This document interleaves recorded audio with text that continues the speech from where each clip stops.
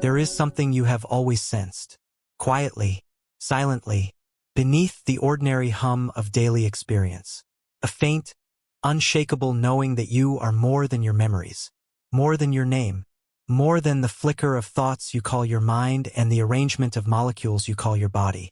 Something vast, something uncontained, something that has never been fully inside this moment, this life, this you. You are not limited by your biology. You are not locked in the linear flow of time. You are not tethered to a single identity or a singular point in space. What you are is consciousness, operating across coordinates. And that statement isn't poetic. It's not abstract. It's literal. In this series, you're going to witness how consciousness operates non-locally, not bound to one place, one body, or one timeline.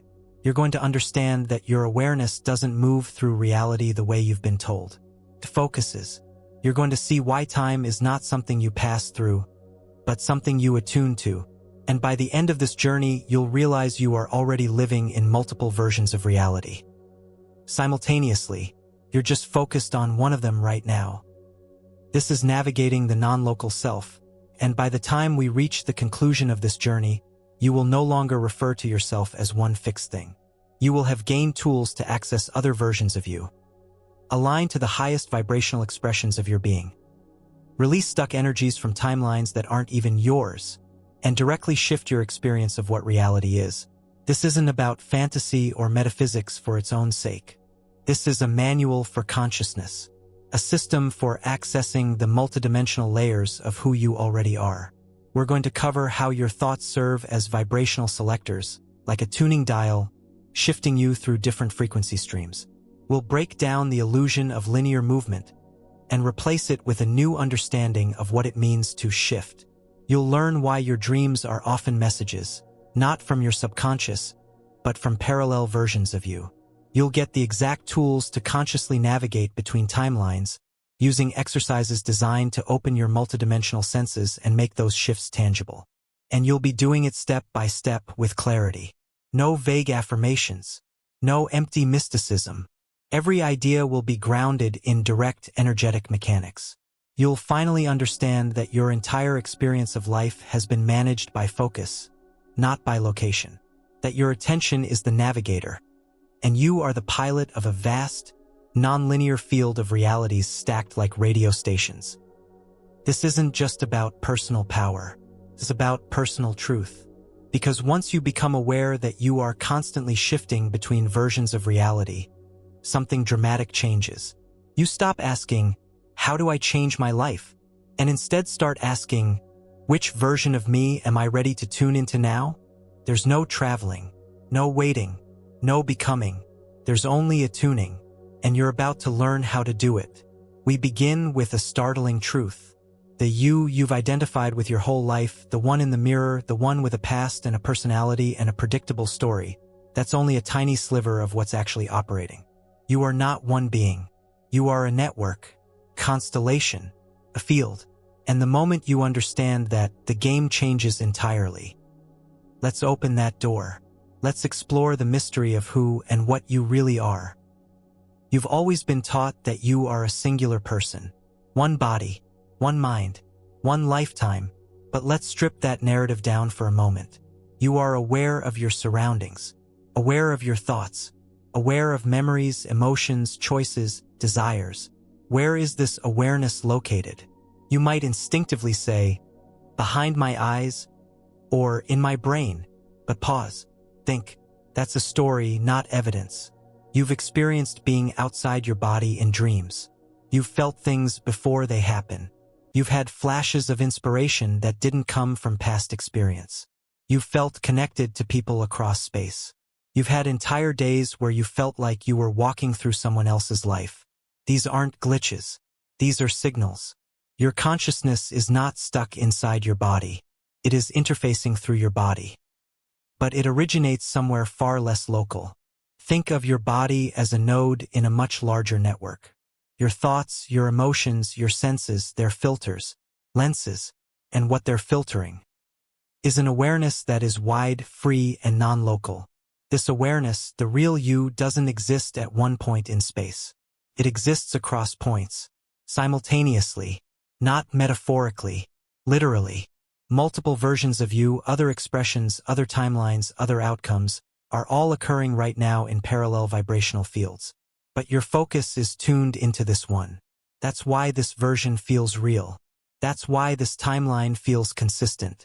Not because it's the only one happening, but because it's the one you're focused on. Let's be clear. This isn't a fantasy of multiple lives or reincarnation. This is about simultaneity. Consciousness doesn't move between versions. It simply focuses like a spotlight. That focus creates the illusion of sequence, the illusion of cause and effect, the illusion of time. But the field underneath it, the full self, the network of you, that's all now, all here, all active. The mystery, then, is not where else do I exist? It's which version of me am I already connected to, and how do I bring it into conscious awareness? Because make no mistake, you've felt this before. Every time you felt like you should have turned left instead of right. Every time you knew something was about to happen before it did. Every time you experienced déjà vu so sharp it startled you. Those weren't coincidences. They were bleed-throughs, echoes, flickers of your non-local self showing up in your localized awareness. Now here's the part that matters most. You can begin to train this awareness. You can become conscious of your non-local existence. You can start perceiving with clarity the coordinates where other versions of you are active.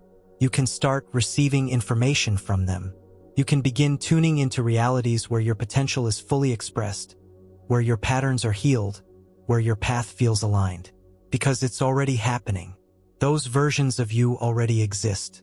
You're not building them, you're remembering them. And the moment you remember, you begin to tune. Think of reality like a symphony. Each possible version of you is a different instrument playing on a slightly different frequency.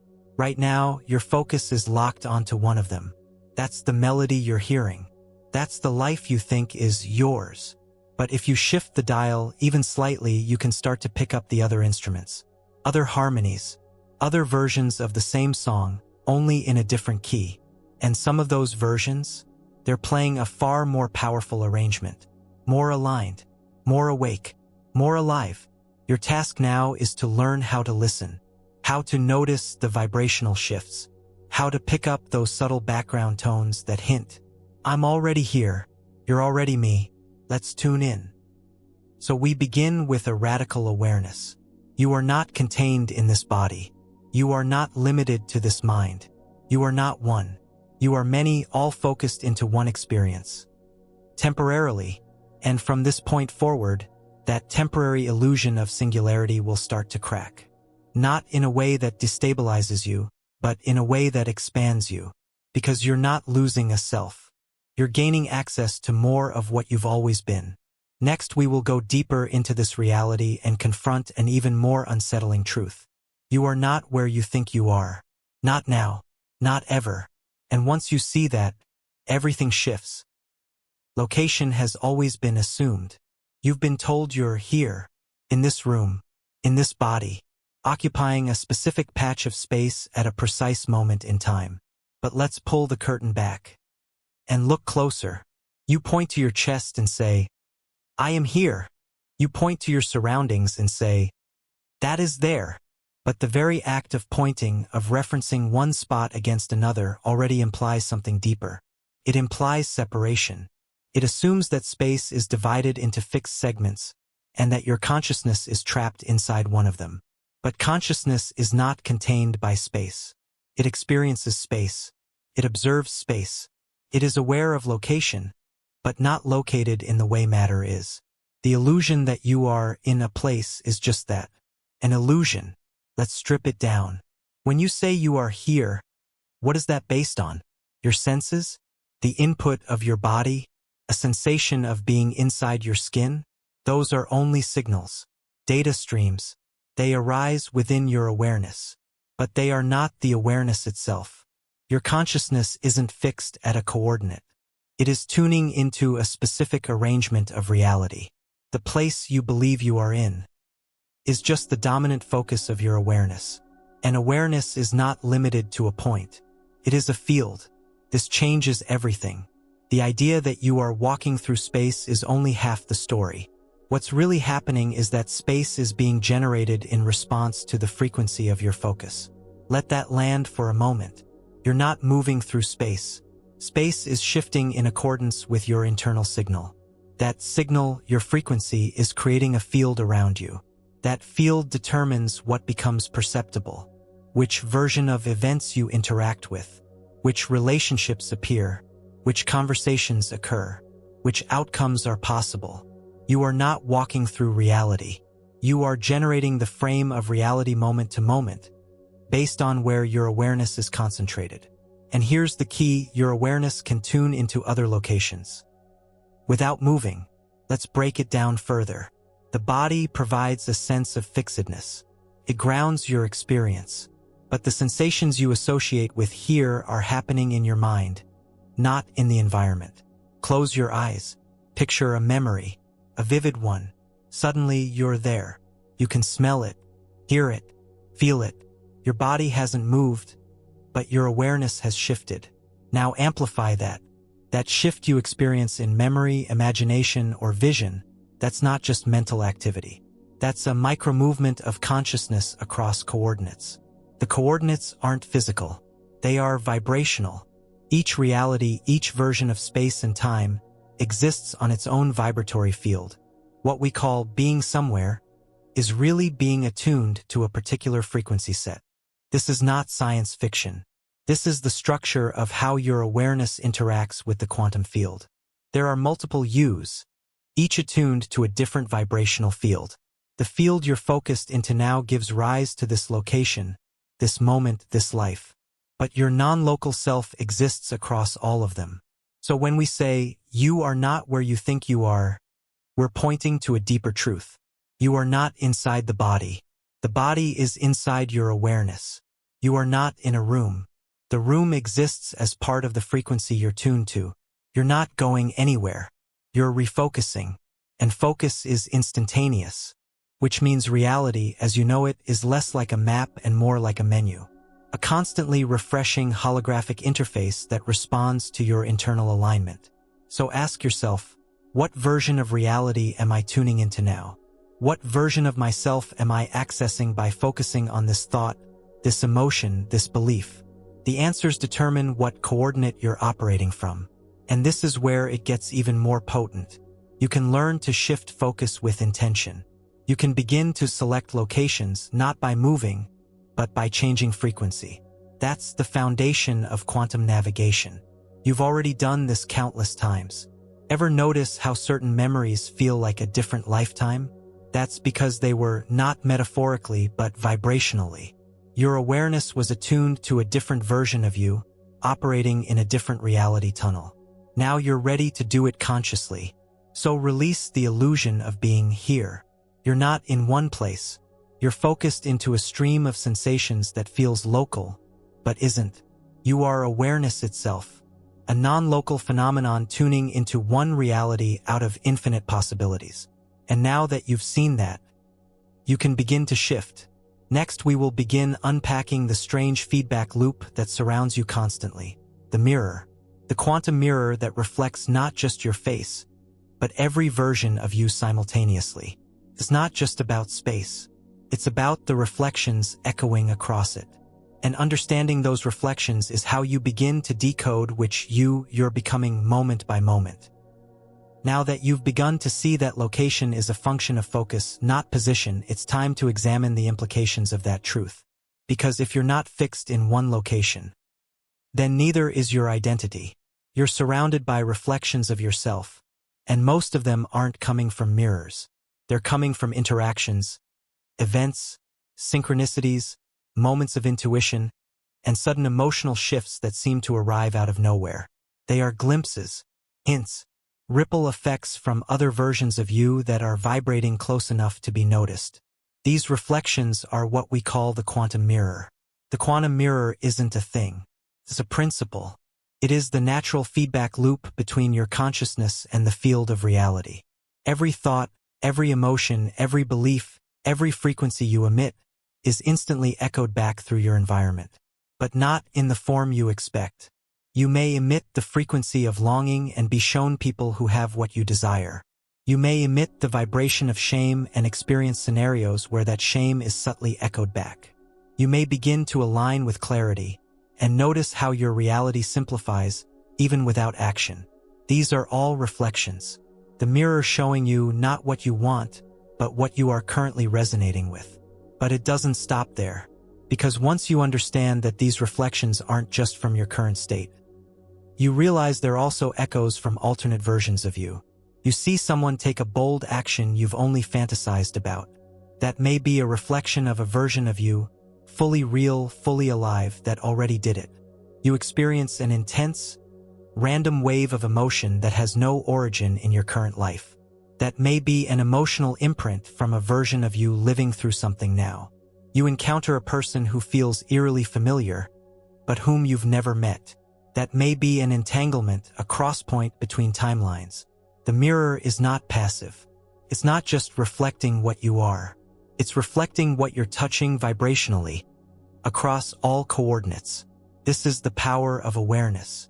It lets you feel beyond the skin of this reality and into the deeper network of versions you're connected to. And here's the real shift. You can begin to communicate across the mirror. You can look at events in your life not as causes or effects, but as conversations. You can treat every moment as a message, a signal, a symbolic ping from some layer of your expanded self. And once you begin seeing the mirror clearly, you stop reacting. You start tuning. Instead of trying to fix the world, you realize the world is your reflection. Change your signal and the mirror reflects differently. This isn't metaphor. This is mechanics. When you shift your internal frequency, not just a thought, but the full field emotional vibration, the field around you reorganizes. And that includes pulling in information from alternate realities. Versions of you who already made different decisions, already took different paths, already became someone else. You don't need to chase outcomes. You only need to recognize that those outcomes are already being reflected in some subtle form right now. Everything is here. The question is, what are you focused on? What are you broadcasting? The mirror shows you exactly what you're tuned to. Now let's go deeper. The mirror is multi-layered. At the shallowest layer, it reflects your current mood and mental state. But as you increase awareness, the reflections deepen. You begin to receive symbolic messages, archetypal dreams, repetitive numbers, patterns in conversations, sudden bursts of knowing. These aren't signs from the universe. They're signs from the unified field of you. They're evidence that your awareness is brushing up against adjacent coordinates, alternate realities, other yous. And the more clearly you read the mirror, the more precisely you can navigate. You begin to see the difference between echoes from your past and signals from your future. You begin to feel the energetic quality of a reflection, not just its appearance. Some reflections will pull at you, others will repel you. Learn to notice the sensation behind the symbol. The mirror never lies, but it always speaks in frequency first, which means your first step is not to interpret. It's to feel. Feel the field. Notice the tone of your day, the recurring rhythm of your thoughts, the emotional texture of your interactions. That's the reflection. And that reflection, whether it's friction or flow, reveals where you are vibrationally located. Once you see that, you gain the ability to choose. You can choose to align to a different signal. You can choose to adjust your frequency. You can choose to bring in a version of you that is more coherent, more elevated, more awake. And once you do, the mirror changes again. Reflections shift. People shift. Opportunities emerge. Not because you made something happen, but because you tuned into the version of reality where it was already true. This is how you navigate. This is how the mirror becomes your map. Next, we will go even further and break down why none of this movement is really movement at all. Why what feels like progress or regression or growth is not a path, but a tuning, because the shift is never outside. It's inside. It's not about motion. It's about focus. Movement is one of the most deeply ingrained concepts in human experience. You move from one place to another. You move through your day. You move forward in life. You move on. But what if every experience of movement, physical, emotional, spiritual, was not movement at all? What if everything you thought of as progress, travel, or evolution was really something else? Something far more fundamental. Let's go right to the core. Consciousness doesn't travel. It tunes. It doesn't go from point A to point B. It doesn't evolve by climbing some ladder. It shifts by selecting. And what it selects is frequency. This idea may sound strange at first, because we're conditioned to associate experience with movement. We say we move through grief, we move up in our career, or we're moving forward in life. But from the perspective of non-local consciousness, none of that is actually happening. What's really taking place is a shift in focus. Let's break this down precisely. You wake up feeling energized. Your day flows. People respond with warmth. Ideas come easily. Things align. Now pause. Did you move into a better day? Or did you tune into a version of reality already existing that aligned with the frequency of clarity, energy, and connection? Now imagine another day. You feel heavy. Conversations become tense. Delays appear. Your thoughts spiral. Nothing quite fits. Did the world change? Did you fall behind? No. You simply tuned into a different version of the field. One that vibrates at the level of constriction, confusion, or emotional static. These aren't days on a timeline. They're bands of frequency, and you're tuning through them constantly.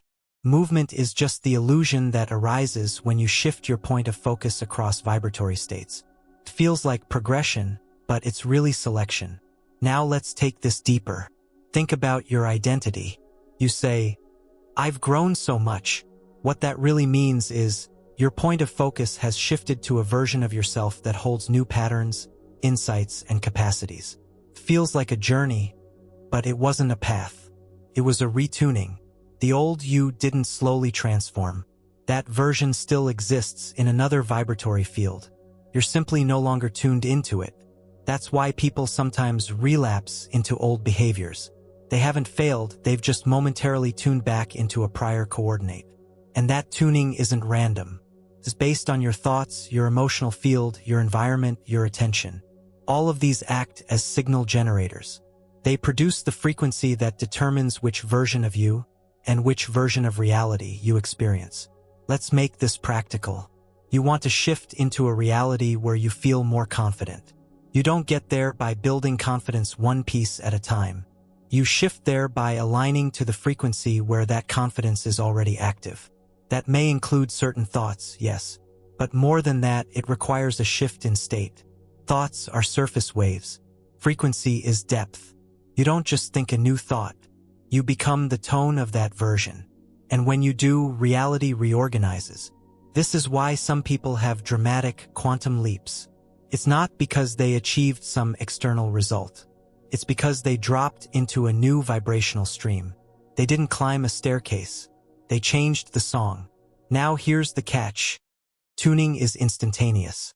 But stabilizing that frequency, that's the art. You can momentarily tune into a more aligned version of you. But if your internal patterns, beliefs, habits, emotional imprints pull you back, you'll revert. Not because the new version wasn't real, but because your default frequency shifted back. So the real work is about maintaining vibrational alignment. And that starts with becoming hyper-aware of what you're tuning into in thought, in feeling, in energy at every moment. That awareness becomes your tuning dial. And over time, as you master that dial, what once felt like hard-fought progress becomes effortless transitions. No struggle, no pushing, just focus. You begin to realize that the idea of becoming is no longer relevant. You are not becoming someone new, you are tuning into someone you already are. That version of you exists now. You don't need to grow into it.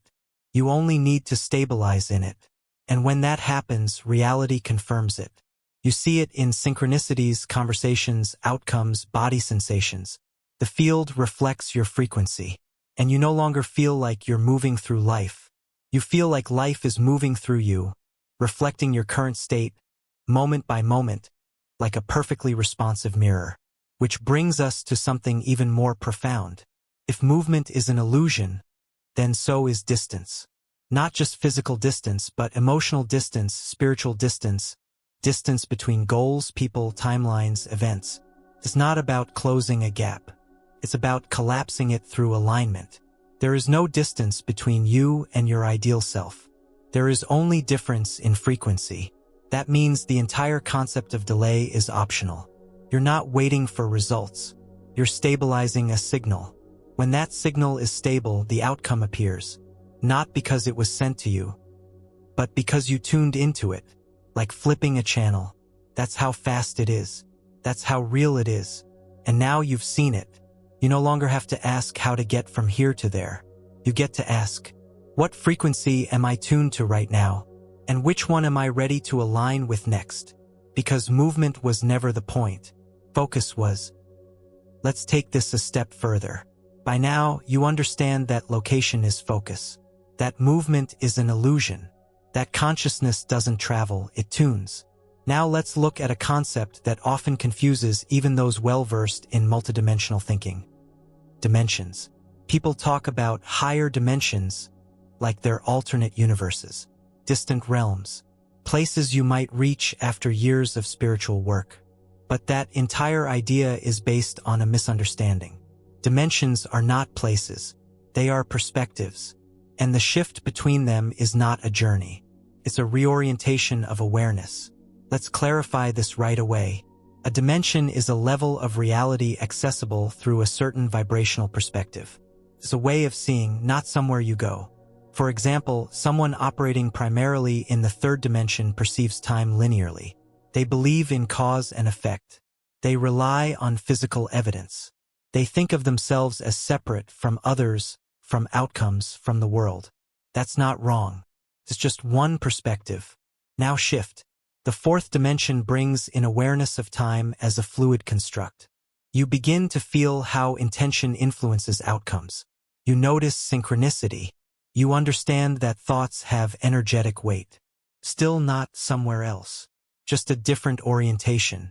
Move again. In the fifth dimension, you perceive yourself as inherently connected to all. You see choices as quantum branches. You recognize emotional states as navigational tools.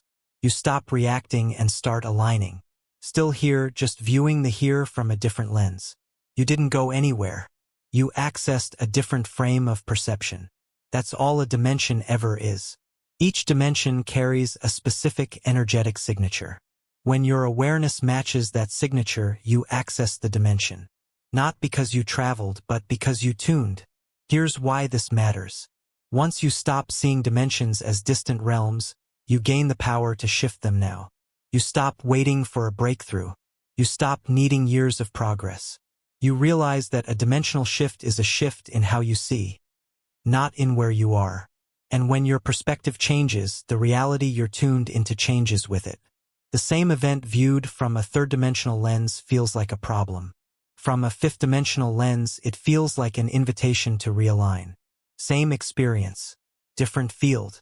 Now ask, which one feels more like truth? This is how dimensional mastery begins. You train your awareness to identify which perspective you're operating from in real time, and you choose moment by moment which lens to use. You might wake up in a fourth-dimensional frame, reacting to yesterday's thoughts. You might shift into a fifth-dimensional field by grounding into presence and asking, what is this showing me now? You're not climbing some ladder. You're learning how to rotate the lens. Over time, that rotation becomes fluid. You stop collapsing into lower fields unconsciously. You catch yourself. You shift. You realign. And as that becomes your default, something radical happens. You begin living in a higher dimensional field while still walking through this life. Not separate from the world, but oriented differently within it. And that shift changes what becomes available. People who match your higher orientation begin showing up. Opportunities unfold that seemed impossible before. Your inner clarity sharpens.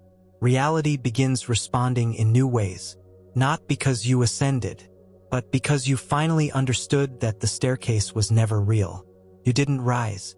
You reoriented. And now everything reflects that. This is the truth of dimensional awareness.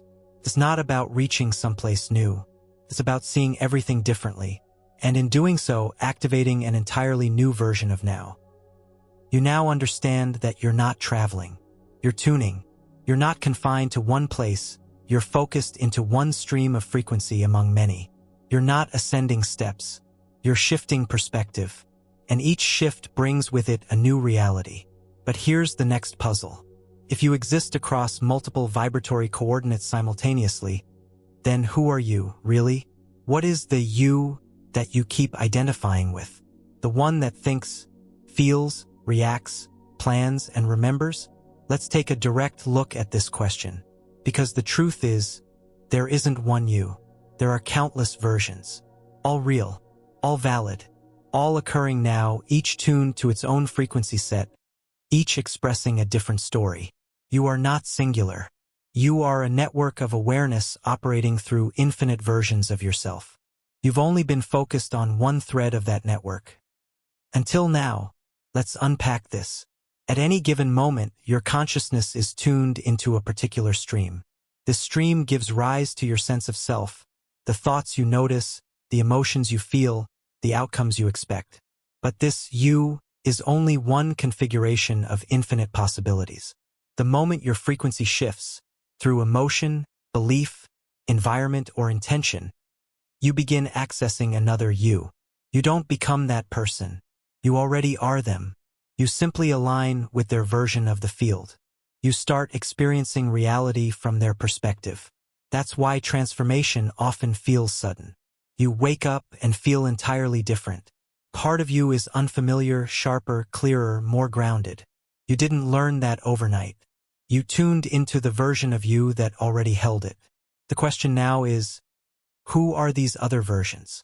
And how do you know which one you're tuned into? Let's start with patterns. Each version of you is defined by a specific frequency pattern, a unique blend of thought, emotion, and identity. One version may be grounded, present, and expansive.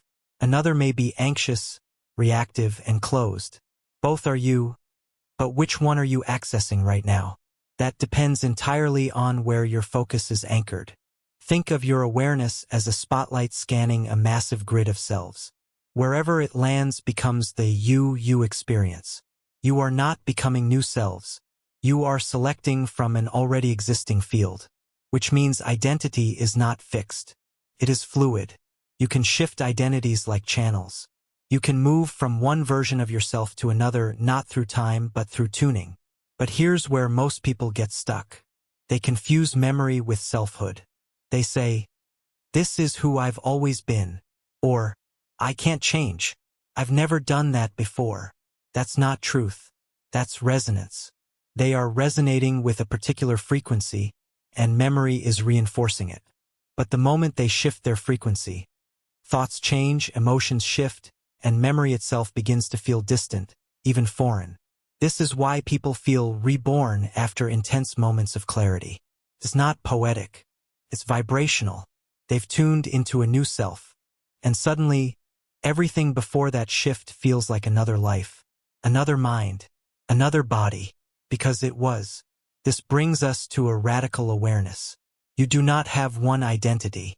You have access to infinite identities, all active in their own vibrational streams. And at any given time, you can select the one that aligns with your highest clarity, purpose, and potential. You don't need to fix yourself. You need to align with the version of you that doesn't need fixing. That version already exists, right now. In this moment, the only barrier is tuning. So how do you tune? First, become aware of what you're identifying with. Are you telling stories of limitation, failure, confusion? Are you replaying memories that anchor you to low-frequency versions? If so, that's your current station. But you can shift it. You shift through presence, through conscious choice, through stepping into states of being that match a higher field.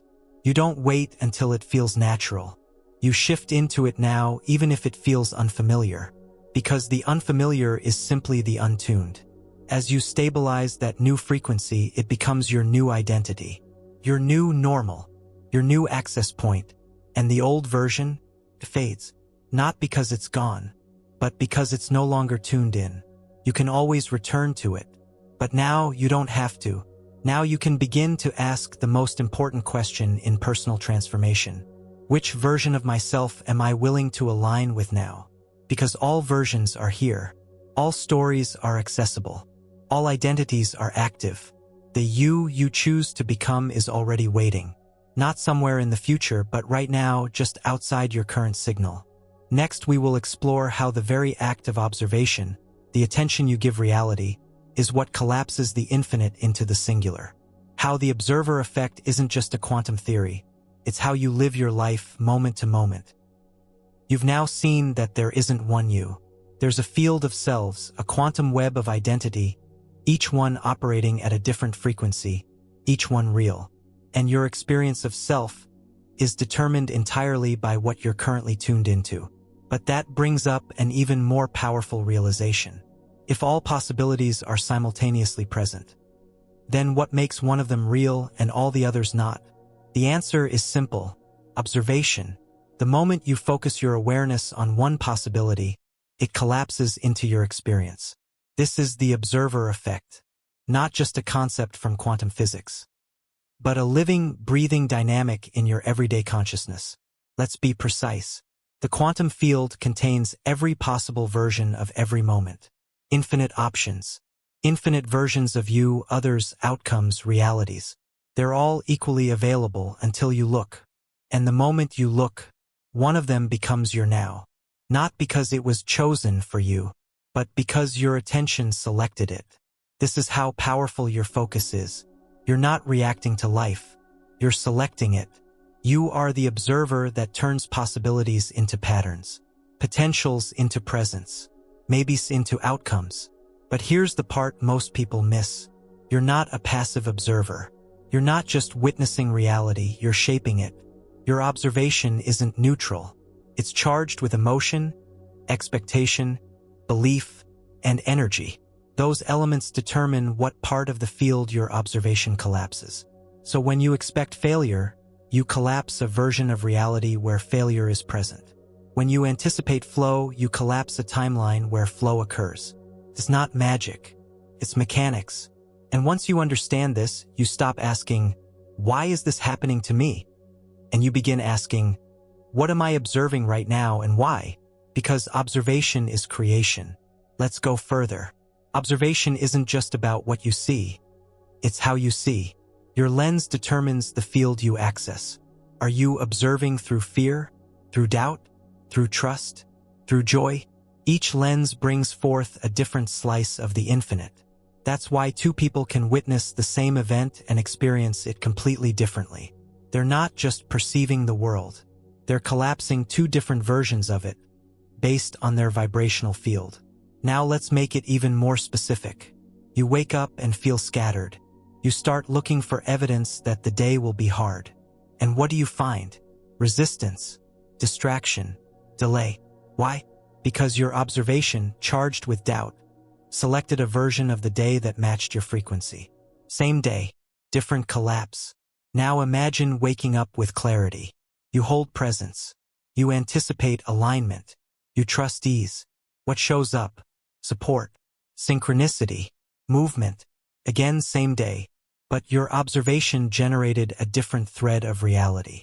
This is happening constantly. Not once. Not occasionally. Always. You are always collapsing reality into form based on your observation and the frequency behind it. You are not just witnessing reality. You are orchestrating it.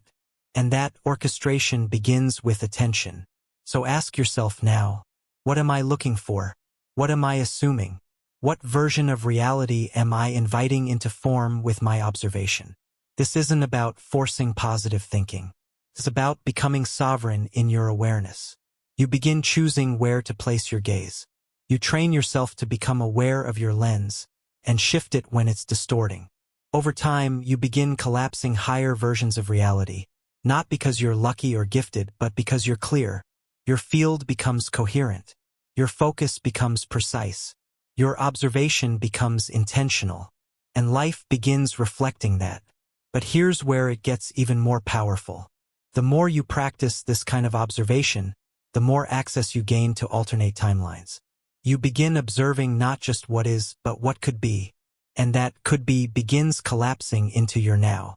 This is how you begin tuning into future versions of yourself. Versions that have already made aligned decisions. Versions that have already embodied clarity. Versions that already live in peace, abundance, or impact. You don't need to visualize them. You need to observe them. Feel their presence. Focus on their field. Invite them into your attention. And when you do, the field responds. Not with fiction, with form. You begin collapsing the timeline where that version already exists. And suddenly, that future is no longer distant. It's now. Because observation is not passive. It's creative. It's generative. It's the bridge between potential and presence. And you are holding that bridge every second. So the only real question becomes, what are you willing to observe into being right now? You now know that your reality, your version of it, is not fixed. It isn't preloaded, waiting to unfold linearly.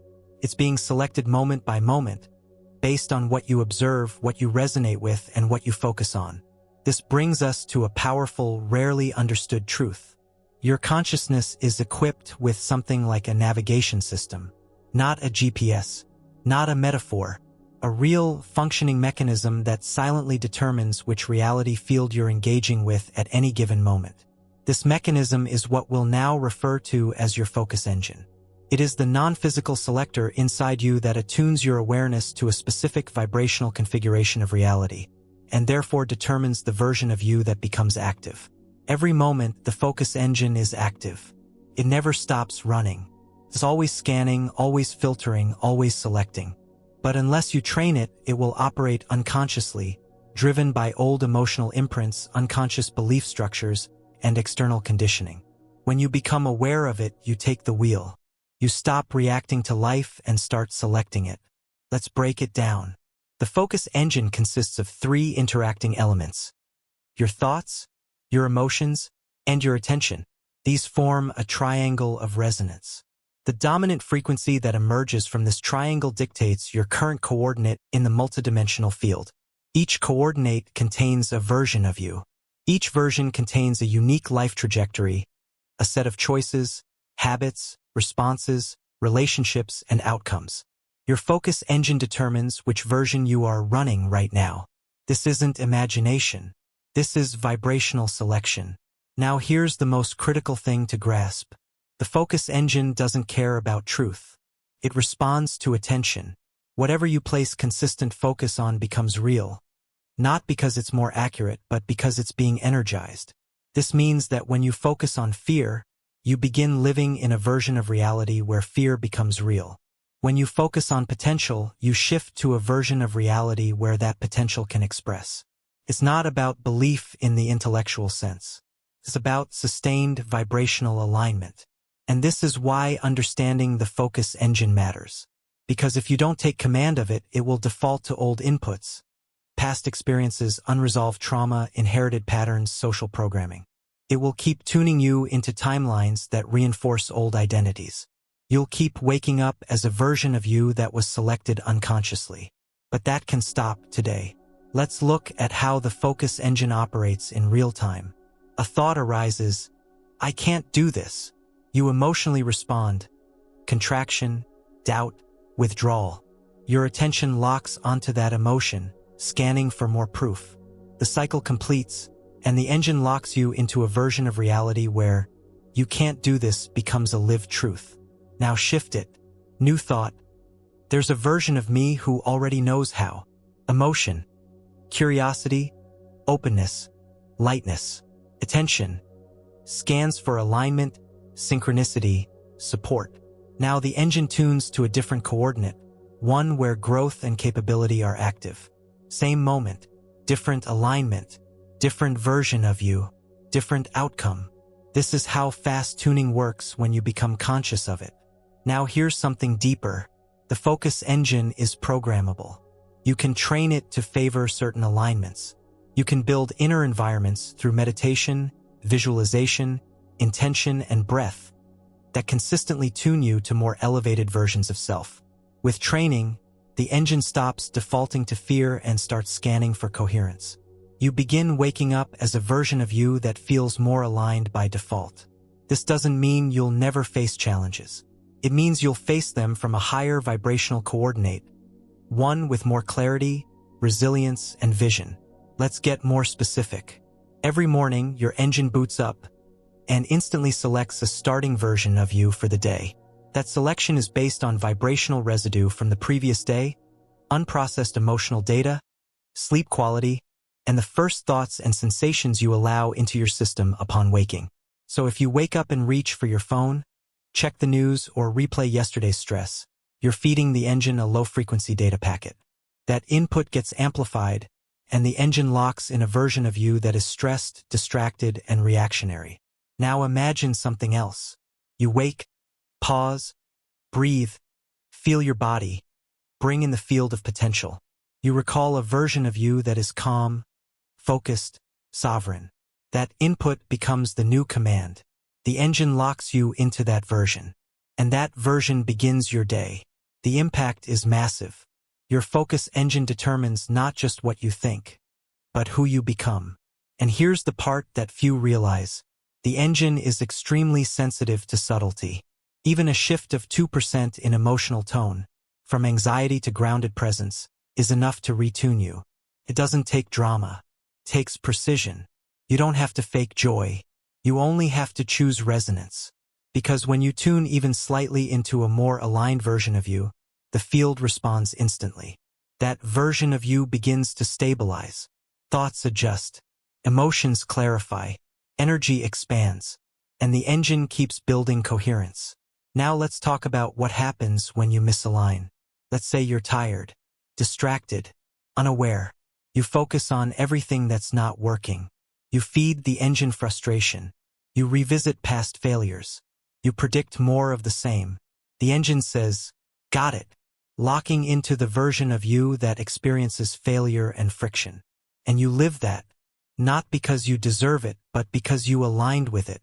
This is not punishment. It's precision. You are always being tuned into the version of reality that matches your dominant focus. So the solution is not to fix your life. The solution is to tune the engine with clarity, presence, and intention. Here's how you start. First, awareness. Become conscious of your emotional state and your thought patterns, especially when you're not actively trying to control them. That's when the engine is pulling from the default library. Second, intention. Set a clear signal. Declare what version of you you're aligning with today, and feed the engine inputs that support it. Third, reinforcement. Use your senses, body, and breath to stabilize the signal. Feel what it's like to live from that version. Let that version become more real in your awareness than your past story. The engine will do the rest. It's not complicated. It's deliberate. And over time, it becomes automatic. You wake up clear. You move with alignment. You choose who you're becoming, not from effort, but from resonance. Next, we will explore what actually feeds the engine. The thoughts you think, the beliefs you accept, the emotions you amplify. You'll see how every single thought is a tuning fork, and how to use them to keep yourself aligned to your highest version. We've now introduced the engine that drives your reality selection process, the mechanism within you that aligns your consciousness to a specific timeline, version of self, and vibrational environment. Now we zoom in on the fuel that engine runs on. Thoughts. Not just random mental chatter, but intentional thought, repetitive thought, thought laced with emotion, thought imbued with belief. Each of these is a frequency signal. Each one either aligns you with a more coherent, expanded version of yourself or contracts your field and locks you into a limited one. This is not psychological. This is energetic. Every thought you think carries a vibrational signature. That signature resonates with a particular coordinate in the quantum field. When you repeat that thought, especially with feeling, you send a powerful signal. That signal does two things. It attracts more thoughts with a matching frequency. It tunes the focus engine to a version of you who already believes that thought. This is the vibrational feedback loop. Let's take a common thought. I'm not ready. This thought vibrates at the frequency of hesitation, self-doubt, and delay. When you hold this thought, the engine locks into a version of you who constantly puts things off, who hesitates, who stays in the loop of preparation. That version becomes dominant, and life reflects it. You don't get the invitation. The support doesn't appear. Opportunities slide past. Not because you're blocked, because you're tuned to a version of you who isn't even looking. Now contrast that with a thought like, I am available for clarity now. That thought vibrates at the frequency of openness and receptivity. Hold it, and the engine finds a version of you who knows how to respond, who is grounded, who isn't perfect, but is present. And that version becomes active. You respond differently. You notice synchronicities. You feel empowered not by control but by coherence. Same person, same body, different thought, different field. This is how powerful thoughts are when you understand their role as frequency selectors. Now let's address a common misunderstanding. People often try to think positive to force their reality to change. But if the thought isn't resonant, if it isn't supported by emotion, belief, and intention, it doesn't tune anything. It just adds static. The goal isn't to plaster over your inner experience with high-sounding words. The goal is to select thoughts that already carry the vibrational tone of the version of you you're aligning with. That means subtlety. Sometimes a neutral thought is more powerful than a grand affirmation. Instead of saying, I'm unstoppable, when you feel shaky, try, something is shifting in me. I can feel it.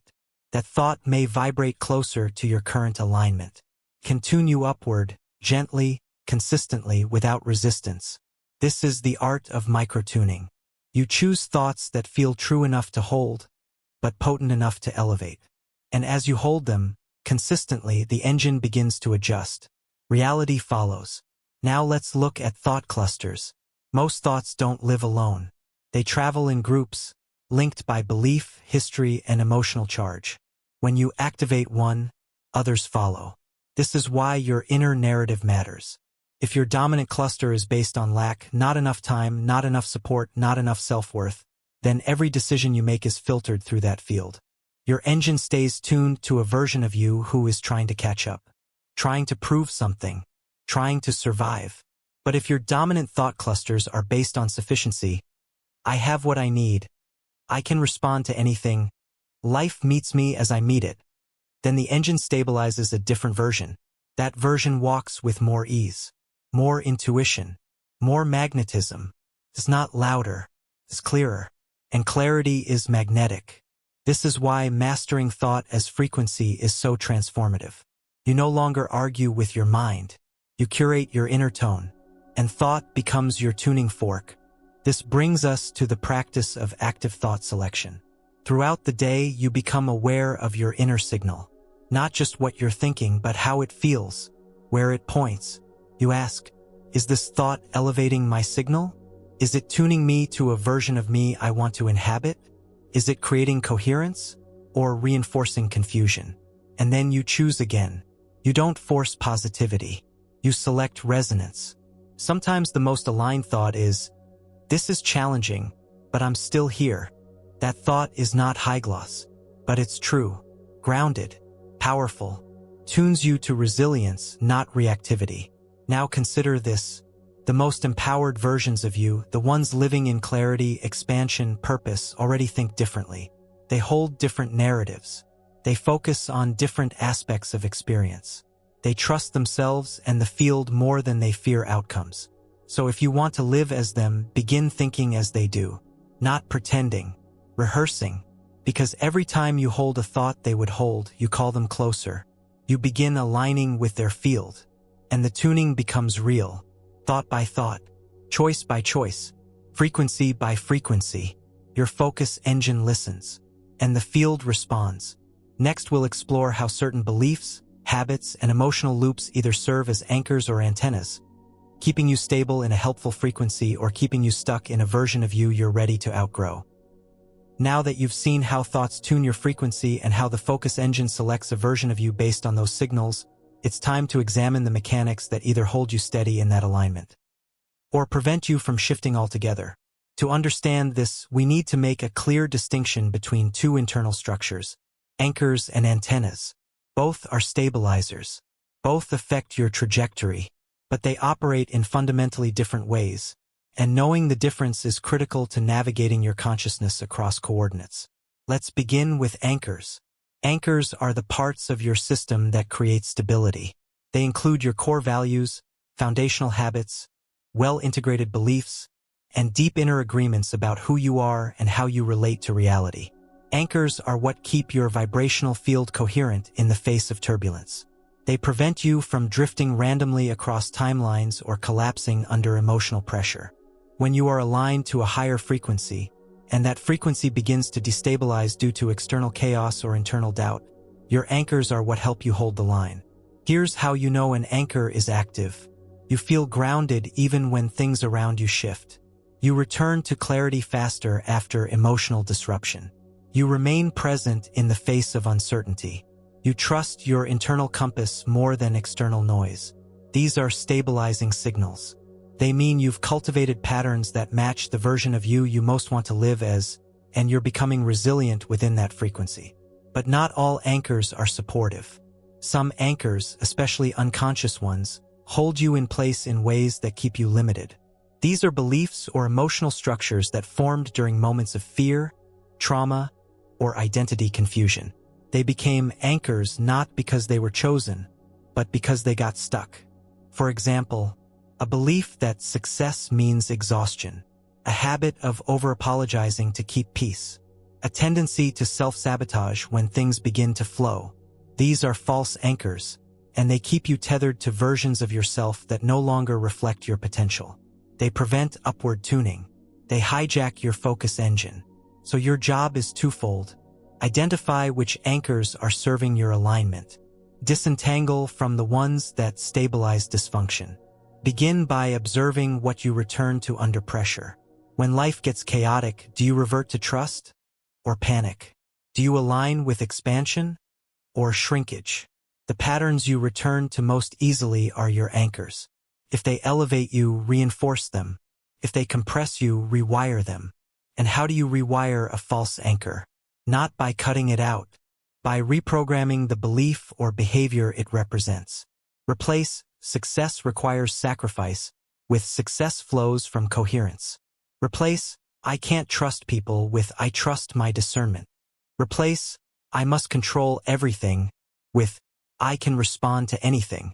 These aren't just phrases. They are vibrational replacements. Each one creates a new anchor point in your consciousness. Now let's talk about antennas. Antennas are the parts of your consciousness that reach forward into new frequencies. They pull you toward potential. They magnetize elevated timelines. They are what launch you into versions of yourself that you haven't stabilized yet, but are ready to access. Antennas are intuitive nudges, desires that feel expansive, unexpected insights, states of flow that arise when you're not overthinking. Antennas are your future self broadcasting back through the field saying, "This way," and when you tune into them, you get pulled upward. You begin to feel excitement for a path that doesn't yet exist. You start making decisions that surprise your old identity. You feel lighter, clearer, and more capable, even without proof. This is how antennas operate. They tune you ahead of the evidence. And the more you trust them, the more quickly they stabilize. So what builds your antenna? Silence, so you can hear the signal. Curiosity, so you can follow the frequency. Surrender, so you can stop grabbing at the old. Courage, so you can inhabit the new without a map. Antennas don't ask for guarantees. They ask for alignment. They ask for resonance with what wants to emerge. But antennas can also mislead you if you confuse them with impulsive emotional reactions. Not every desire is an antenna. You must learn to distinguish between reactive escapism and authentic inner pull. Here's the test. If it's an antenna, it will feel simultaneously exciting and grounding. It will have expansion without chaos.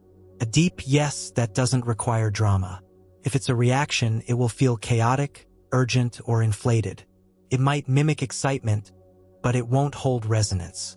It will collapse as soon as reality challenges it. So tune in. Ask, is this pulling me forward with coherence or distracting me from alignment? The answer will be felt.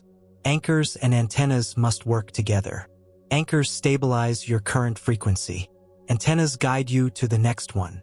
Too many anchors and you get stuck. Too many antennas and you become unstable, lost in fantasy. Balance both and you gain multidimensional mobility. You move through fields with clarity and consistency. You elevate your baseline without losing your center. This is how you expand without fragmentation. And this is how you begin selecting higher timelines not by effort but by stabilized tuning. Next, we'll explore how your body fits into this picture. Not as a container of awareness, but as a non-local sensor, capable of perceiving and interpreting information across coordinates. For most of your life, you've been told that your body is the boundary of your being, that your awareness is housed inside a nervous system, that your perception is limited to what your eyes can see, your ears can hear, and your skin can feel. This understanding is outdated. Your body is not a container. It's a conduit. It doesn't hold your consciousness. It transmits it. It receives from it. And most importantly, it senses across space-time, far beyond the skin. You are a non-local being, and your body is part of your sensory equipment in the multidimensional field. Let's start by defining something clearly. Your body is not you. It is a focal point, a translation device for awareness. It's where your current coordinate gets rendered in physical form. But your true presence expands well beyond the limits of your skin. Here's how you can prove that to yourself. You've felt someone staring at you before you saw them. You've walked into a room and instantly felt tension or peace, without a word spoken. You've held an object and felt an emotional imprint. You've had chills from a thought. You've grieved a reality that hasn't yet happened, or felt joy from a possibility you haven't yet lived. These are not psychic flukes. These are examples of your non-local body picking up information from the field across coordinates. Your physical body is wired into your energetic body, and your energetic body is not limited by location. That energetic body is constantly scanning the environment, responding to shifts, receiving signals, and interacting with parallel versions of reality. But you've been trained to ignore those signals. You've been taught to trust only what's visible, measurable, or verified. That's changing now. Your role is not to escape the body, but to activate it as an instrument of non-local perception. So how do you do that? First, you need to refine your awareness of subtle signals. Most people don't recognize how often their body is reacting to unseen data. Here's what to pay attention to: sudden tightness or release without a clear cause, a drop in energy when entering a certain environment, goosebumps, temperature shifts, or pressure sensations during meditation, heart flutters when thinking of certain people or timelines, a strong emotional tone that appears out of nowhere. These aren't random. They are signals. Your body is constantly communicating, but it's not always using language, it's using frequency. So your job is to listen differently. Instead of asking, "What's wrong with me?" ask, "What is this sensation trying to tune me into?" Let's take an example. You feel sudden pressure in your chest before a meeting. Pause. Is it fear of judgment? Or are you picking up dissonance from someone else's field? Maybe it's not about you at all.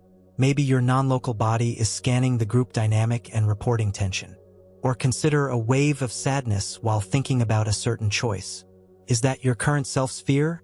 Or are you tuning into a timeline where that choice didn't go well? Learning to distinguish between current emotional states and coordinate bleed-through is a major step in becoming multidimensionally aware. Your body is often feeling the friction between timelines. It's sensing energetic mismatches. And the more attuned you become, the more you can use that information consciously. You begin to ask, what is this tension pointing to?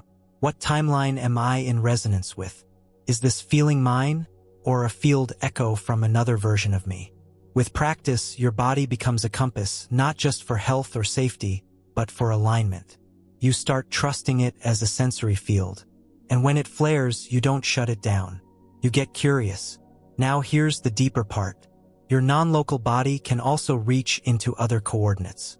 You can train it to scan timelines. You can feel your future resonance in your gut before the choice is made.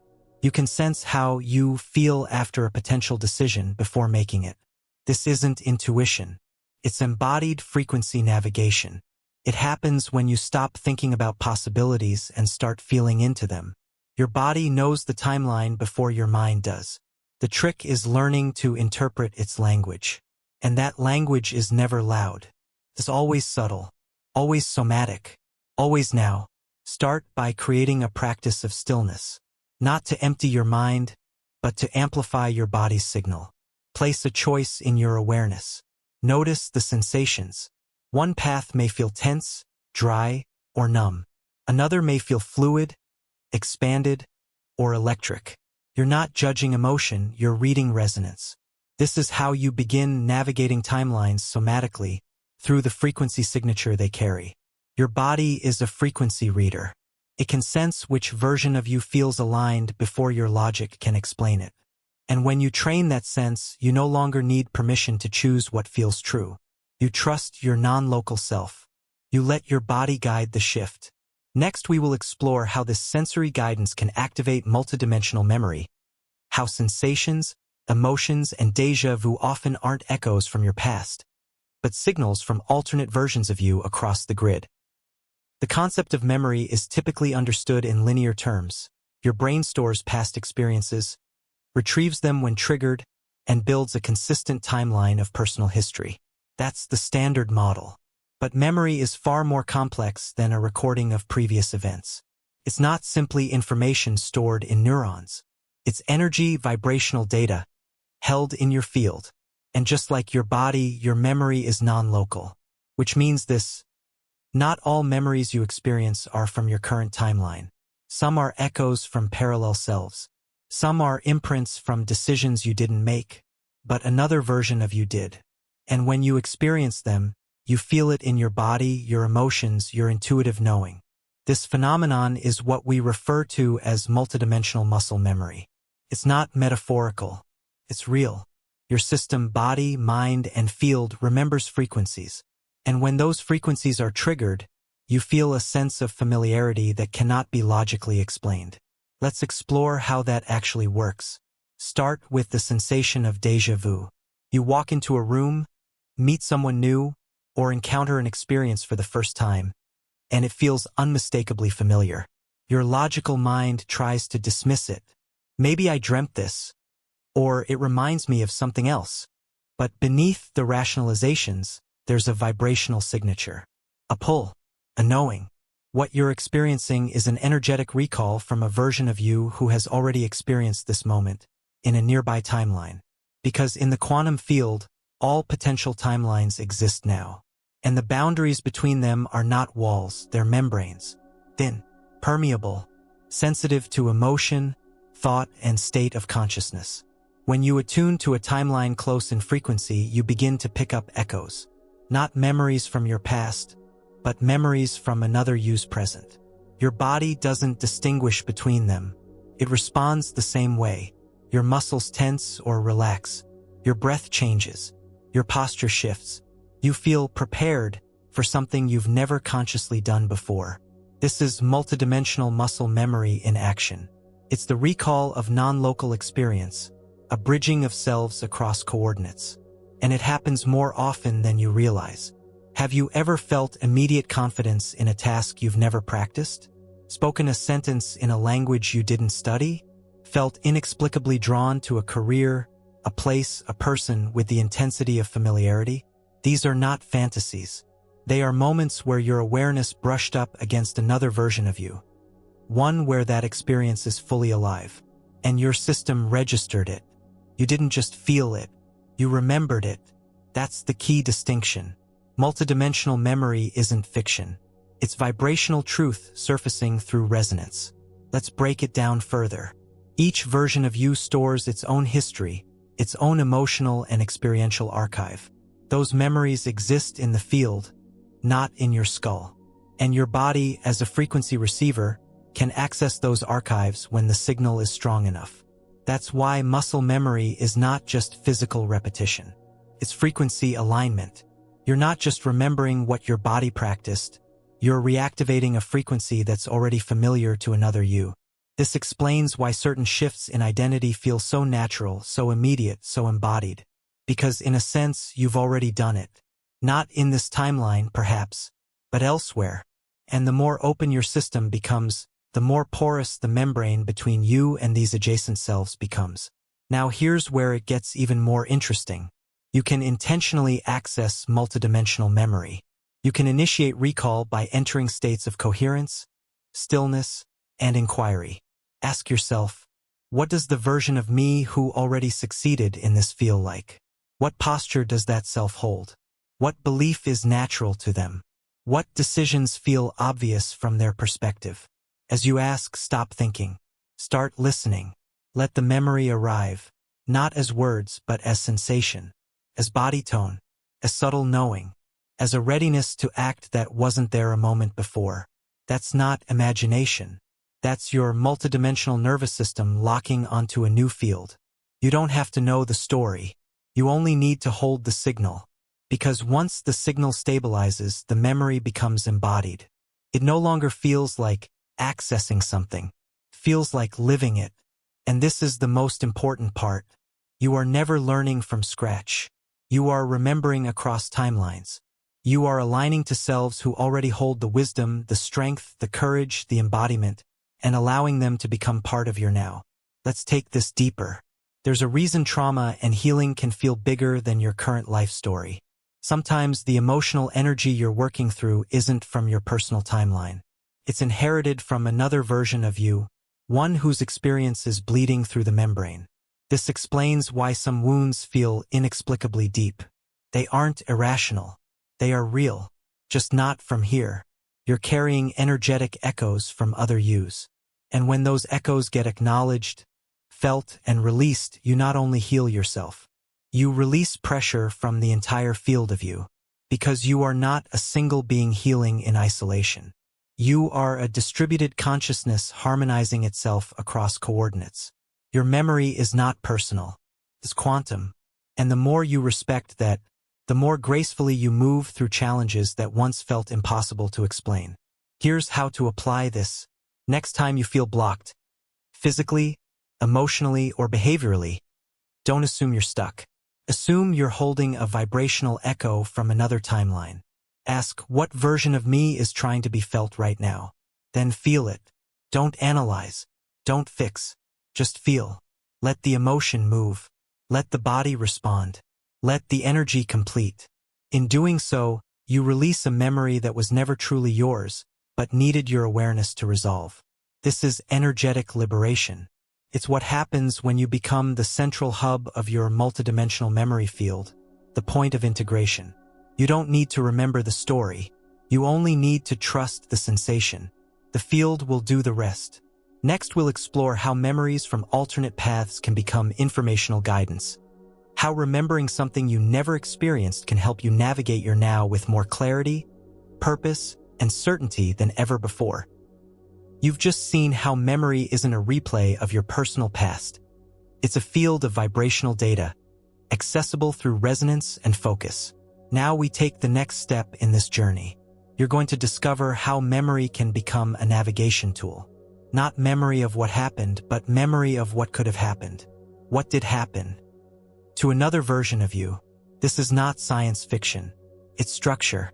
The quantum field contains every possible version of your life. Every choice you could have made. Every path you could have walked. And for each of those, a version of you did live that life. They didn't disappear when you chose differently.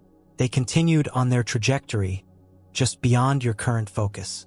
And sometimes those versions reach out. Sometimes they transmit insight. Sometimes they release memory into your awareness, not as a warning or a fantasy, but as information. This is the essence of alternate path memory. It's when you suddenly remember something that never happened, yet feels real, instructive, or deeply familiar. You may have experienced this as a memory that flashes during meditation or rest, but makes no logical sense. A scene that plays in your mind repeatedly. A decision, a conversation, a loss, though you've never lived it. A deep knowing that, if I had chosen differently, this would have happened. Complete with emotional weight and clarity. These are not delusions. They are signal leaks from parallel paths. And when interpreted wisely, they become powerful tools for orientation. Let's break this down.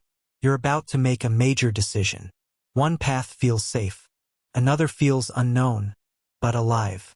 You pause. You tune in. Suddenly, you feel a heaviness, like you've already lived the safety path, and it ended in regret. Or you feel excitement, like you've walked the unknown path before, and it changed everything. Where did that information come from? Your current timeline doesn't contain it. But another you has already experienced it. And your system, your field, is picking up the residue of that experience. You're remembering what another you lived. And you're being guided by it. This is alternate path memory at work. It's not hypothetical. It's direct data. And it's available when you listen. Now here's the key. Your job is not to decipher every memory. It's to feel the signal behind the memory. Because the signal is what guides. It's not about figuring out what happened. It's about sensing what wants to happen now. Let's take an example. You get a flash of a life where you stayed in a past relationship. It hits you with weight, sorrow, and stagnation. Your current reality is completely different. You're not with that person and you're not sad. But the flash still matters. It's a reminder from another you. This path doesn't lead to life. And your system stores that signal. Or you suddenly feel elation, success, and fulfillment, tied to a vision you've never pursued. That's another you saying, this version is available. Align here. These flashes are not distractions. They are invitations. You don't need to earn them. You only need to trust the resonance. Alternate path memory can also explain sudden clarity. Clarity that seems to arrive from nowhere. You don't know how you know something. You just do. You don't know why you're so certain. You just are. That certainty is not arrogance. It's familiarity. You've been there as another version of you. And now that version is lending you their map. You don't have to decode the map. You just have to walk the direction it points. Now let's ground this into practice. When you feel an alternate memory surface, pause. Ask, is this showing me a path to avoid or to align with? What emotional tone does it carry? What version of me is transmitting this? What do they want me to know right now? And then, most importantly, trust it. Let it shape your awareness. Let it guide your next action. You are not a linear being navigating forward with guesswork. You are a multidimensional navigator being fed data from every coordinate in your field. When you remember something you didn't live, honor it. It's guidance. It's truth from a timeline nearby. It's wisdom from a self who is you, just focused elsewhere. And when you tune into that wisdom, you walk more boldly. You choose more cleanly. You stop waiting for clarity, because clarity starts speaking before the question is asked. This is navigation across time. This is remembering your future. This is listening to the parts of you who have already walked the road, and now light it for you. Next, we'll begin building your frequency hacking toolkit. A concrete system of tuning rituals, awareness exercises, and inner commands to help you consciously access, sustain, and shift your coordinates at will. By now, you understand that your version of reality is selected moment by your vibrational frequency, and that your consciousness doesn't move through space and time but instead focuses through tuning.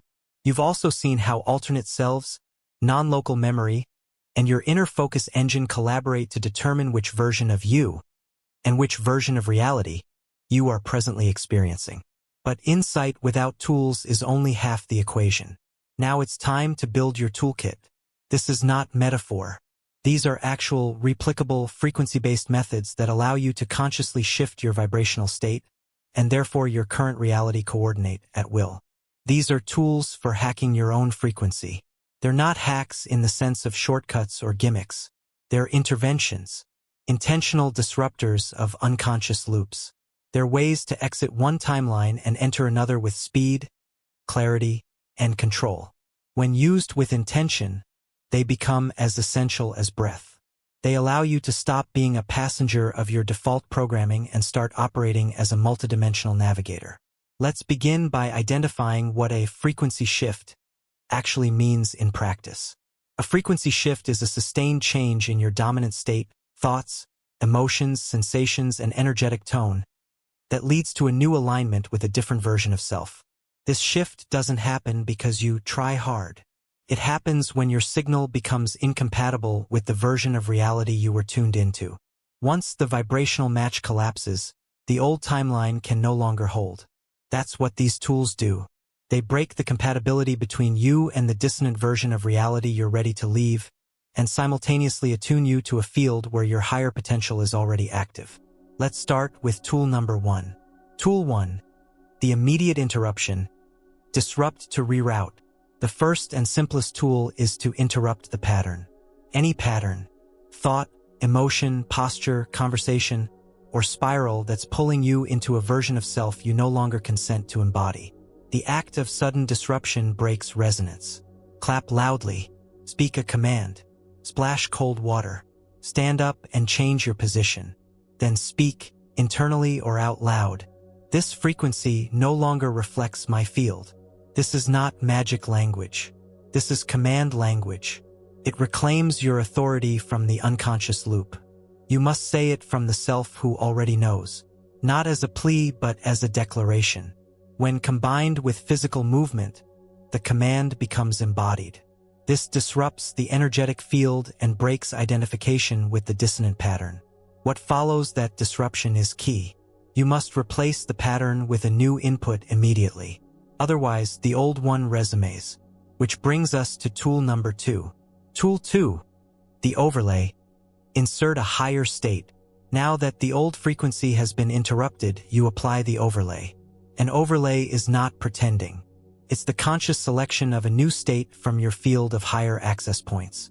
You can use memory, visualization, breath, music, or mantra to install the desired state. Let's say you interrupted a spiral of anxiety. You now visualize a moment, real or imagined, of calm presence. You breathe with it. You feel its texture in your body. You begin to live inside the new signal. This is how you initiate a retuning. Do this for 2 to 5 minutes without distraction. The longer you hold the overlay, the more likely your focus engine will lock in the new version of you.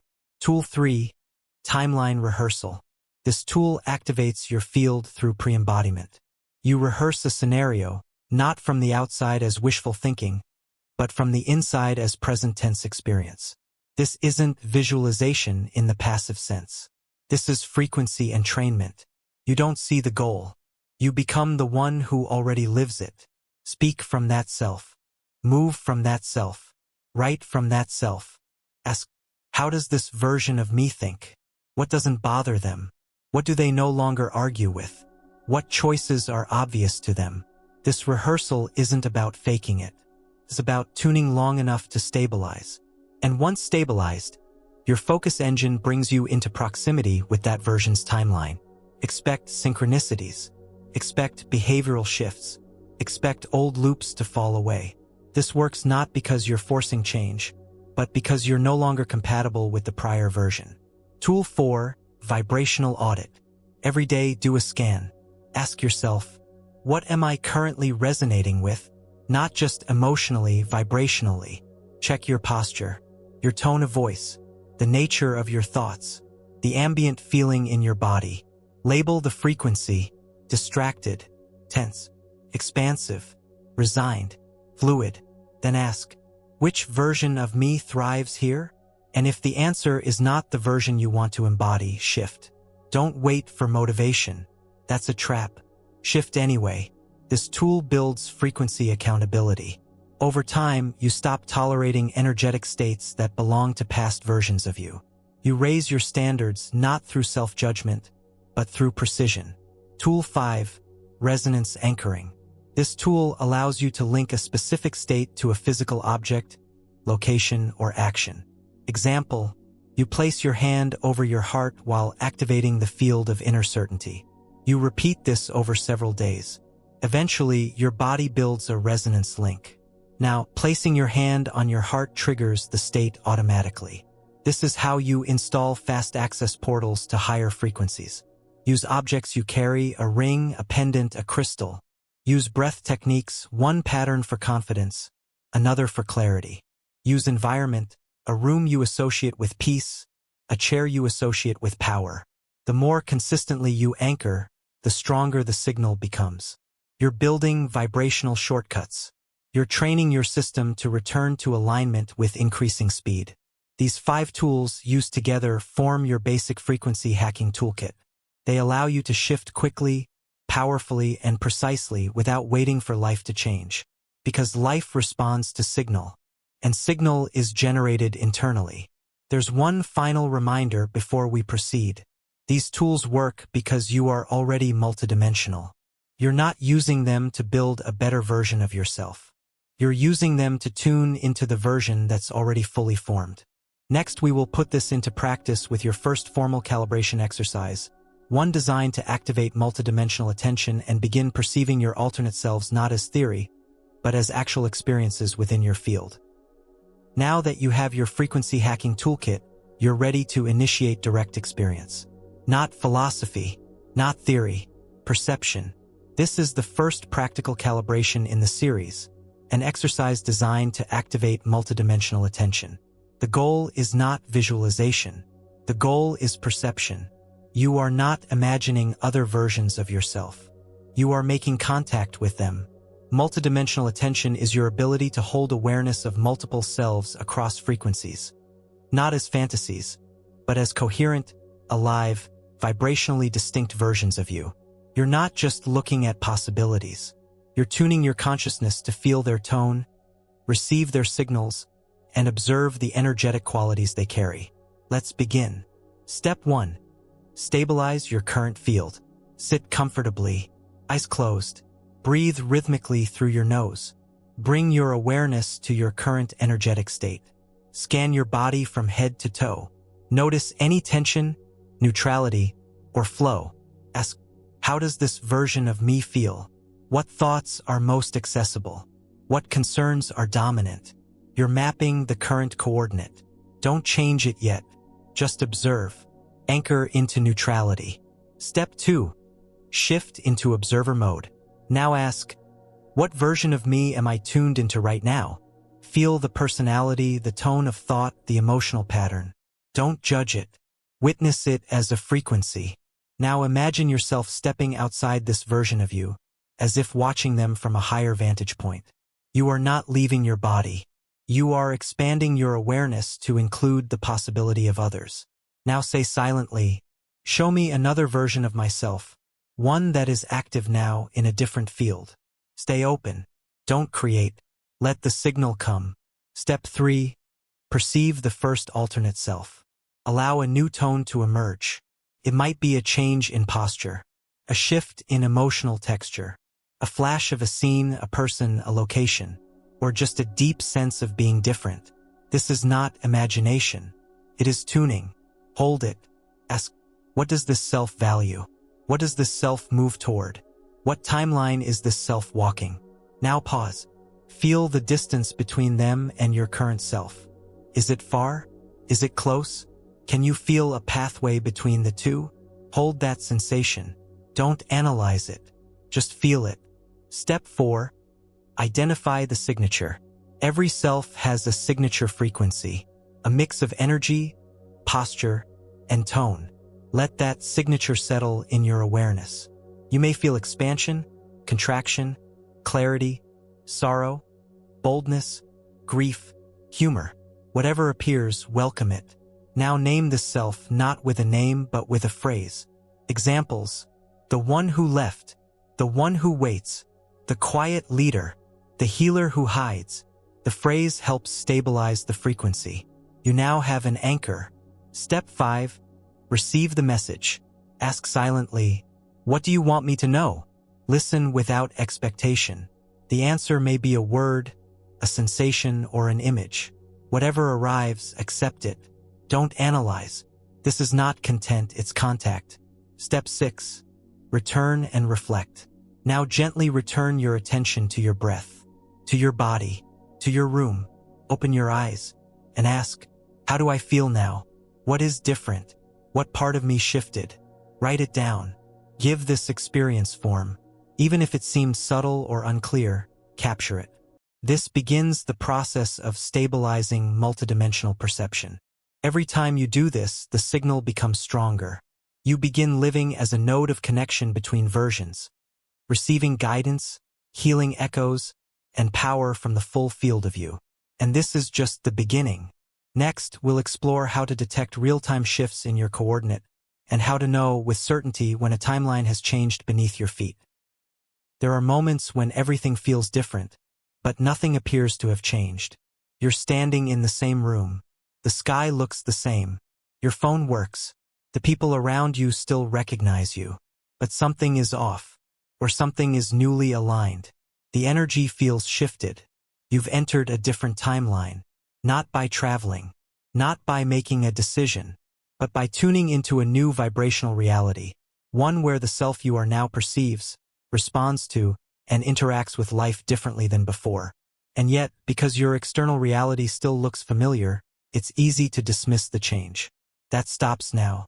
Because once you learn to recognize timeline shifts as they happen, you reclaim your power to stabilize the new frequency and stop defaulting back into the old. Let's begin by defining what a timeline shift actually is. A timeline shift is a change in frequency alignment that results in a new set of available probabilities becoming dominant in your field. That means your options change. Your inner state changes. Your energetic resonance changes. And the external world, though it may appear similar, begins to respond differently. Here's what a timeline shift is not. It's not a dramatic leap where everything changes at once. That's Hollywood, not quantum mechanics. Real timeline shifts are subtle, often invisible at first. They register in tone, perception, and feeling, not in visual spectacle. You are shifting timelines more often than you realize. The key is not to cause them, it's to notice and stabilize them. Let's look at the signs. Sign 1. Subtle emotional dissonance. You wake up feeling slightly off, but not in a negative way. More like the world is tilted at a different angle. Your emotional responses don't match your expectations. People who usually bother you feel neutral. Things that used to excite you no longer spark anything. You're not broken, you're simply not in the same version of yourself anymore. Your emotional field is adjusting to a new baseline, and that baseline belongs to the version of you who lives on this new timeline. Sign 2. Memory gaps or conflicts. You remember saying something, but no one else remembers it. Or you're sure you put an item somewhere, but now it's gone. This is not forgetfulness. It's resonance lag. Your awareness shifted faster than your brain's adjustment process.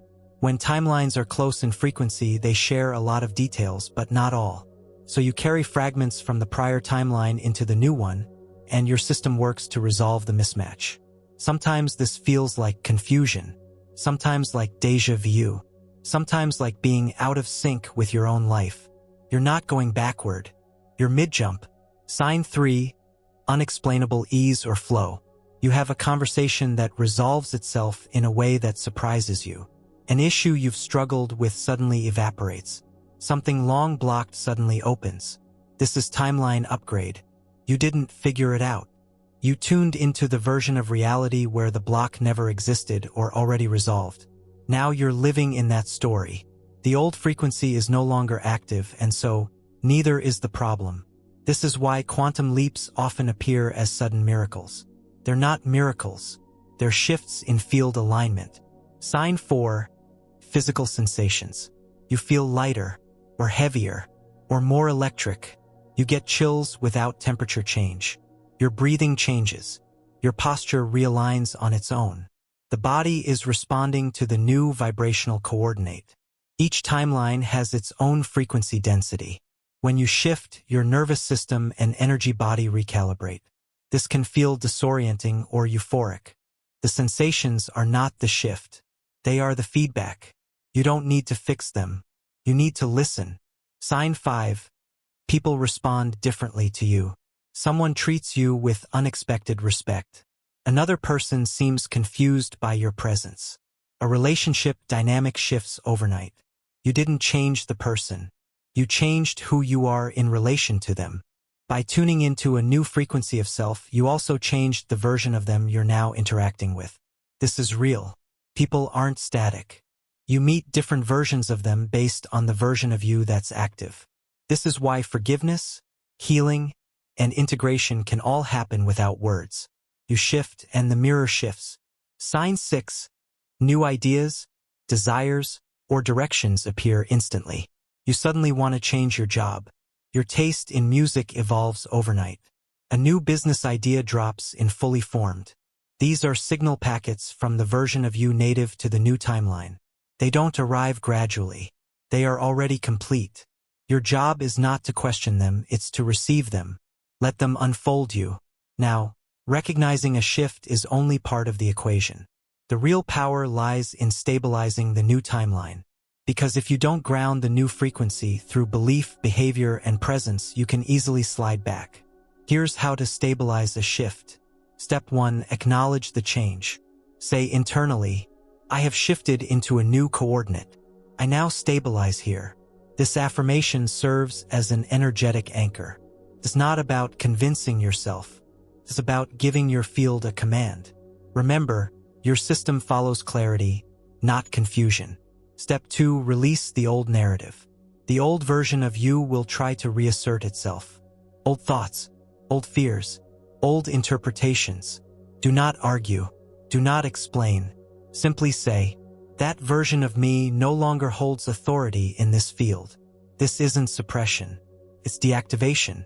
You're turning off the broadcast. Step 3. Activate the current self. Bring your awareness into the now. Feel your body. Speak from the clarity of who you are in this timeline. Ask, what does this version of me prioritize? How does this self make decisions? What behavior no longer aligns? Then act accordingly. Action grounds identity. You're not becoming someone else. You're choosing to be the one who already exists here. Step 4. Let the field catch up. Reality has inertia. Just because you shifted doesn't mean the environment will reflect it instantly. Hold the line.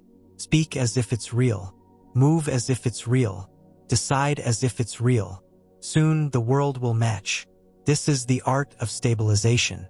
And when you master it, timeline shifts become not just noticeable but navigable. Next, we'll explore an even stranger phenomenon. When you start feeling things that make no logical sense in your current life, because those emotions are leaking through from another you. You're walking down the street, minding your own thoughts, and suddenly, a deep wave of sadness hits you. Or out of nowhere, you feel a jolt of excitement. Joy that has no cause. Or grief that doesn't belong to anything. No trigger. No reason. No warning. Just emotion, raw, vivid, real. But not yours. These are phantom emotions. They are not products of your current experience. They are leak-through signals from other versions of you. You are not imagining them. You are receiving them. And once you understand this phenomenon, you stop pathologizing your feelings and start learning from them. Let's begin with a clear distinction. There are 3 kinds of emotional experiences. Emotional reactions from your current self. Emotional memories from your past. Emotional bleed-throughs from alternate versions of you. The third category is where things get interesting, because these emotions do not belong to your local timeline, but they are still real. You are a multidimensional consciousness, tuned to a network of selves. Each self has its own emotional landscape, its own heartbreaks, victories, regrets, and longings. When the frequency between those selves overlaps, even briefly, you can begin to feel their emotions as if they were your own. This can be confusing.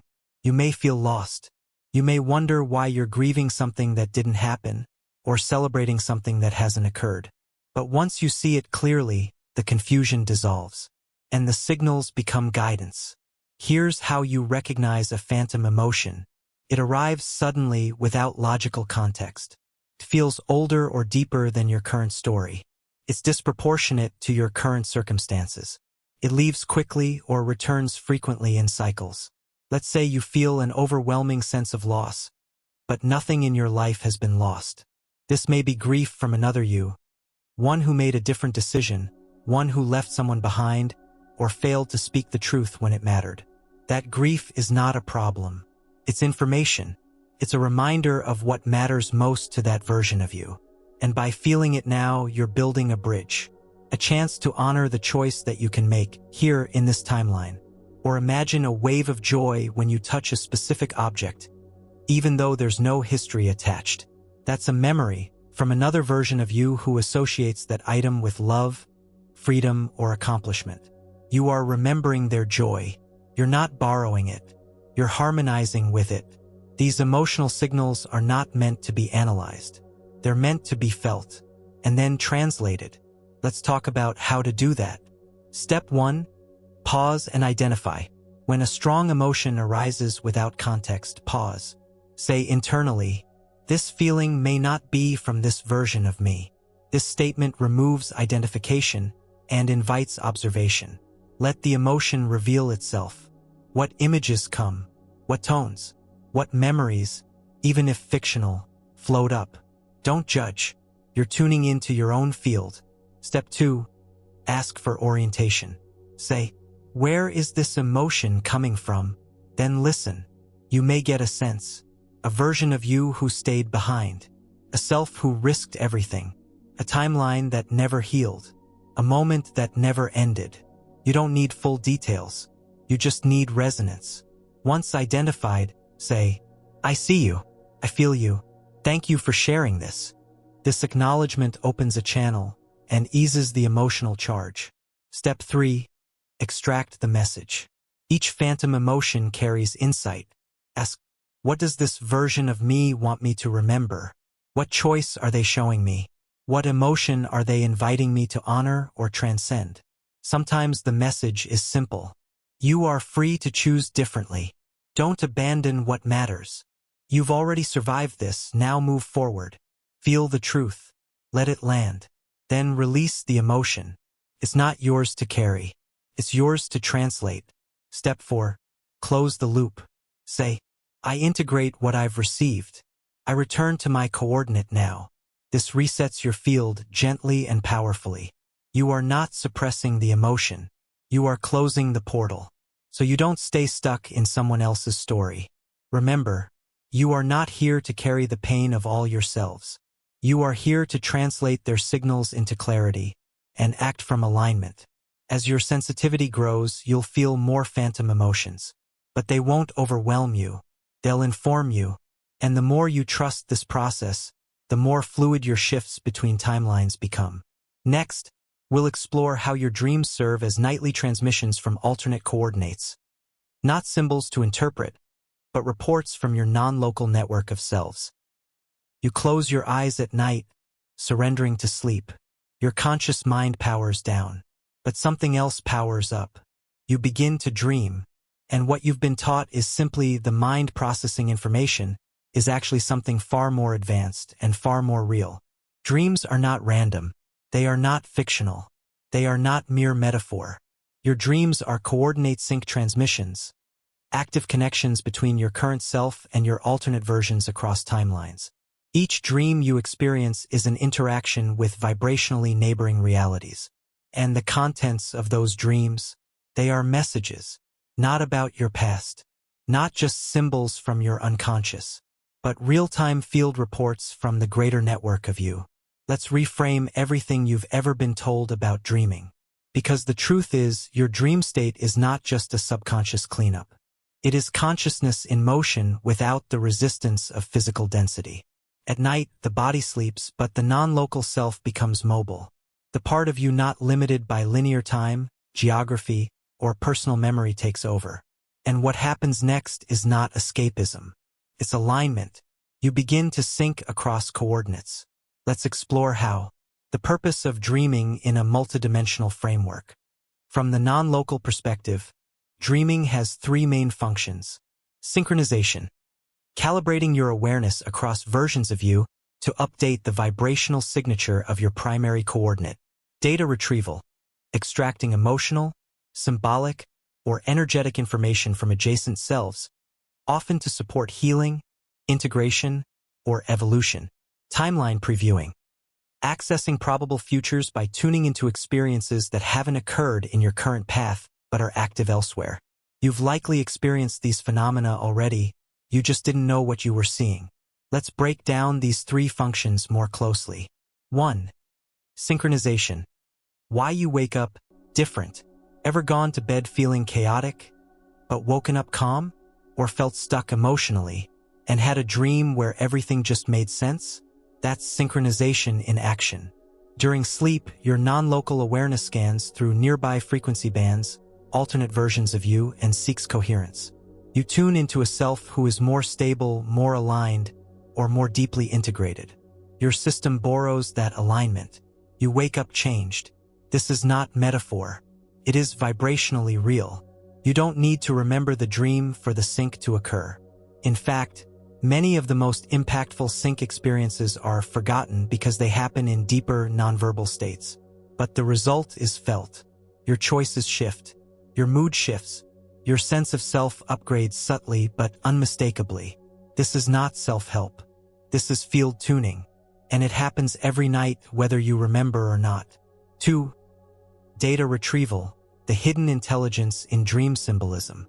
Let's now address the symbolism in dreams. We've been conditioned to treat dream content as metaphor. A snake means change. A house means the psyche. Falling means lack of control. These interpretations are often helpful, but they miss the bigger picture. Because the truth is, many dreams are memories. Not memories from your current past.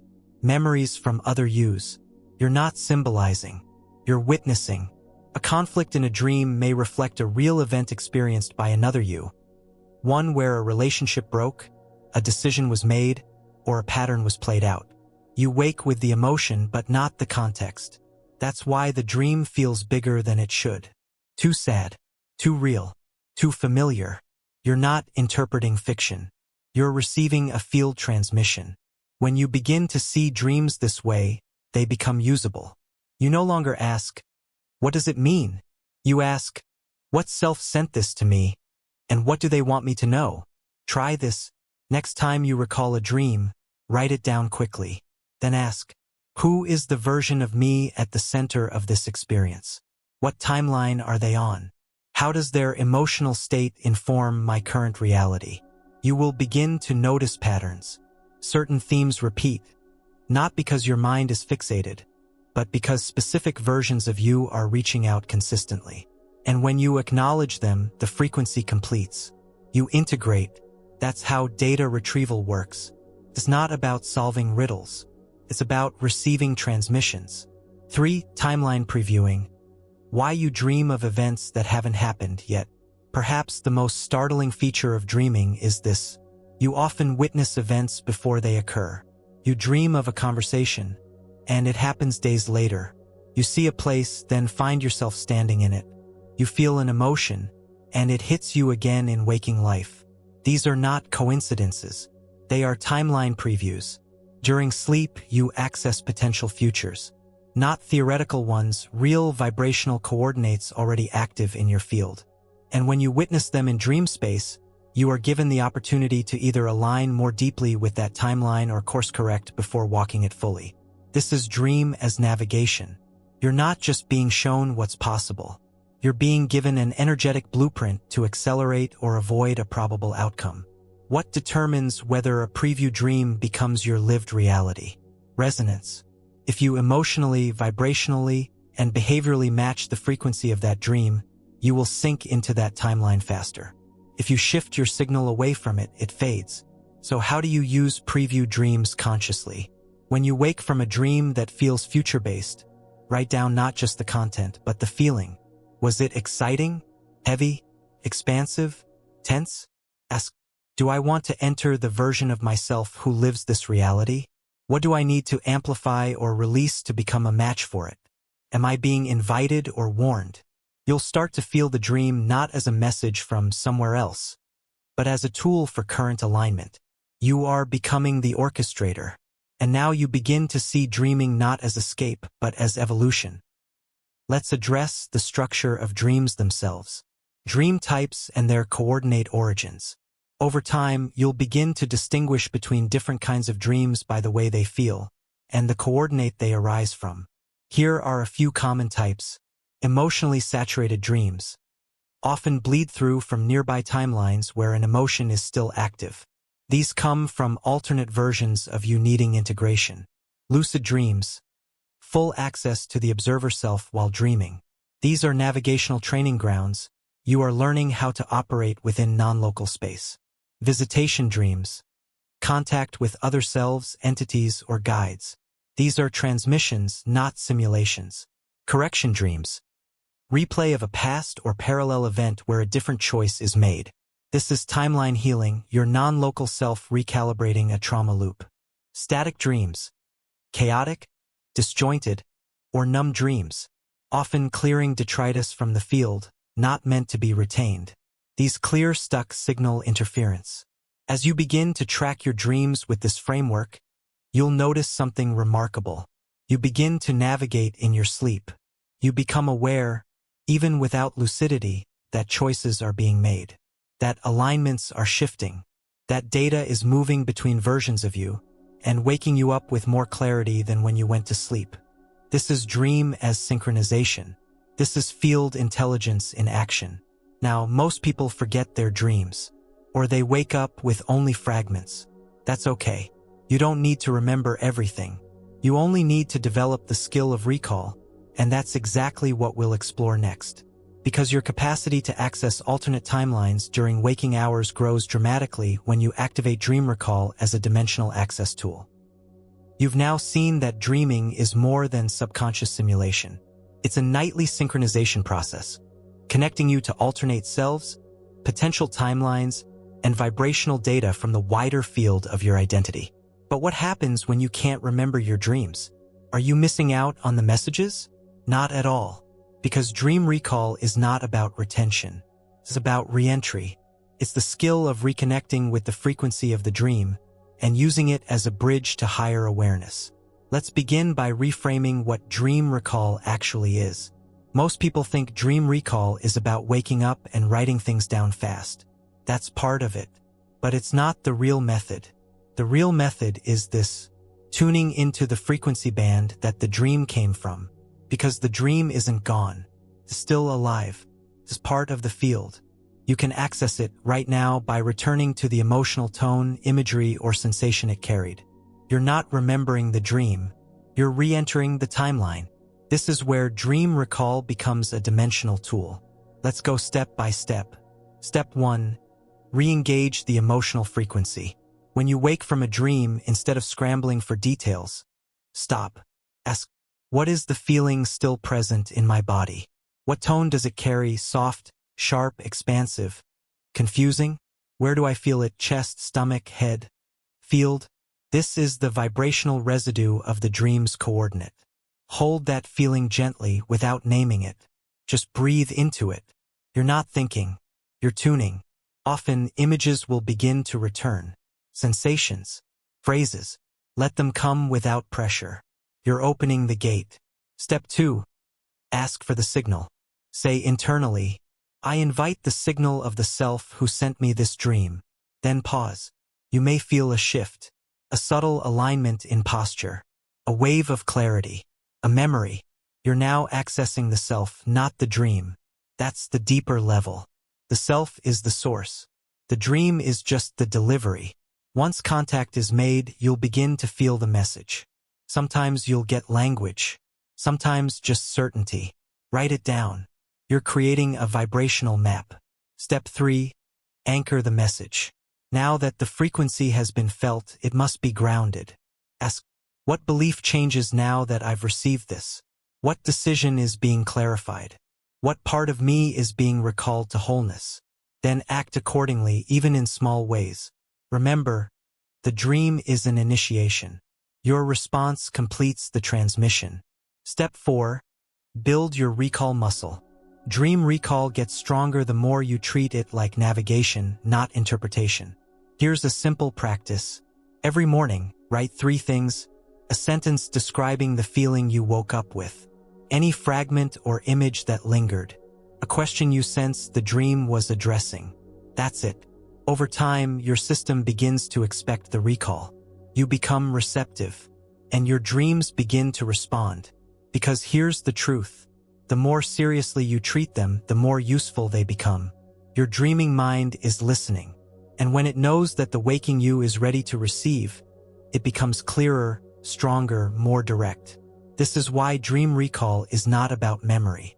It's about conversation, a back and forth between the field of you and the version of you focused here.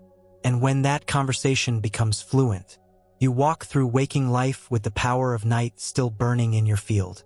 You become a daytime navigator, guided by dreams.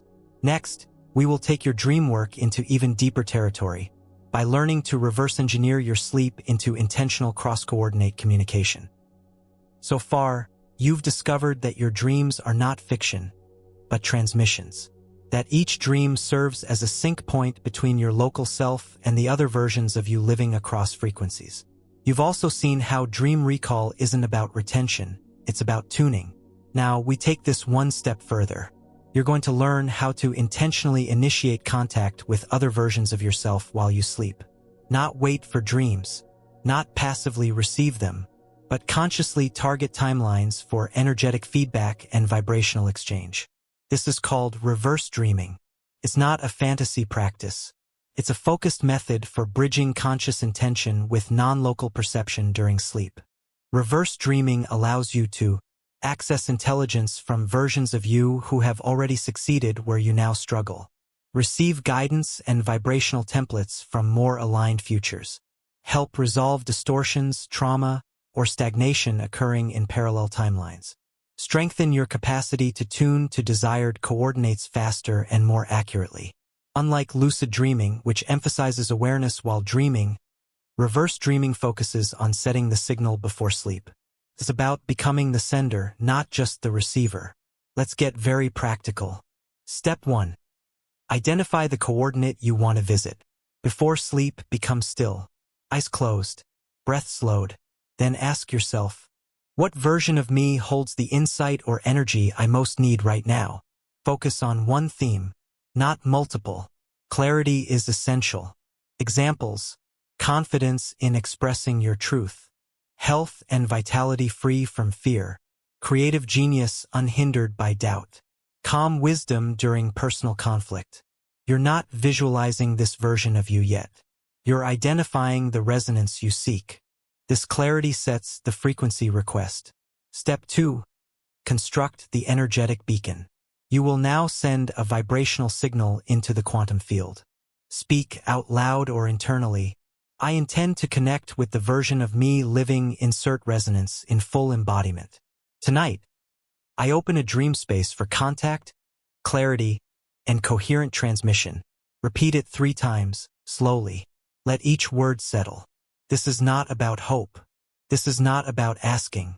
This is setting your focus engine into alignment. It's tuning your field as a beacon. Your intention becomes the portal. Once you set the signal, do not worry about getting it right. The field is intelligent. If your signal is clear, the connection begins. Step 3. Visual entry into the field. Before you fall asleep, engage your internal screen.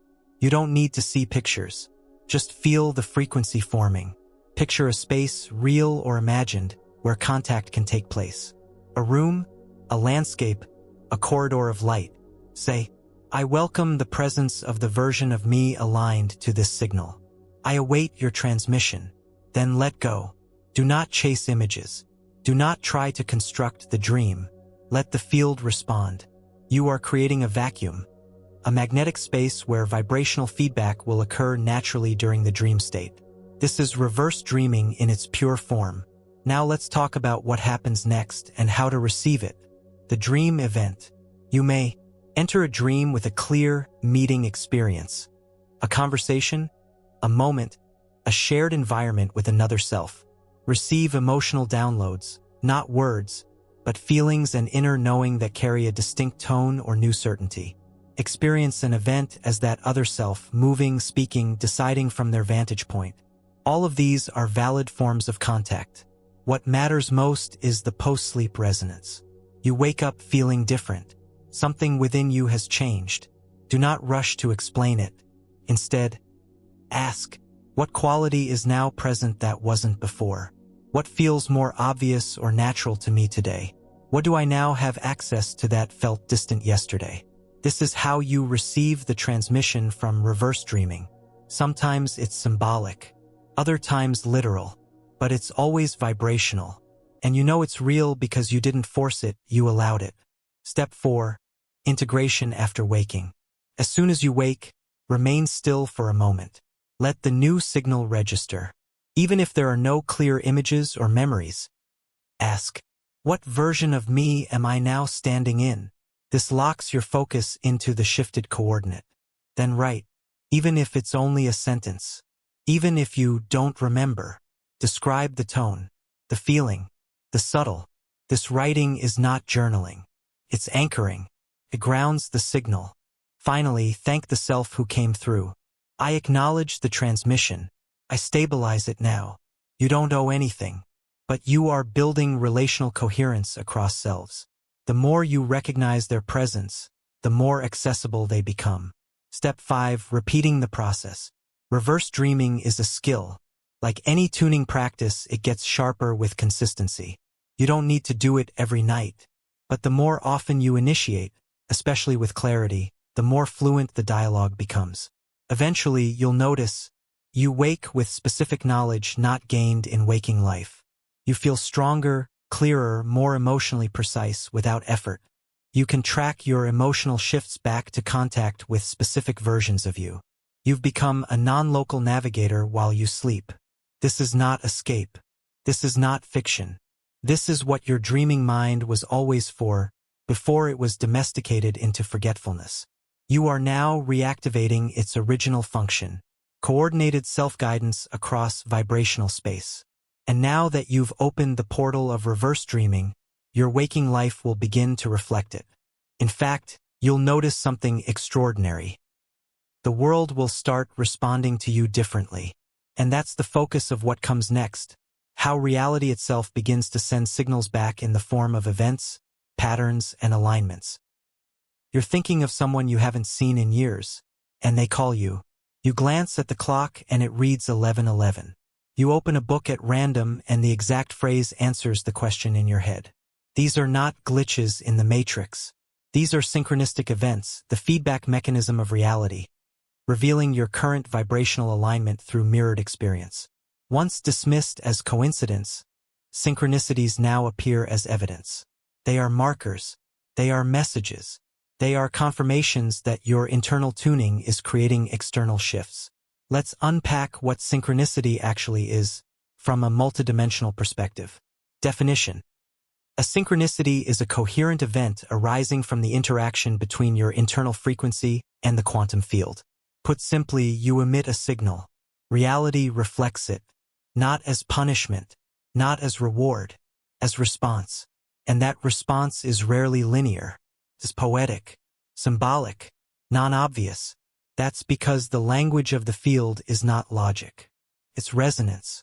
The better you become at reading this language, the more fluidly you navigate your timelines. Let's break down the core types of synchronicity. Type 1. Reflective synchronicity. You're on frequency. This is when life mirrors back a thought, question, or theme with eerie precision. You think, should I take that leap? And overhear someone say, just go for it. You worry about your next steps, and 3 separate signs reference trust. This is not imagination. It is confirmation. Not that your choice is correct, but that your frequency is active. Your focus has become clear enough that reality can reflect it. Treat these moments not as encouragement, but as evidence. You've become perceivable to the field. Type 2. Interruptive synchronicity. Redirecting the signal. Sometimes the synchronicity is jarring. You miss a flight and meet someone in the terminal who changes your trajectory. You forget an appointment, and in the gap, gain insight that reshapes your focus. These events feel disruptive, but they're not mistakes. They are course corrections from your higher self, initiated because the previous timeline lost resonance. The old coordinate collapsed. The synchronicity didn't happen to you. It emerged because your system shifted and needed to break routine to make room for a new signal. When these show up, don't panic. Say, my field just made space. I receive the new alignment. This posture turns chaos into clarity. Type 3. Pattern synchronicity. The loop is speaking. Ever see the same number again and again? Keep encountering the same symbol, animal, name, or event across multiple contexts. These are pattern codes. They're not random. They are repeating frequency markers tied to specific versions of you. When these patterns show up, ask, what was I thinking or feeling when this arrived? What part of me is being activated? What self lives in this pattern? Patterns are often signals that a timeline is calling you in. They don't mean act now. They mean attune here. Stay with the feeling. Don't chase the meaning. The answer will unfold. Type 4. Shared synchronicity. The field is collective. Sometimes synchronicity appears through another person's experience, but it answers your own question. Someone tells a story that solves your issue. A stranger's action confirms your inner doubt or hope. This is the collective field responding, not just your personal reality. The more non-local your awareness becomes, the more your synchronicities show up in other people's lives, because the field is one. You're no longer receiving messages just for you. You're watching the entire field move in coherence. This is a powerful moment. It signals that your awareness has begun to operate at the collective tuning level. And the signs you see now help guide not just yourself, but others too. Let's now explore how to respond to synchronicity, because most people notice it, but don't use it. They either get superstitious, overanalyze, or treat it like a fun novelty. You are not most people. You're here to work with it. Step 1. Pause and feel the frequency. When synchronicity hits, don't react. Feel. Ask, what version of me aligns with this event? That's the real question. Not why did this happen, but who is this happening to? This shifts you from meaning chasing to identity clarifying. You move from story to signal. Step 2. Speak to the field. Acknowledge it, out loud or silently. Message received. I attune. This declaration strengthens the feedback loop. It tells the quantum field that you're not just perceiving, you're participating. That's the shift from witness to initiator. Step 3. Let it refine you. Synchronicity is not instruction. It is calibration. Don't ask, what should I do? Ask, what part of me is ready to be seen, upgraded, or released? Then act from the new self, not the old. The synchronicity isn't about the event. It's about the version of you that recognized it. And that's who you stabilize now. From now on, reality will no longer feel passive. It will speak. It will answer. It will shift with you visibly. And your ability to interpret these signs will determine how fluidly you transition from one coordinate to the next. Next, we'll go even deeper into your field sensitivity and explore the phenomenon of dimensional disorientation, what happens when you shift too quickly, and how to stay stable even when the world no longer feels quite real. You're walking through your usual routine. Everything seems normal, the places, the people, the tasks, but something inside feels off. Not wrong, not broken, just displaced. You feel unanchored, detached from your timeline, your habits, even your sense of self. It's like your body is here, but the rest of you hasn't caught up yet. This sensation has a name. It's called dimensional drift. And it doesn't mean you're lost. It means you're shifting. When your consciousness begins to move into a new frequency, but your body, habits, and inner narratives are still catching up, you experience drift. This isn't a malfunction. It's the natural lag that occurs when one part of your identity jumps coordinates before the rest integrates. And if you don't know what's happening, it can feel like anxiety, confusion, or a creeping sense of unreality. But now you have the language for it. And more importantly, the tools to move through it with clarity. Let's unpack what dimensional drift really is and why it's actually a sign of growth. What causes dimensional drift? Drift happens when your focus engine, the part of you that selects timelines based on frequency, begins to realign with a new version of self. But your body, your memories, and your emotional field are still tuned to the previous frequency. It's a gap, not in reality but in coherence. And the symptoms show up in very real ways. Spatial distortion. Familiar places feel foreign. Depth and space seem altered. Temporal detachment. Time moves strangely. Moments feel long or vanish too quickly. Identity vagueness. You feel unsure of who you are or what matters. Even in the middle of important projects or relationships. Subtle derealization. Reality feels slightly artificial, like you're watching it instead of participating in it. None of these symptoms are pathological. They are navigational. Your system is recalibrating across dimensions, and the drift is simply the signal that you're in between stabilizations. You haven't landed yet. Let's use an analogy. Think of tuning a radio between stations. You hear fragments of both static, distortion, overlapping signals. That's what dimensional drift feels like. Your awareness is between coordinates, catching pieces of both versions of you. The key is to not panic, because the moment you pathologize the experience, you reinforce the old timeline. You contract your frequency and re-anchor into the past. Instead, recognize what's happening. You are shifting identities.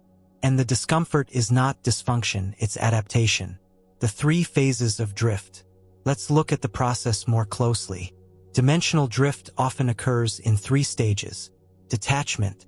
You begin to emotionally unhook from routines, goals, relationships, or beliefs that once defined you. Nothing has changed on the surface, but you no longer feel invested. This is not apathy. It's disidentification, disorientation. You notice fluctuations in clarity, motivation, memory, or self-concept. You might question your life path, your relationships, or even your preferences. This is the middle space where the old you has lost authority, but the new you hasn't fully landed. Reintegration. The drift ends when your awareness aligns with the new timeline's energy. You begin to feel clearer, more certain, more embodied.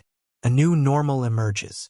Reality feels more cohesive and more you than before. The issue arises when people mistake stage 2 for failure. They think, I'm falling apart. I've lost touch. I don't know who I am. But the truth is, you're letting go of a version of you that no longer matches your frequency. And that's success. Let's go deeper. Recognizing drift without fear. You must learn to recognize the signs of drift without contracting into fear. Here's a list of common indicators and their actual meanings. You feel out of sync with your closest people. You're aligning with a new relational frequency. Old dynamics no longer resonate. You forget things that were once important.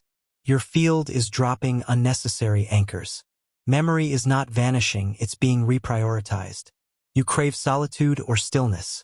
You need space to stabilize. Noise interrupts your recalibration.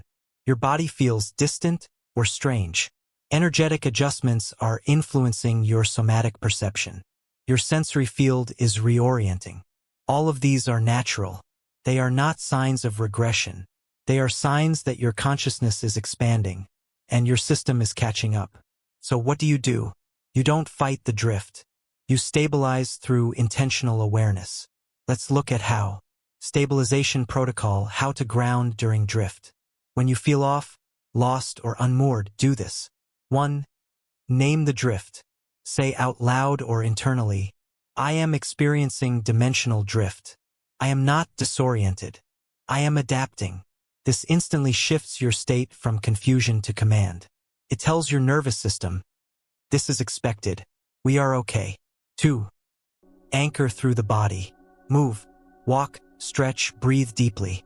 Gently stimulate the physical body without intensity. Don't distract. Connect.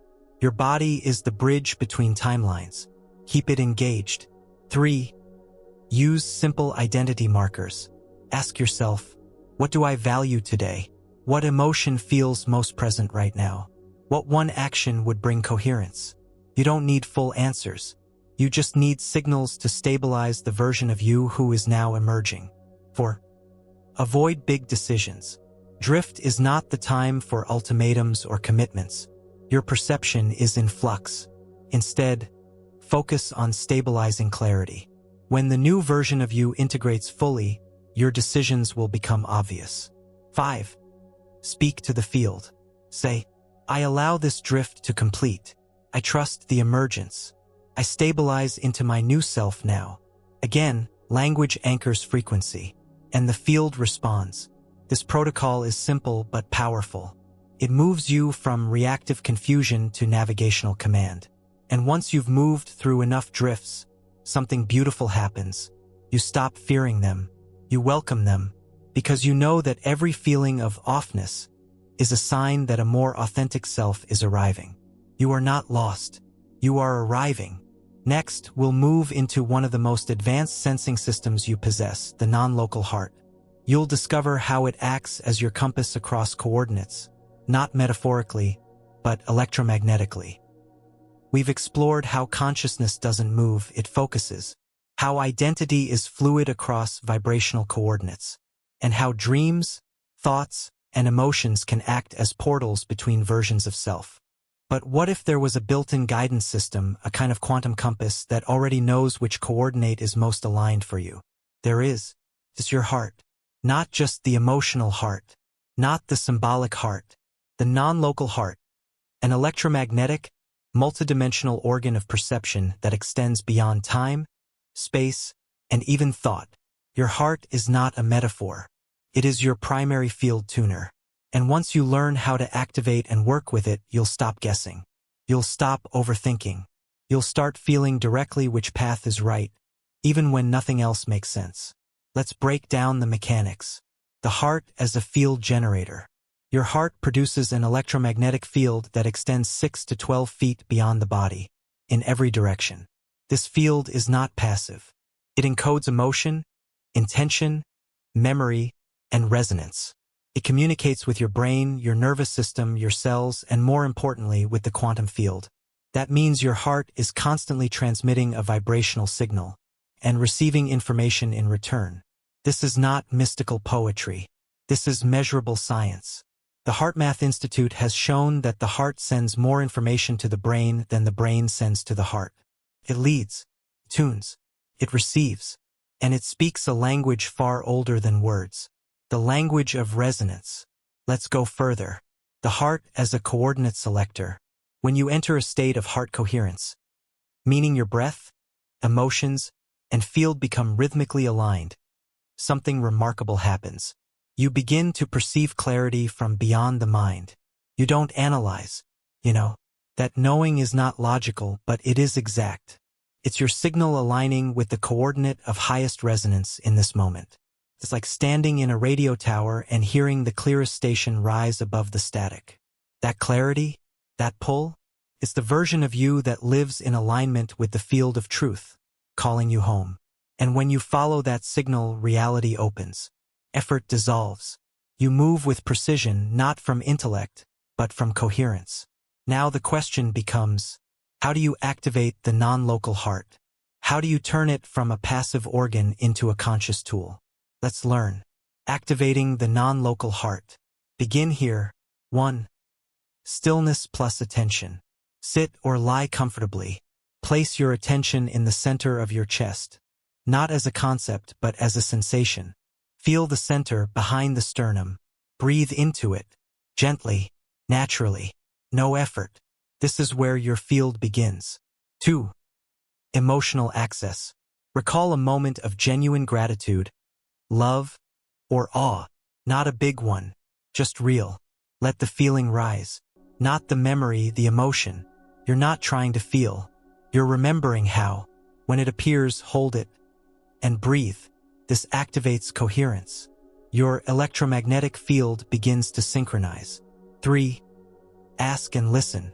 Once coherence stabilizes, ask, what version of me is aligned with this frequency? Then be silent. You may feel a pull, a vision, a word, posture. Follow it not with force but with awareness.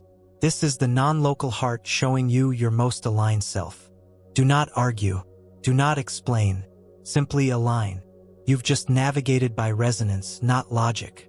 That's the power of the non-local heart. Let's now talk about how it speaks when you're not listening. Because sometimes the heart communicates through discomfort, not just clarity. Emotional resistance as a heart signal. When you feel tension in the chest, tightness or numbness, it's not failure.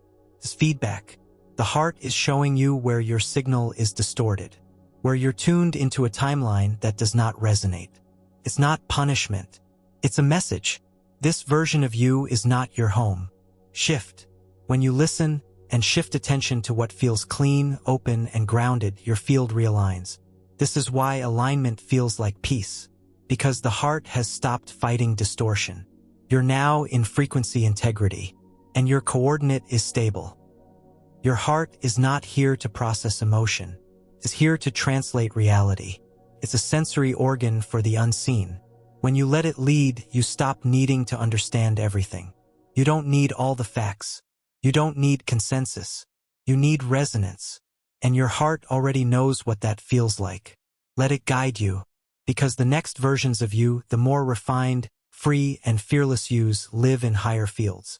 And only the heart can take you there. Next, we will tune that heart even further, to meet not just clearer coordinates, but higher harmonics of yourself. Versions of you that hold more truth, more purpose, and more light than anything you've touched before. You've spent the last chapters tuning into non-local perception.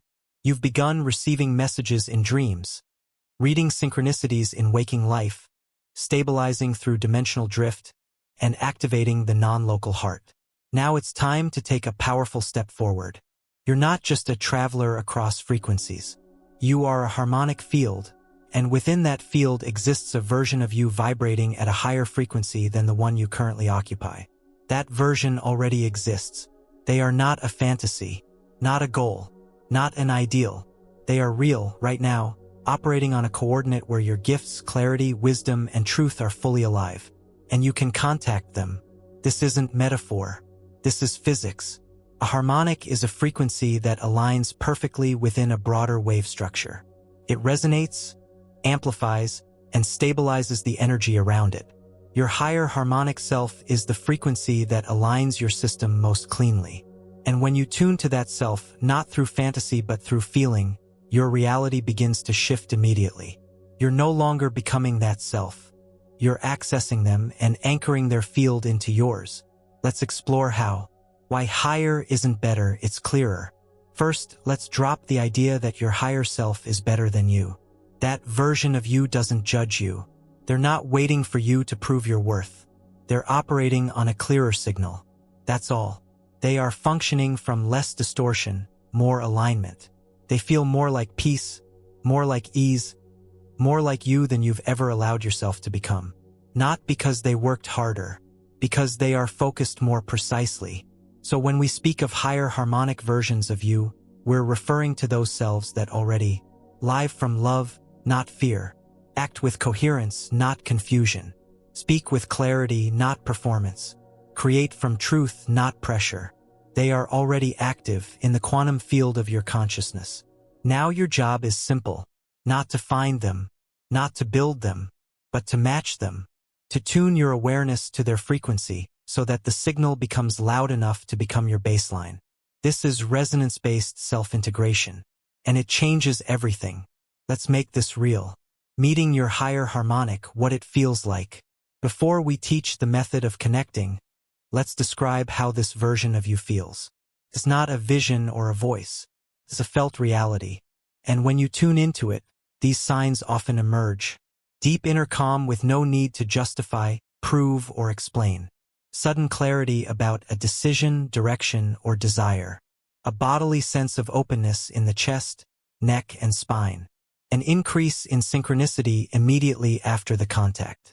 Loss of fear or worry around things that normally trigger you.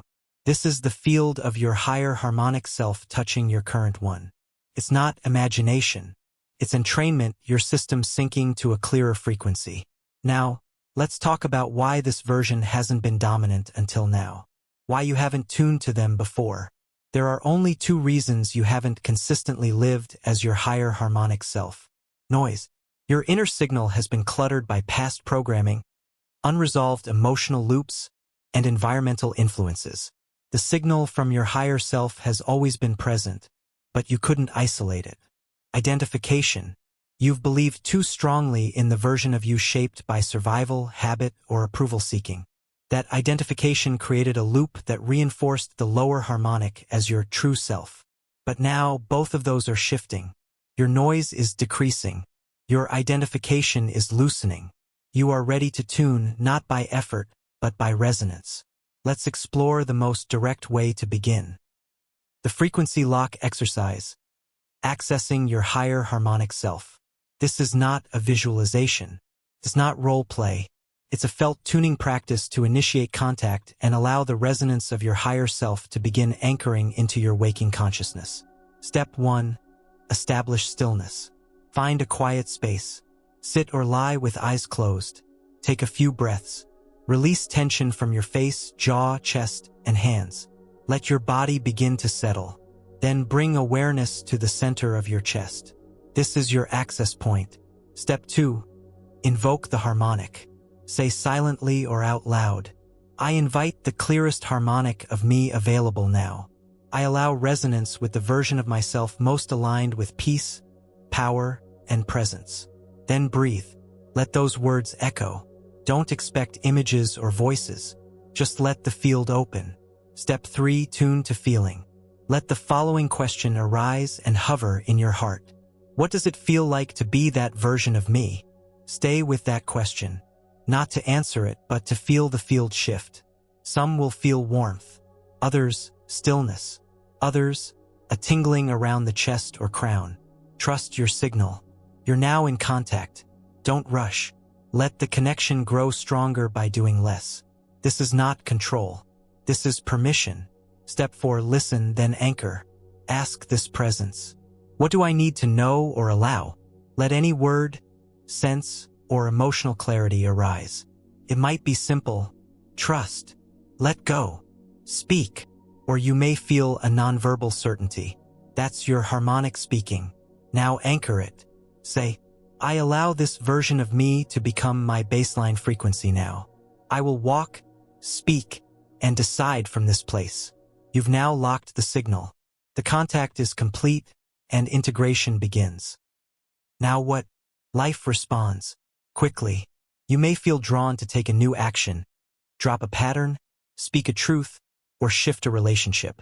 It won't feel forced. It will feel obvious. Because now you're acting from the field of your highest available self.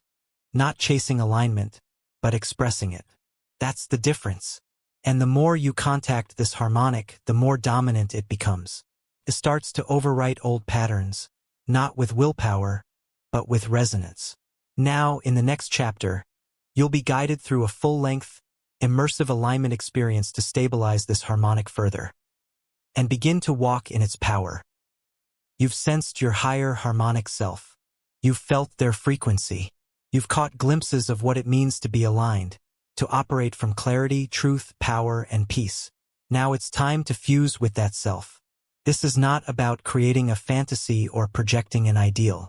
It's about making conscious contact with a version of you that already exists, and allowing their field to stabilize in your current awareness. You're not reaching upward. You're opening inward. In this practice, you're going to experience an energetic attunement, a guided alignment process that will bring you into resonance with your most empowered, clear, and sovereign self. That self is not far away. They're right here, always have been. But until now, the signal's been drowned out by noise, memory loops, inherited patterns, and external influence. This practice clears the channel. And once clear, what arrives is unmistakable. Let's begin the process now. Preparation. Setting the field. Before we go in, you need a quiet space. No interruptions. No notifications. Give yourself this time as a sacred agreement. Not a task, not a ritual, but a signal to the field that you're ready to remember your truth. Find a comfortable seated or lying position. Close your eyes. Bring your attention to your body. Don't analyze. Just notice. Feel the weight of your form, the space around you. This body is your anchor. Now we begin the guided alignment.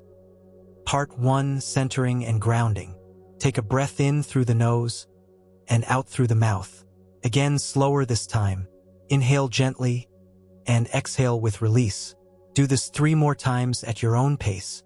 Now shift your attention to the center of your chest, your heart field. Not the muscle, the field. It extends around you. Feel its presence. As warmth, tingling, or stillness. You are not imagining. You are sensing. Now say silently, I center now into my awareness. I allow all other versions of me to rest. Only the aligned presence remains. Feel your body responding. No effort, just presence. Let your jaw relax, your hands soften, your breath becomes slower, lighter, deeper. You are centering into now. Part 2. Initiating the alignment. Now silently speak the following, slowly, deliberately. I now align with the version of me who is already living my highest clarity. The version of me who acts from truth without fear, who creates without comparison, who speaks without distortion, who leads without needing approval. I call this self-forward now. Pause. Breathe. Let the request hang in the field, not like a command, but like a tone. You are tuning. Now imagine not a face, not a figure, but a presence entering the space. It is familiar. It is you, clearer, calmer, more whole.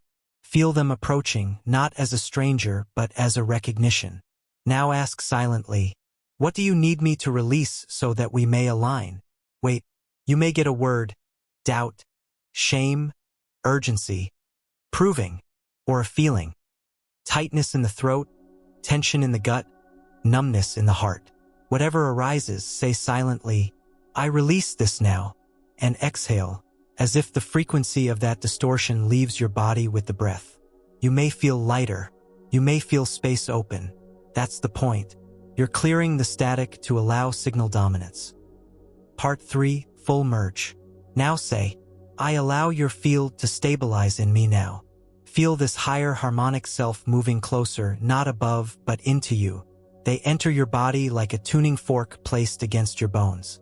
Their field merges with your chest, spine, mind, hands. This is not performance. This is entrainment. Now visualize or simply feel what it's like to move as this version of you. How do they sit? How do they speak? What don't they explain? What do they no longer tolerate? What are they laser focused on? You are not pretending to be this version. You are this version and have always been. Now the signal is loud enough to stabilize. Let it settle. 3 breaths now. In through the nose, out through the mouth. Again. Once more. You are now harmonized. Feel it in your spine. Feel it in your breath. Feel it in your heart. Part 4. Anchoring the alignment. Now say, I stabilize this frequency now. This is my new normal. Say it again slowly. I stabilize this frequency now. This is my new normal. You are not requesting transformation. You are claiming memory of who you've always been before the distortion took root. Now let's anchor this identity in your waking life. In a moment, you will answer 3 questions, not intellectually, but from the field of this self. Trust what comes. Write them down later if needed, but for now, just receive. Question 1. What is my priority now? Don't think. Feel the answer. It may be a word, a direction, posture. Trust it. This is your action anchor. Question 2. What must I stop giving energy to? This answer is immediate. Don't filter it. Let the field speak. This is your boundary anchor. Question 3. How will I recognize myself in this version? Today. It might be an emotion, a tone of voice, a movement, a decision. This is your embodiment anchor. Now breathe. You've set 3 anchors, not as goals, but as vibrational markers. Live them. Not perfectly, just consistently. This version of you does not require effort. They require attention. Part 5. Returning with retention. You are now going to return to the room, the day, the timeline, but you will not drop the signal. You will carry it. As you open your eyes, as you speak, as you move, this frequency is now active. Say, I walk in the world as my aligned self. Not later. Now. Feel it in your body. Not hype. Presence. Not hope. Power. Now open your eyes. Feel the room around you. It may look the same, but it won't feel the same. Because you're no longer seeing it from the fragmented self. You're seeing it through the lens of alignment. That's the shift. Maintaining the alignment throughout the day. Contacting your empowered self once is not the point. Stabilizing them is. And that happens not through effort, but through micro-choices throughout the day to keep matching their frequency. Try these integration prompts during the next 24 hours. What would the aligned version of me say here? How would they respond to this discomfort? What don't they need to fix, justify, or control? What do they absolutely protect with their presence? These aren't questions to analyze. They're tuning forks. Each time you ask, you return to the field. And over time, that version becomes not your higher self, but your baseline self. What was once occasional becomes natural. What felt extraordinary becomes ordinary. What was once the goal becomes the starting point. This is not self-improvement. This is self-restoration. Let's close this alignment with a declaration. Say silently or out loud, the most aligned version of me is not a vision. It is my reality. I walk in clarity. I create in peace. I speak in truth. I am attuned now, and I will not abandon myself again. You've just activated one of the most powerful tools in your non-local navigation. Identity resonance. From now on, everything you practice will flow through this version of you, not the old one. You will dream differently, speak differently, decide differently, because this self, the one you just embodied, is closer to your true field than anything you've worn before. And now we're going to begin integrating not just the highest versions of you, but also the ones you've left behind.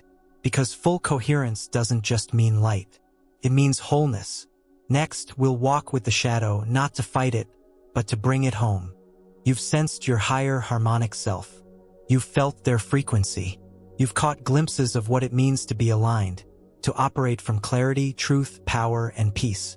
Now it's time to fuse with that self. This is not about creating a fantasy or projecting an ideal.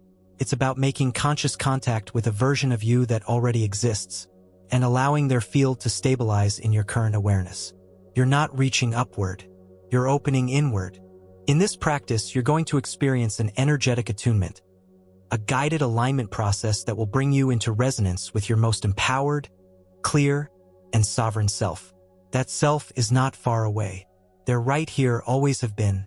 But until now, the signal's been drowned out by noise, memory loops, inherited patterns, and external influence. This practice clears the channel.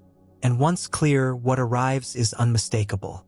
Let's begin the process now. Preparation. Setting the field. Before we go in, you need a quiet space. No interruptions. No notifications. Give yourself this time as a sacred agreement. Not a task, not a ritual, but a signal to the field that you're ready to remember your truth. Find a comfortable seated or lying position. Close your eyes. Bring your attention to your body. Don't analyze. Just notice. Feel the weight of your form, the space around you. This body is your anchor. Now we begin the guided alignment. Part 1, centering and grounding. Take a breath in through the nose and out through the mouth. Again, slower this time. Inhale gently and exhale with release. Do this 3 more times at your own pace. Now shift your attention to the center of your chest, your heart field. Not the muscle, the field. It extends around you. Feel its presence. As warmth, tingling, or stillness. You are not imagining. You are sensing. Now say silently, I center now into my awareness. I allow all other versions of me to rest. Only the aligned presence remains. Feel your body responding. No effort, just presence. Let your jaw relax. Your hands soften. Your breath becomes slower, lighter, deeper. You are centering into now. Part 2, initiating the alignment. Now silently speak the following, slowly, deliberately. I now align with the version of me who is already living my highest clarity. The version of me who acts from truth without fear, who creates without comparison, who speaks without distortion, who leads without needing approval. I call this self forward now. Pause. Breathe. Let the request hang in the field, not like a command, but like a tone. You are tuning. Now imagine not a face, not a figure, but a presence entering the space. It is familiar. It is you, clearer, calmer, more whole. Feel them approaching, not as a stranger, but as a recognition. Now ask silently, what do you need me to release so that we may align? Wait, you may get a word, doubt, shame, urgency, proving, or a feeling. Tightness in the throat, tension in the gut, numbness in the heart. Whatever arises, say silently, I release this now. and exhale, as if the frequency of that distortion leaves your body with the breath. You may feel lighter. You may feel space open. That's the point. You're clearing the static to allow signal dominance. Part 3, Full Merge. Now say, I allow your field to stabilize in me now. Feel this higher harmonic self moving closer, not above, but into you. They enter your body like a tuning fork placed against your bones. Their field merges with your chest, spine, mind, hands. This is not performance. This is entrainment. Now visualize or simply feel what it's like to move as this version of you. How do they sit? How do they speak? What don't they explain? What do they no longer tolerate? What are they laser focused on? You are not pretending to be this version. You are this version and have always been. Now the signal is loud enough to stabilize. Let it settle. 3 breaths now. In through the nose. Out through the mouth. Again. Once more. You are now harmonized. Feel it in your spine. Feel it in your breath. Feel it in your heart. Part 4, Anchoring the alignment. Now say, I stabilize this frequency now. This is my new normal. Say it again slowly. I stabilize this frequency now. This is my new normal. You are not requesting transformation.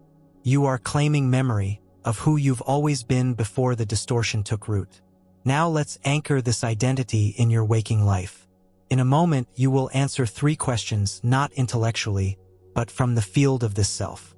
Trust what comes. Write them down later if needed, but for now, just receive. Question 1. What is my priority now? Don't think. Feel the answer. It may be a word, a direction, posture. Trust it. This is your action anchor. Question 2. What must I stop giving energy to? This answer is immediate. Don't filter it. Let the field speak. This is your boundary anchor. Question 3. How will I recognize myself in this version? Today. It might be an emotion, a tone of voice, a movement, a decision. This is your embodiment anchor. Now breathe. You've set 3 anchors, not as goals, but as vibrational markers. Live them. Not perfectly. Just consistently. This version of you does not require effort. They require attention. Part 5, Returning with retention. You are now going to return to the room, the day, the timeline, but you will not drop the signal. You will carry it. As you open your eyes, as you speak, as you move, this frequency is now active. Say, I walk in the world as my aligned self. Not later. Now. Feel it in your body. Not hype. Presence. Not hope. Power. Now open your eyes. Feel the room around you. It may look the same, but it won't feel the same. Because you're no longer seeing it from the fragmented self. You're seeing it through the lens of alignment. That's the shift. Maintaining the alignment throughout the day. Contacting your empowered self once is not the point. Stabilizing them is. And that happens not through effort, but through micro-choices throughout the day to keep matching their frequency. Try these integration prompts during the next 24 hours. What would the aligned version of me say here? How would they respond to this discomfort? What don't they need to fix, justify, or control? What do they absolutely protect with their presence? These aren't questions to analyze. They're tuning forks. Each time you ask, you return to the field. And over time, that version becomes not your higher self, but your baseline self. What was once occasional becomes natural. What felt extraordinary becomes ordinary. What was once the goal becomes the starting point. This is not self-improvement. This is self-restoration. Let's close this alignment with a declaration. Say silently or out loud, the most aligned version of me is not a vision. It is my reality. I walk in clarity. I create in peace. I speak in truth. I am attuned now, and I will not abandon myself again. You've just activated one of the most powerful tools in your non-local navigation. Identity resonance. From now on, everything you practice will flow through this version of you, not the old one. You will dream differently, speak differently, decide differently, because this self, the one you just embodied, is closer to your true field than anything you've worn before. And now we're going to begin integrating not just the highest versions of you, but also the ones you've left behind. Because full coherence doesn't just mean light. It means wholeness. Next, we'll walk with the shadow, not to fight it, but to bring it home. Now that you've aligned with your most empowered self, it may feel like a new version of you is beginning to take the lead, clearer, calmer, more coherent. But coherence doesn't just come from tuning upward. It also comes from integration. Alignment is not about denying your darker aspects. It's about understanding their role. You carry within you versions of self that vibrate at lower frequencies. Fear, guilt, shame, defensiveness, control. These are not mistakes.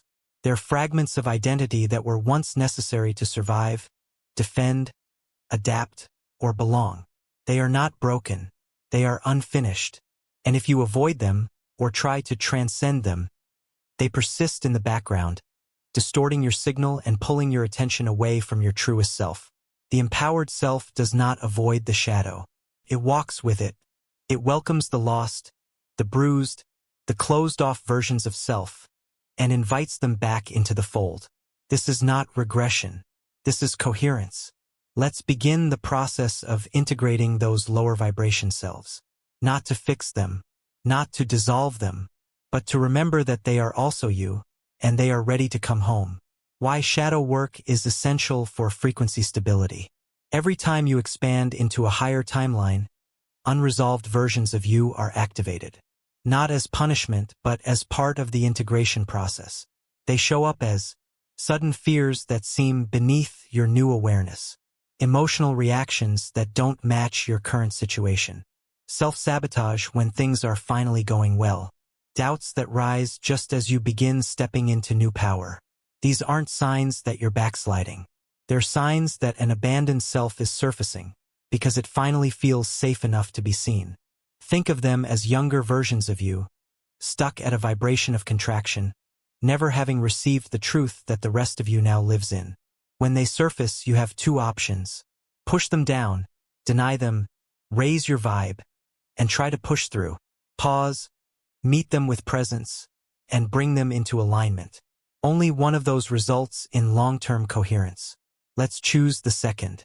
Meeting the lower frequency self. Close your eyes. Bring to mind a moment recently where you felt small, reactive, out of control, triggered, powerless, insecure, desperate, defensive. Hold that moment lightly in your awareness. Now ask, what version of me was speaking in that moment? Don't try to fix it. Just see it. See them. That version may be a younger you, or a posture, or a voice inside your head. Let it emerge. Now silently say, I see you. I remember why you formed. You protected me. You adapted. You survived. You're not giving the self control. You're giving them compassion. Now ask, what do you need to hear from me now? Let them speak. The answers may be raw. I just want to know we're safe. I'm tired of fighting. I don't want to be ignored anymore. Please don't leave me behind. Now breathe and say, I'm not leaving. You don't have to fight anymore. I will lead us now from love. This is how you bring the shadow back into the light. Not through punishment, through presence. Let's talk about the types of shadow selves you may encounter. Common shadow selves and their gifts. 1. The defender. Triggered easily. Always on guard. Assumes attack is coming. Gift. Teaches boundaries and energetic sovereignty. 2. The pleaser. Can't say no. Avoids disapproval. Needs external validation to feel worthy. Gift. Teaches empathy, relational awareness, and how to differentiate true connection from codependence. 3. The performer. Needs to be the best. Hides weakness. Seeks admiration, not intimacy. Gift. Teaches creative expression, leadership, and true confidence when balanced. 4. The victim. Feels everything happens to them. Seeks safety through helplessness. Gift. Teaches humility, sensitivity, and the importance of choice. 5. The controller. Needs everything planned. Micromanages life and people. Hates uncertainty. Gift. Teaches structure, grounding, and how to surrender intelligently. You don't need to destroy these selves. You need to invite them into maturity, where their gifts can operate without distortion. And that means doing something most people avoid. You need to let them speak. Let's go into a guided dialogue with a shadow self now. Shadow dialogue, a 3-minute exercise. Think of a reactive or low-vibe experience from your recent past. Name the version of you who showed up. Give them an identity not as a villain but as a part of your inner system. Now close your eyes. Say, I allow this version of me to speak now. Then listen. Let them rant. Let them fear. Let them resist. Let the rawness come up. Now respond from your empowered self. I understand. I hear you. You are not alone. But you don't have to lead anymore. I love you. And I'll keep us safe from truth, not fear. Feel that exchange. It may be emotional. That's good. Emotion is frequency releasing and reintegrating. Now say, I welcome you back into the field. You belong. That's it. The signal is changed. You don't need to erase the shadow. You need to remember it so it no longer controls you from the dark. That's integration. And now that you've done it consciously, you can begin clearing the residual energy these fragments leave behind. That's what we'll explore next. After you've begun the integration of lower vibrational selves, a new phase begins. You'll notice that some energetic remnants, feelings, sensations, thought patterns, continue to show up even after you've processed and released the emotional content. These are not signs that you missed something. They are signs of vibrational debris, leftover energetic structures held in the field from old versions of you. These fragments are not alive in the same way the shadow selves were. They're not speaking or acting. They're echoes like ghost signals repeating on a loop. And if left unaddressed, they can lower your overall frequency, re-trigger old habits out of nowhere, confuse your intuitive signal, attract experiences that match outdated patterns. Think of vibrational debris as static in your signal field. Your current self is tuned, but these fragments muddy the channel. The good news? You don't have to solve them. You have to clear them. Let's talk about how. How to recognize vibrational debris. You know you're dealing with vibrational debris when you feel a sudden emotional dip without any clear trigger. You experience phantom thoughts that no longer feel like yours. You have flashbacks to old emotional states, but they feel detached. You feel like you're wearing someone else's energy. That last one is key, because sometimes the vibrational debris isn't just from your current timeline. It's from alternate versions of you in parallel coordinates that are still looping in distortion. Your expanded awareness is now sensitive enough to feel their debris. You are not responsible for fixing them, but you are responsible for maintaining the clarity of your own field. Let's look at where this debris comes from. Sources of vibrational debris. Residual trauma loops. When a past version of you experienced a trauma and never integrated it, remnants of that energetic pattern can still float in your field. Timeline crosstalk. Other versions of you in alternate vibrational states may still be engaged in fear, grief, or self-denial. Sometimes their emotional frequency bleeds into your perception. Emotional residue from past identity roles. When you played certain roles for years, caretaker, achiever, outcast, the emotional habits of those roles may linger even after you've outgrown them. Energetic entanglements with others. When relationships shift or end, the energetic cords often remain. These cords can act as antennas, pulling old frequency into your space. Clearing these is not about cutting off. It's about completing the cycle. Let's go into the method. The 3-phase vibrational clearing process. This process helps you scan, isolate, and dissolve vibrational debris from your field without emotional reimmersion. Phase 1, the scan. Sit in stillness. Close your eyes. Breathe deeply. Now ask, what in my field does not belong to the version of me I am now? Then listen, not with words, but with awareness. Notice any sensations, tensions, emotional colors, or energies that don't feel like they match your current identity. It might show up as tightness in the solar plexus, sadness hovering behind the chest, thought patterns that feel foreign or outdated. Now mentally mark them. You're not fighting them. You're identifying signal anomalies. Phase 2, the statement. Once you've identified the debris, speak this silently.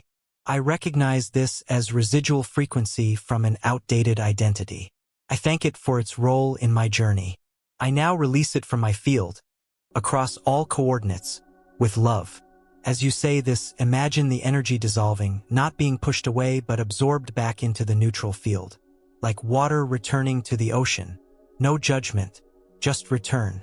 Phase 3, the reseal. Now say, I restore the coherence of my current self. I stabilize my signal in clarity, sovereignty, and presence.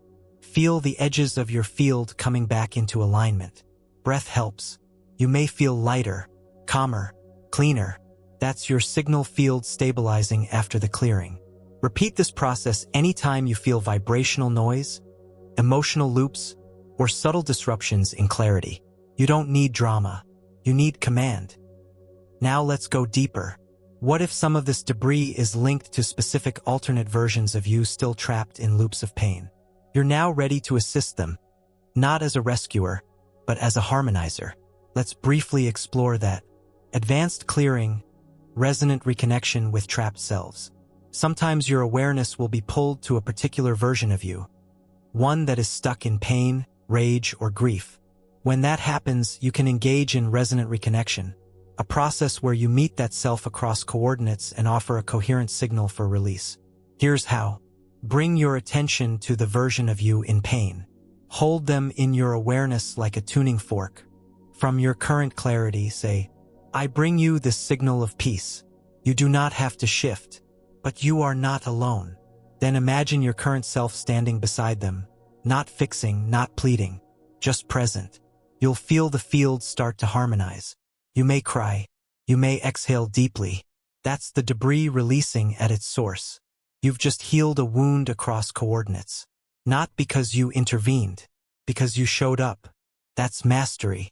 And it's exactly what your non-local self is learning to do for every version of you. Next, we'll explore how trauma itself can fragment identity across timelines, and how to reclaim the splintered energy lost to unresolved pain. You've now learned how to clear vibrational debris, reclaim lower vibration aspects of self, and stabilize your frequency across shifting coordinates. But one of the most powerful forces that influences which version of you becomes dominant, and which coordinates you default to, is trauma. Trauma is not just an emotional wound. It's a dimensional event. Every time you experienced overwhelming pain, confusion, fear, or betrayal that your system could not process, something happened that was far more complex than memory encoding. Your consciousness as a wave field fragmented. Part of you froze at that moment. And while your body and linear identity kept moving forward, that part of you stayed behind, locked into a specific coordinate. That frozen version of you continues to vibrate at the frequency of that trauma. It remains in a loop, a closed circuit of unprocessed signal, and as long as that fragment is disowned or avoided, it creates distortion across your entire field. This is why trauma can affect your relationships, sense of time, decision-making, even your ability to feel safe in your own body, years or decades after the event. Not because you haven't healed, but because you haven't retrieved that version of you still frozen in the moment. This is dimensional fragmentation, and today we bring those parts home. Let's begin with a fundamental truth. Trauma splinters identity. When you experience trauma, whether emotional, physical, or energetic, your system's first job was survival. In that moment, your consciousness performed a split. One part handled the event. One part stored the overwhelm. One part dissociated to preserve baseline function. You don't remember this split. It wasn't cognitive. It was vibrational. And now, as your awareness expands, those frozen splinters begin to send signals. Sometimes they surface as emotional flashbacks. Sometimes as numbness. Sometimes as repeating patterns that seem unrelated but are energetically linked to the original wound. What you're feeling is not regression. You're feeling the field asking to reintegrate. Let's learn how to recognize these fragments when they surface. How fragmentation shows up. You may be experiencing dimensional fragmentation if you Frequently check out or disassociate in specific situations. Feel like a different person around certain people or in certain environments. Have strong emotional reactions that seem out of proportion. Carry persistent fears that don't match your current life circumstances. Experience younger parts of yourself surfacing with specific voices or postures. These are not flaws. They are calls for coherence. Each fragmented self is stuck in a moment that still feels unfinished. And the reason the fragment persists is simple. It hasn't been witnessed. Your current self has not fully turned toward that moment and said, "I'm here now. Let's do that now." Fragment retrieval, step-by-step process. This is a delicate and powerful process. It should never be rushed. You are not reliving trauma. You are rescuing a version of you that never got to finish their sentence. Step 1. Identify the fragment. Close your eyes. Ask, is there a moment in my past where a version of me froze? Let a memory rise, not with all its detail, just the shape of it. Now ask, where is that self still living? It may be in a room, a location, a feeling. Let it come. Step 2. Enter the field of that moment. Imagine standing just outside the moment. You are not inside the pain, you are witnessing it from the now. Let your empowered self walk up to that frozen version. See them. Don't speak yet. Just be present. Your field, now stable, clear, coherent, does most of the work. Now say, I see you. I remember this moment. I'm here now. Watch how that version responds. Step 3. Offer completion. Say, you don't have to stay here anymore. I will finish this cycle for us. Then ask, what did you need to say, feel, or know in that moment but couldn't? Let them show you. Let them express. Tears, anger, silence. It's all allowed. You are not managing them. You are receiving them. When it feels complete, hold out your hand and say, come home. Feel them step into you, into your heart, your spine, your body. Take a breath and feel the integration begin. Step 4. Seal the retrieval. Say, I carry you now, not as a wound but as a truth. We are one. Let the new sense of wholeness settle in your system. You have just collapsed a coordinate of pain into your present alignment. This is dimensional healing. Let's deepen this understanding with a powerful insight. The function of trauma across timelines. Every traumatic moment creates a coordinate fork. One version of you continues on, altered by the experience. Another version of you, in a parallel coordinate, may have made a different choice, received support, or healed faster. These timelines run simultaneously. Sometimes your current self receives echoes from those alternate selves, both the wounded ones and the resilient ones. You might feel sudden grief for something you can't explain. Joy or safety that feels unrelated to your life. Visions of what could have been that carry emotional weight. These are resonance exchanges. Your multidimensional system is updating, sending signals across versions to bring wholeness to all of them. You are not broken. You are networked. And now, as you retrieve more of your fragmented selves, you create a central hub of coherence that begins to harmonize the entire field. You become not the story of your trauma. You become the frequency that ends its cycle across timelines. And with that understanding, we're now ready to explore the mechanics that make this all possible. Next, the physics of the soul and the wave field of your true self. You've begun to realize that consciousness doesn't travel. It focuses, tunes, it syncs. You've seen how emotions, memories, and even trauma act as frequency states that affect which version of you is currently dominant. But what makes this possible? What is the actual structure, the physics of the consciousness that you call yourself? We're now going to explore a concept that might change the way you think about your identity forever. Your soul is not located inside you. It is a non-local waveform, and your current body, thoughts, and personality are simply one point of focus within that field. Let's break it down. What is a non-local waveform? A non-local waveform is a field of energy that exists everywhere and nowhere simultaneously. It's not bound by physical laws in the way particles are. It doesn't reside in space. It has influence, not position. Think of it like this. When a radio station broadcasts a song, The signal exists everywhere within the broadcast radius, but it's only heard when a device tunes in at the right frequency. Your soul is that signal. Your body is one of many receivers. That's right. Your identity, your sense of self, your emotions and thoughts are just one way your soul's frequency expresses itself. There are others. Let's explain why. Consciousness as a harmonic field. You are not a single, fixed identity. You are a harmonic field, a spectrum of wave frequencies, each representing a different version of self.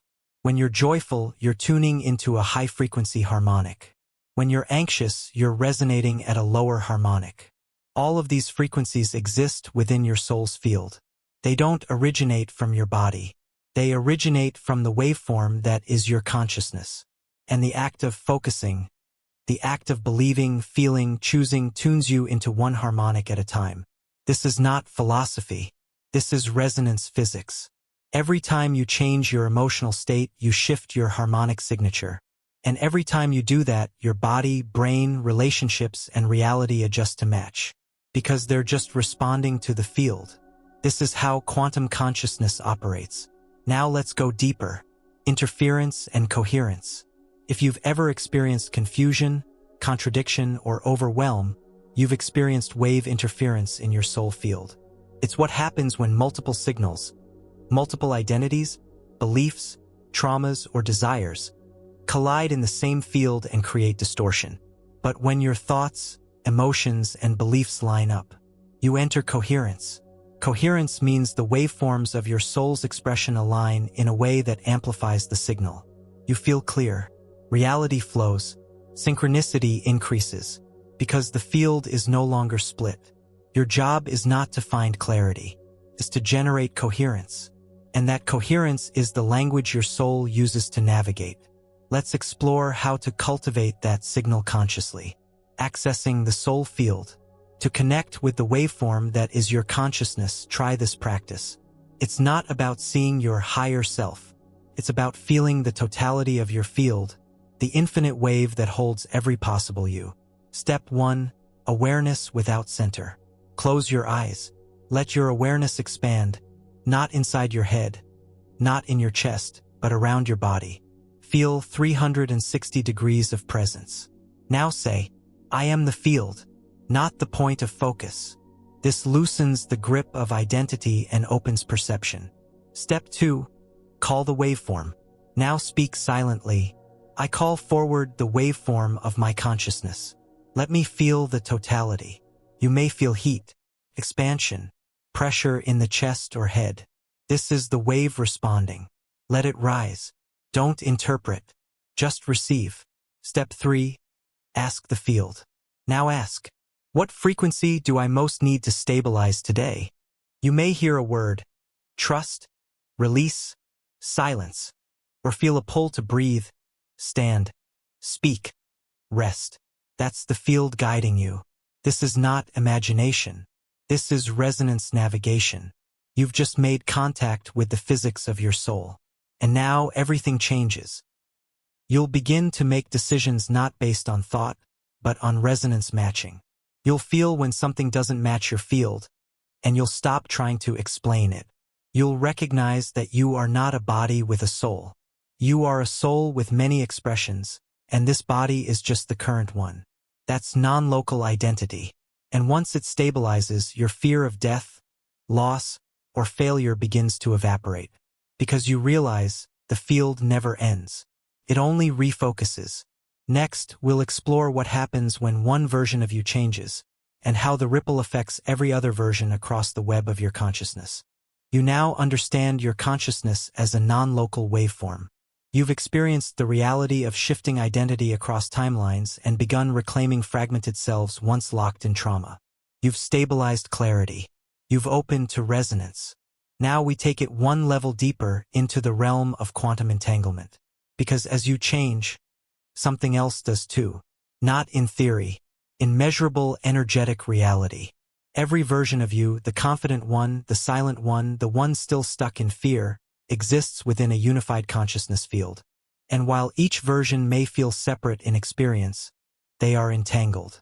Entanglement is not a metaphor. It is a fundamental principle of quantum mechanics, and it explains why healing in one place often triggers shifts in completely unrelated areas. Because at the level of the quantum field, separate is a convenient illusion. Every you is linked. Let's uncover what that means and how to work with it directly. What is quantum entanglement? In quantum physics, entanglement refers to the phenomenon where two particles become linked in such a way that the state of one immediately influences the state of the other, regardless of distance. This is not theory. This has been tested, verified, and even used in early quantum communication systems.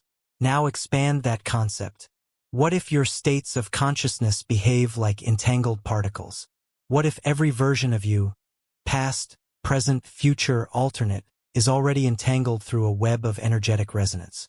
That would mean changing the frequency of one version affects them all. Healing one trauma resonates across timelines. Upgrading your signal brings support from alternate yous. Integrating a lesson here unlocks movement over there. This isn't mysticism. It's the field coherence principle applied to the multidimensional self. You are not improving yourself. You're synchronizing your field, and it's happening faster than you think. The ripple effect of internal shifts. Ever noticed how one breakthrough in your mindset suddenly improves your health? Healing a relationship with a parent releases money blocks. Choosing silence over arguing leads to unexpected external opportunities? These aren't coincidences. They're entanglement ripples. Every decision you make is not isolated. It moves through the grid of your soul, adjusting waveforms, dislodging resistance, aligning timelines. This is why doing inner work feels like it reshapes reality. Because it does. Your unified self responds to every frequency you emit. You're not hoping to shift. You're sending out instructions to every version of you. Let's talk about how to do this more deliberately. Directly activating the entangled field. This practice will help you move out of linear cause and effect and into field-level consciousness, where you shift your total self, not just the part you're currently experiencing. Step 1. State the unity. Sit quietly. Place one hand over your heart, one on your lower belly. Say silently, I acknowledge the total field of my being. All timelines, all coordinates, all versions. We are one. Feel the resonance. This isn't a statement. It's an activation. Step 2. Identify the shift point. Choose a state you want to anchor more deeply. Example, confidence, peace, clarity, worthiness, openness. Say, I now generate a shift toward your word across all timelines and aspects of self. Let the field respond. You may feel a pulse, a tingle, an emotional rise. That's the signal traveling through the entangled field. Step 3. Amplify through feeling. Hold the emotion or sensation of that shift as clearly as possible. Imagine every version of you, every alternate self, receiving that signal. Say, we all rise now. Together. Breathe. This is not you healing everyone. It's you tuning the field so the resonance updates automatically. That's how quantum identity stabilizes. Now let's talk about what happens when this coherence deepens. Multidimensional feedback loops. Once you begin working with your entangled self-system, something beautiful starts to happen. You get ideas that seem to come from nowhere. You wake up with emotional clarity you didn't have when you went to sleep. You avoid choices you'd normally make without resistance. You feel guided in small, consistent, undeniable ways. This is feedback from the entangled field. As you tune, the rest of your web responds. The field stabilizes. You become less reactive and more responsive. The versions of you still stuck in loops begin to shift, not because you visit them one by one, but because your master frequency has changed. And with it, the system updates. You're not managing every version. You're updating the software they all run on. This is the foundation of multidimensional healing. But you can't just tune in and walk away. You must learn to read the field around you at all times. That's where we go next. Now that you understand entanglement and the unified nature of self, it's time to look outward, not as escape, but as extension. Because the field is not only inside you, surrounds you constantly, and it is full of data, not in words, in resonance. You're walking through a living field of frequency. Every room, every person, every environment you enter has an energetic signature, and you've been reading it your whole life. The only difference now, you'll begin doing it consciously. Let's unlock your field awareness. What is field awareness? Field awareness is the conscious perception of the subtle energies present in a given environment.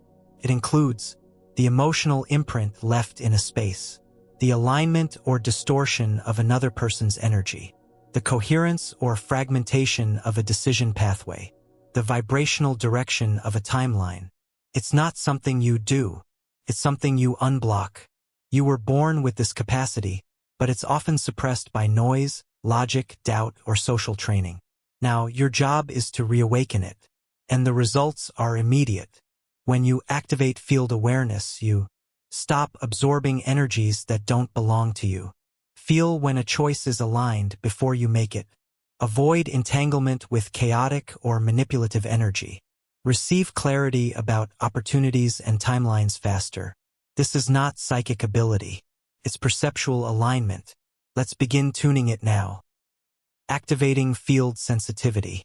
This short daily process will begin training your nervous system to feel energy before your mind interprets it. Step 1. Enter a neutral state. Sit quietly. Drop all expectation. Let your breath slow. Feel your own body, not to change it, but to notice it. Now speak silently. I let go of needing to understand. I allow myself to feel. This opens the sensing system. Step 2. Select a space or person. Bring to mind a place or person you've recently been around. Don't think about them. Just hold their energetic presence in your awareness. Now ask, what was the frequency of that space? Let a sensation arise. Was it light or heavy? Expansive or closed? Calm or sharp? Fast or slow? This is field resonance speaking to you. Step 3. Scan with breath. Now bring awareness to your solar plexus. Ask it, did I match that field? Or distort myself to adapt to it? Listen. You'll know. This is not judgment. It's data. You're beginning to map your field experience not as emotion, but as vibration. And that's just the beginning. The 4 layers of energetic field data. When you walk into any space, your system can perceive up to 4 distinct frequency layers. 1. Environmental field.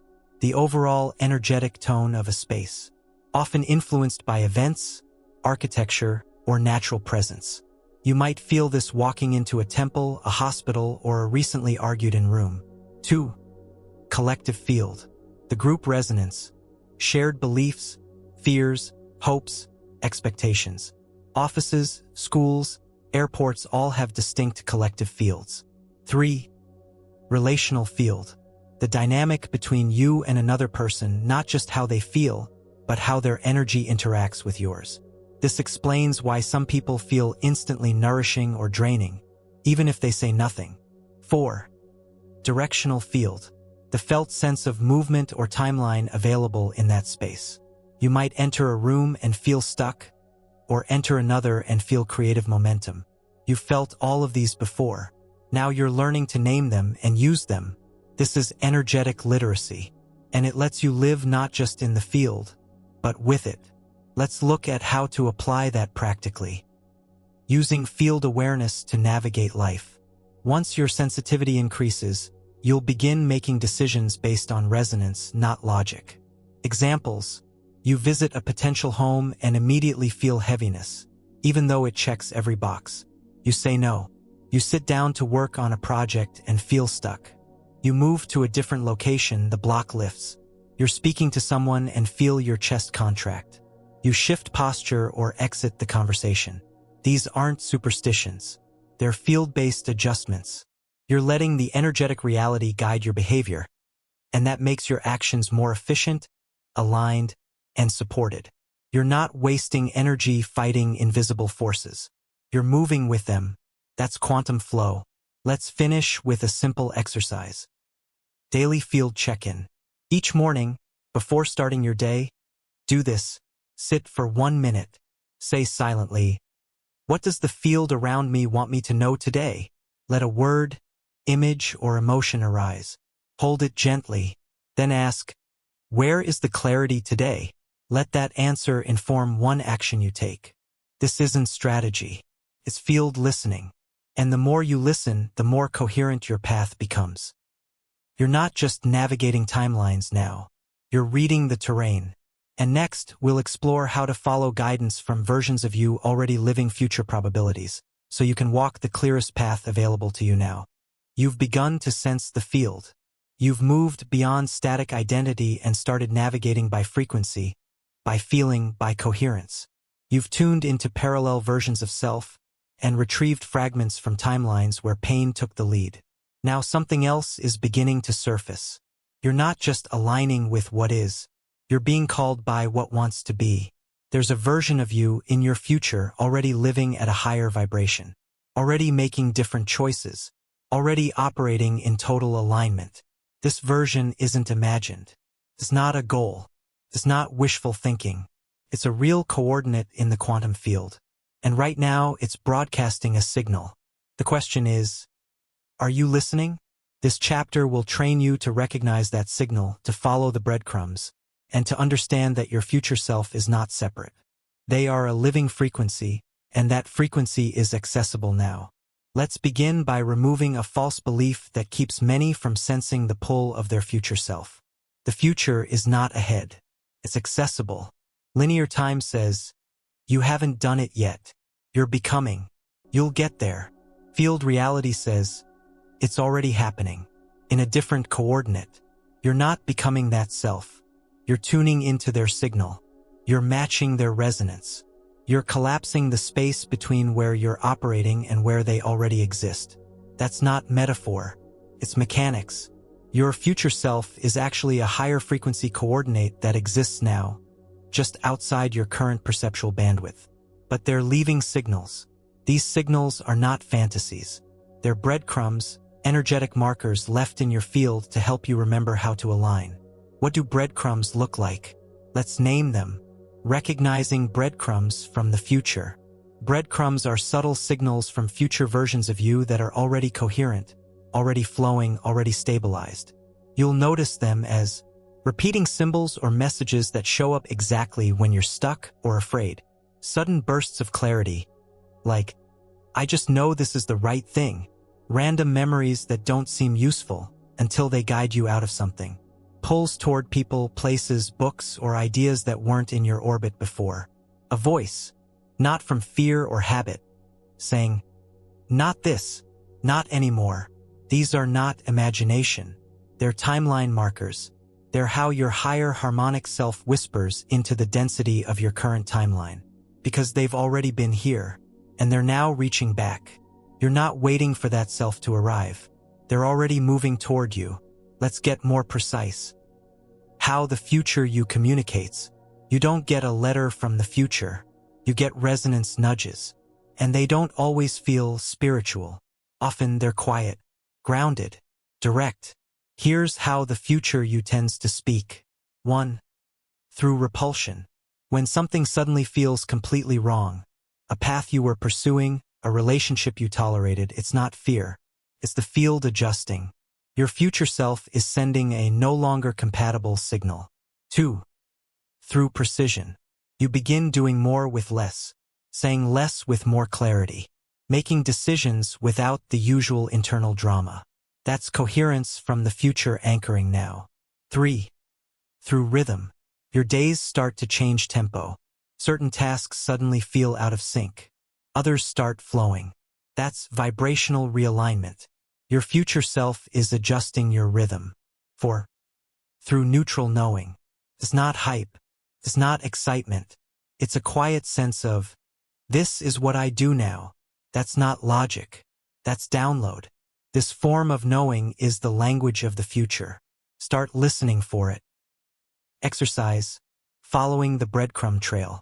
Let's do a real-time exercise to activate contact with the future version of you who's already beyond your current limitations.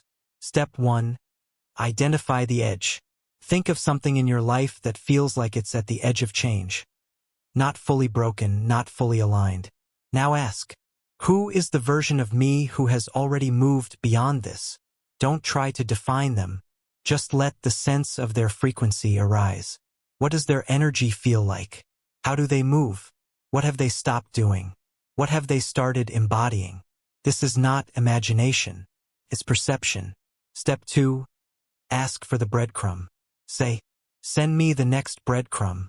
Show me what's aligned. Now let go. Over the next 24 hours, notice what song lyric stands out, what message repeats, what desire sharpens, what option disappears. These are not random.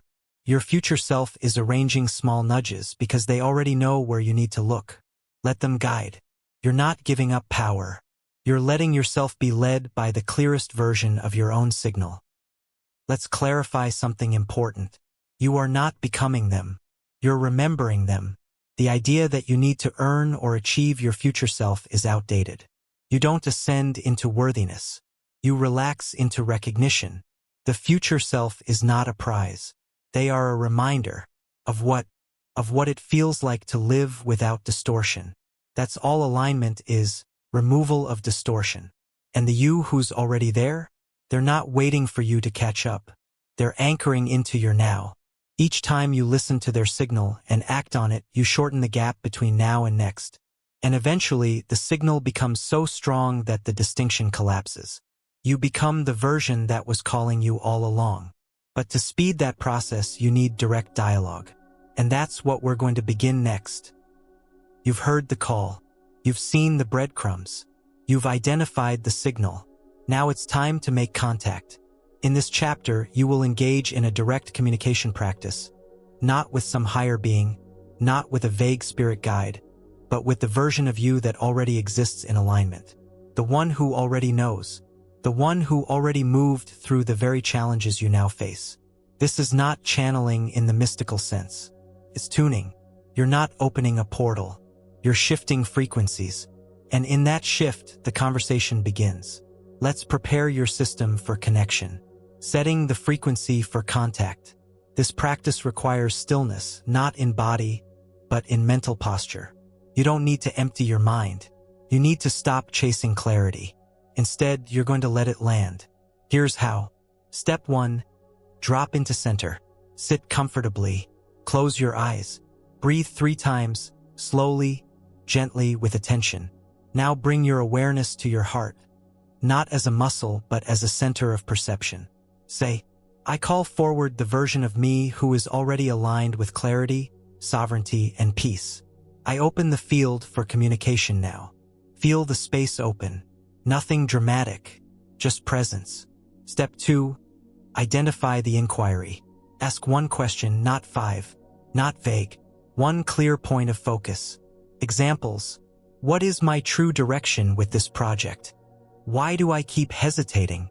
What's the next right step? What must I stop doing to align more fully? Hold the question in your awareness. Don't chase an answer. Let the signal come. Step 3. Receive the transmission. You may get a word, a phrase, a symbol, a feeling, a memory, a color, a full sentence. Whatever arises, do not analyze. Write it down or say it silently back to yourself. Even if it doesn't make sense. This is not data analysis. This is signal reception. Let it land. Now ask, what else would you have me know? Pause again. Receive again. 3 times is enough. Then say, thank you. I stabilize this guidance in my field now. Feel your system shift. The guidance isn't meant to excite you. It's meant to recode you. Subtly, gradually, irrevocably. Now let's look at how to use what you received. Interpreting guidance without distortion. The hardest part of communication with future self is getting out of the way. Here's how to make sure you're not filtering their signal through your ego's agenda. 1. Check for charge.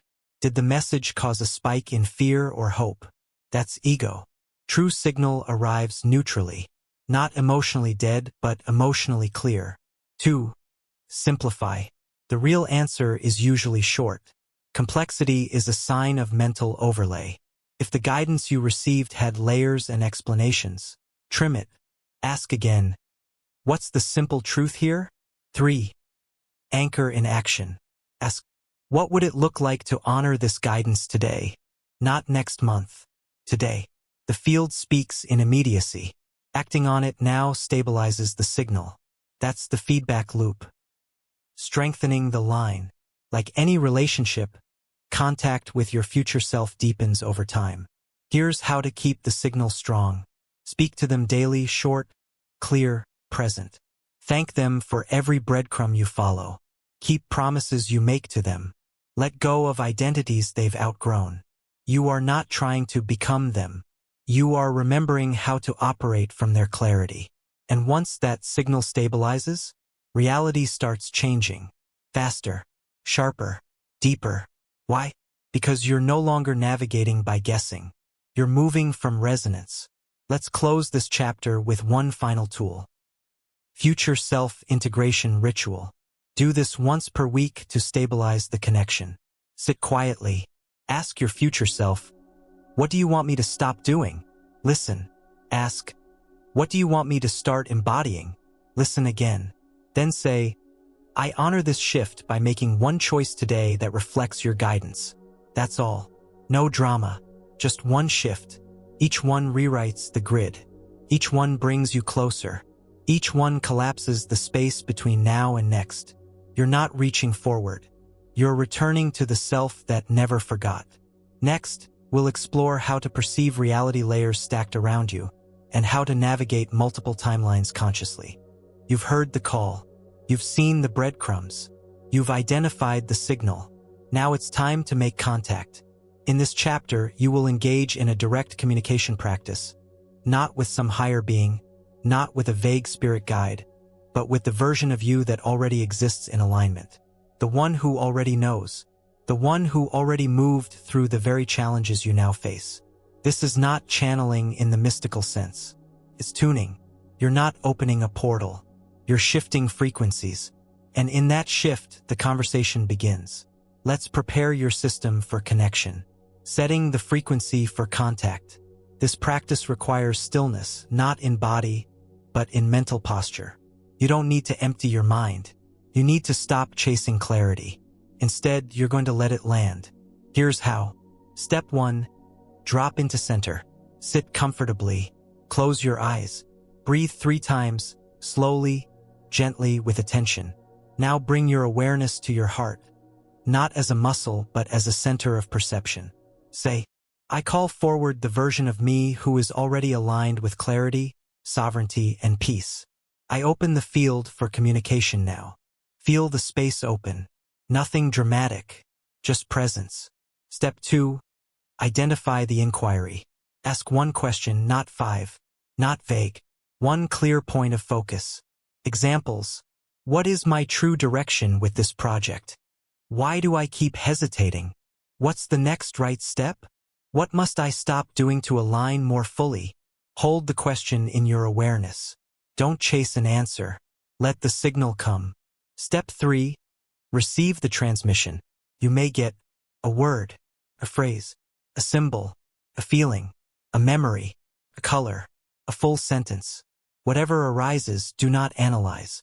Write it down or say it silently back to yourself. Even if it doesn't make sense.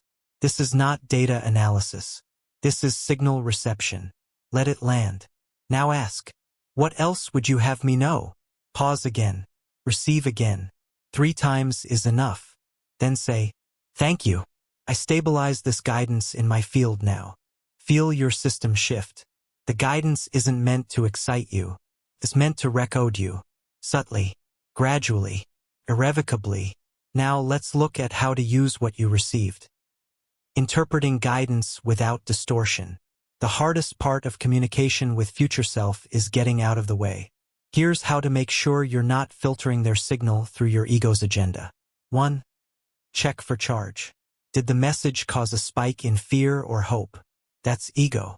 True signal arrives neutrally. Not emotionally dead, but emotionally clear. 2. Simplify. The real answer is usually short. Complexity is a sign of mental overlay. If the guidance you received had layers and explanations, trim it. Ask again. What's the simple truth here? 3. Anchor in action. Ask, What would it look like to honor this guidance today? Not next month. Today. The field speaks in immediacy. Acting on it now stabilizes the signal. That's the feedback loop. Strengthening the line. Like any relationship, contact with your future self deepens over time. Here's how to keep the signal strong. Speak to them daily, short, clear, present. Thank them for every breadcrumb you follow. Keep promises you make to them. Let go of identities they've outgrown. You are not trying to become them. You are remembering how to operate from their clarity. And once that signal stabilizes, reality starts changing. Faster, sharper, deeper. Why? Because you're no longer navigating by guessing. You're moving from resonance. Let's close this chapter with one final tool. Future self-integration ritual. Do this once per week to stabilize the connection. Sit quietly. Ask your future self, what do you want me to stop doing? Listen. Ask, what do you want me to start embodying? Listen again. Then say, I honor this shift by making one choice today that reflects your guidance. That's all. No drama. Just one shift. Each one rewrites the grid. Each one brings you closer. Each one collapses the space between now and next. You're not reaching forward. You're returning to the self that never forgot. Next, we'll explore how to perceive reality layers stacked around you and how to navigate multiple timelines consciously. Everything you've seen so far has prepared you for this moment. You've stabilized awareness of the field. You've tuned into alternate versions of self. You've channeled guidance from your future, released stuck fragments from your past, and begun building your life as a conscious frequency navigator. But there's something you need to see now, something most never realize because they're still looking for linear change. Here it is. You're already surrounded by alternate timelines. They don't exist far away. They're layered right here, overlapping with your current perception. Like invisible tracks in a song only you can choose to hear. You're not moving into a new life someday. You're surrounded by different versions of reality right now. Each choice, each thought, each vibrational pattern selects one. Let's now learn to perceive these reality layers clearly, not as abstractions but as living fields, and then choose them on purpose. Reality isn't one path. It's many simultaneously. You've been conditioned to think of life like a road. You're born. You make choices. You move forward. You end up somewhere. But the quantum field operates very differently. In truth, every possible outcome of your life, every version of who you could become, already exists as a layer of resonance. These aren't potential futures. They are current vibrational options, coexisting in parallel right now. Each one is waiting for your attention, your alignment, your agreement. Your present moment vibration acts like a tuner. You're not creating reality. You're accessing it. Every moment of your day, your consciousness is selecting from a menu of simultaneous fields. The you who says yes to growth. The you who repeats a fear loop. The you who takes the call. The you who numbs the signal. All exist now, and your frequency determines which one activates. This is not hypothetical. It's perceptual geometry. Let's begin to see it. How to sense reality layers. Think of your life as a room filled with radios. Each one plays a different version of the same song. Some distorted, some clear, some elevated, some slowed down. They're all playing now. Your awareness can only hear the one you're tuned to, but just outside of hearing, the others are playing too. You've likely felt this. That sense you were almost on the right path but just missed it. That moment where time bends and you glimpse a totally different outcome. That déjà vu that feels more like a fork than a loop. These are glimpses of nearby timelines, reality tracks stacked on top of each other. They don't pull you, you shift toward them. Let's now build the skill of recognizing the stack. Practice mapping the stack. Sit still. Close your eyes. Think of a situation you're in right now, one that feels open-ended. Now ask, what are the layers of reality available to me right now? Let them show up. You might get visuals, emotional tones, gut level yes or no, memories that don't match the current path, an image of yourself behaving differently. Don't label these as possible futures. They're active fields waiting for selection. Now ask, which one am I currently inside? Feel the match. Now ask, which one would I like to step into? The choice isn't made by wishing. It's made by shifting your signature. That's where we go next. The key: shifting into a new layer requires a frequency match. You can't jump into the timeline of empowered living while carrying a vibration of self-betrayal. You can't access the layer of open-hearted relationships while broadcasting mistrust. This isn't punishment. It's alignment. Each layer of reality has an entry code, not of logic, but of resonance. To shift tracks, you don't force a change in your outer life. You shift the tone of your inner broadcast. Ask, what does the me in that layer believe about reality? Now act from that belief even if the evidence isn't visible yet. That's how the shift begins. That's how one layer dissolves and another emerges. Timeline feedback: how to know you've shifted. The most common question people ask once they start tuning into layers is, how do I know I've shifted timelines? Here are the signs. Neutral disorientation. Things feel familiar but different. Nothing big changed, but your perception feels slightly edited. Rearranged relationships. People respond to you differently, as if they're meeting a new version of you. Memory glitches. You recall events slightly differently than others, or you no longer carry the emotional charge from a past event. Increased synchronicities. The field begins speaking back to you. Repetition of numbers, symbols, words becomes obvious. Sudden clarity or weight lifted. A problem that felt heavy suddenly feels irrelevant. You've tuned out of the field where it existed. These aren't signs of progress. They're signs of shift, and they mean you're now navigating the stack of timelines with increasing sensitivity. But now comes the crucial part. Once you know these layers exist, how do you choose among them? That's next.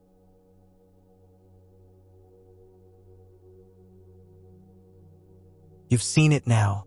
You're standing inside a web of possibilities. Not linear, not hypothetical, but living fields stacked around your current awareness. Each moment offers a doorway. Each thought is a key. And now you must make a decision that few people are ever taught to make. Which version of reality will you live from? Today, this chapter will guide you through the exact process of navigating choices across timelines. Not by force, not by guesswork, but by aligning to the field that holds your clearest expression and walking through its doorway with clarity. Let's begin with one principle that changes everything. Every choice is a vibration, not just an action. Most people believe they're choosing between options. Take the job or not. End the relationship or not. Move or stay. Speak or stay silent. But those are surface-level forms. What you're really choosing is, what field do I want to activate through this decision? The action is the anchor. The choice is vibrational. And unless the action is matched by the correct vibration, you don't shift timelines. You just rearrange furniture in the same room. Let's make that practical. The 3 layers of any choice. Every decision you make contains 3 timelines within it. The fear timeline, chosen from avoidance. It says, this will keep me safe. The familiar timeline, chosen from habit. It says, this is how I've always done it. The field timeline, chosen from alignment. It says, this reflects the vibration I'm ready to live now. All 3 are available. Only one matches your next level self. That's the one we aim to recognize and choose. Here's how. Decision clarity practice. Think of a current choice in front of you.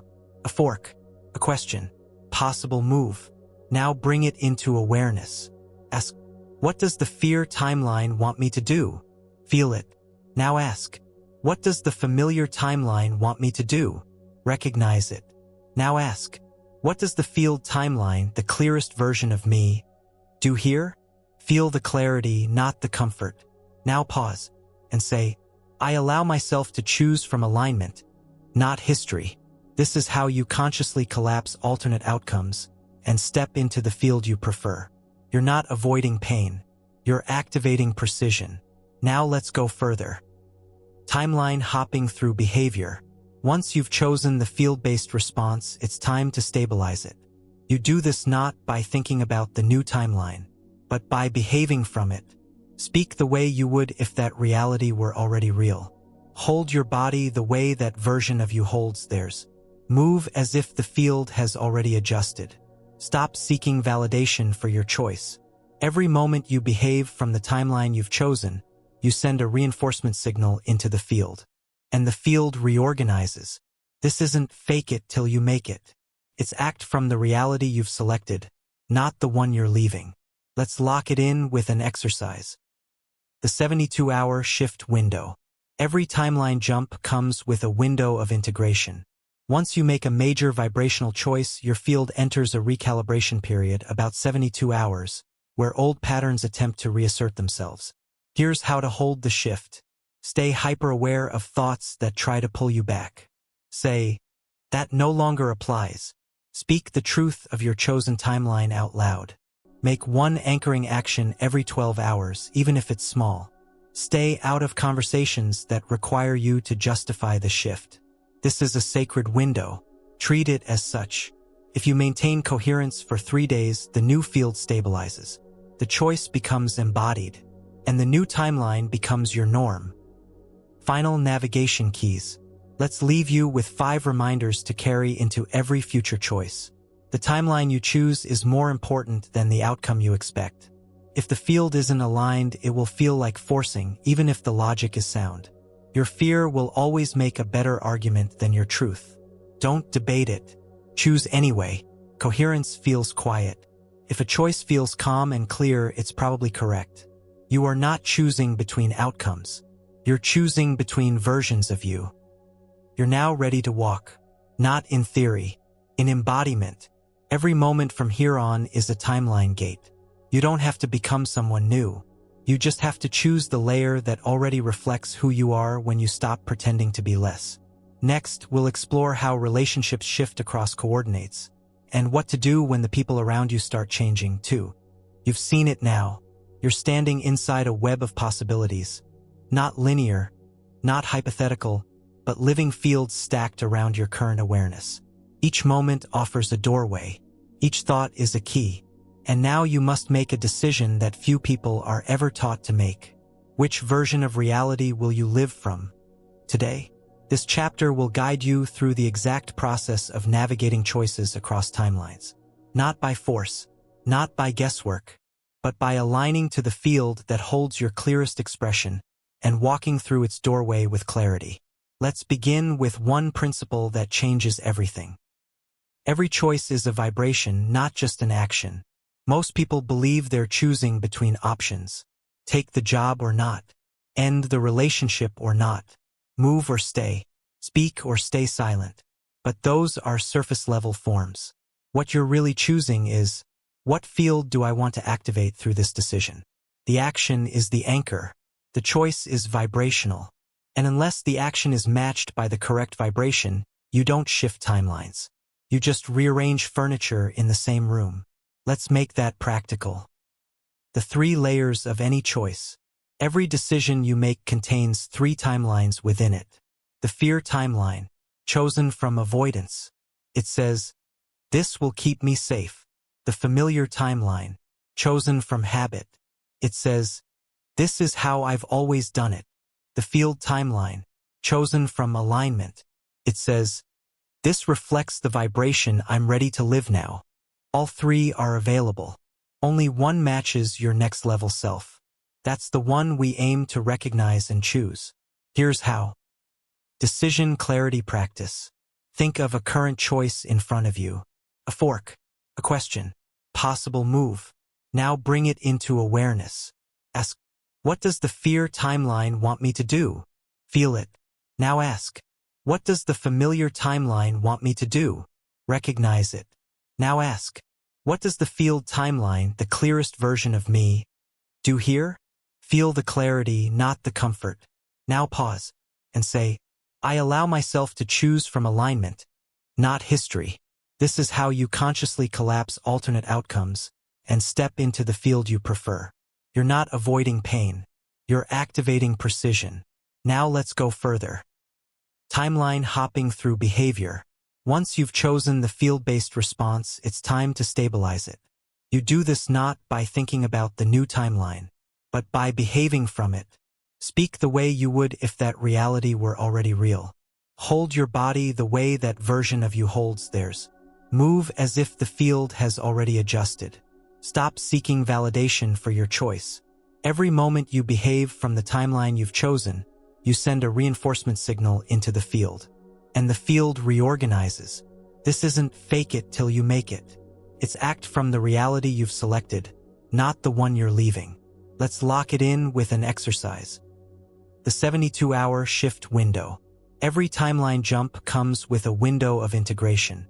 Once you make a major vibrational choice, your field enters a recalibration period, about 72 hours, where old patterns attempt to reassert themselves. Here's how to hold the shift. Stay hyper-aware of thoughts that try to pull you back. Say, "That no longer applies." Speak the truth of your chosen timeline out loud. Make one anchoring action every 12 hours, even if it's small. Stay out of conversations that require you to justify the shift. This is a sacred window. Treat it as such. If you maintain coherence for 3 days, the new field stabilizes. The choice becomes embodied, and the new timeline becomes your norm. Final navigation keys. Let's leave you with 5 reminders to carry into every future choice. The timeline you choose is more important than the outcome you expect. If the field isn't aligned, it will feel like forcing, even if the logic is sound. Your fear will always make a better argument than your truth. Don't debate it.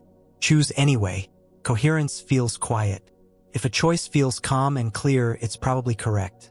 You are not choosing between outcomes. You're choosing between versions of you. You're now ready to walk. Not in theory, in embodiment. Every moment from here on is a timeline gate. You don't have to become someone new. You just have to choose the layer that already reflects who you are when you stop pretending to be less. Next, we'll explore how relationships shift across coordinates, and what to do when the people around you start changing too. You've now become sensitive to field dynamics, aware of vibrational shifts, and conscious of the reality layers stacked around you. You're making decisions that tune you into coherent timelines and navigating based on resonance, not habit. But something unexpected may be happening now. People around you are changing, or at least they appear to be. Someone you knew deeply now feels unfamiliar. Another seems suddenly more aligned, as if you're meeting them for the first time. Some are falling away. Others are showing up with perfect timing. This isn't coincidence. It's relational field reorganization. Because relationships, just like internal states, move across coordinates. People don't stay the same across timelines. Their behaviors, frequency, and role in your life shift depending on which version of you is active. Let's begin by understanding this through one key realization. People reflect the field you're in. It's tempting to think people are static, that they are the way they are regardless of who we are. But what you experience in another is shaped by the timeline lens you're currently perceiving through. That means, a partner who felt closed may begin to open. A friend who used to trigger you may feel peaceful. A colleague who dismissed you may now seek your input. A stranger may suddenly carry deep resonance. These are not personality overhauls. They are coordinate adjustments. When you shift, your field shifts. And as you tune into a new layer of reality, you access different versions of the same people. This is why someone who drained you in one phase of life might uplift you in another. They didn't change. You changed layers. Let's explore how this operates more precisely. Every person exists in your field as a spectrum. Your relationships are not with static identities. They are with spectrums of potential. Within your field, each person represents a frequency match, resonant reflection, a lesson point, growth accelerator, a dissonance mirror, old pattern detector, a timeline anchor, co-navigator. You're not just interacting with them. You're interacting with the version of them that you're tuned into based on your current vibration. This is why relational dynamics feel so unpredictable until you see the pattern. When you rise in frequency, people around you begin to adjust to that version of you or fall away. And this is the most important part. You are not responsible for their adjustment. but you are responsible for choosing which version of their field you engage. Let's make this practical. Practice mapping relationship versions. Think of someone close to you. Now close your eyes and ask, what versions of this person have I engaged with? Let the variations arise. The supportive one, the defensive one, the curious one, the wounded one, all real, all present in the field. Now ask, which version am I tuned to right now? Feel it. Now ask, which version do I want to engage from now on? This is not about changing them. It's about tuning yourself to the field where that version appears. You're not manipulating. You're selecting the layer, and your frequency becomes the invitation. Let's now explore what happens when a relationship doesn't shift. Even after you do. When people fall away, sometimes your new frequency becomes incompatible with someone's current field. This isn't rejection. This coordinate drift.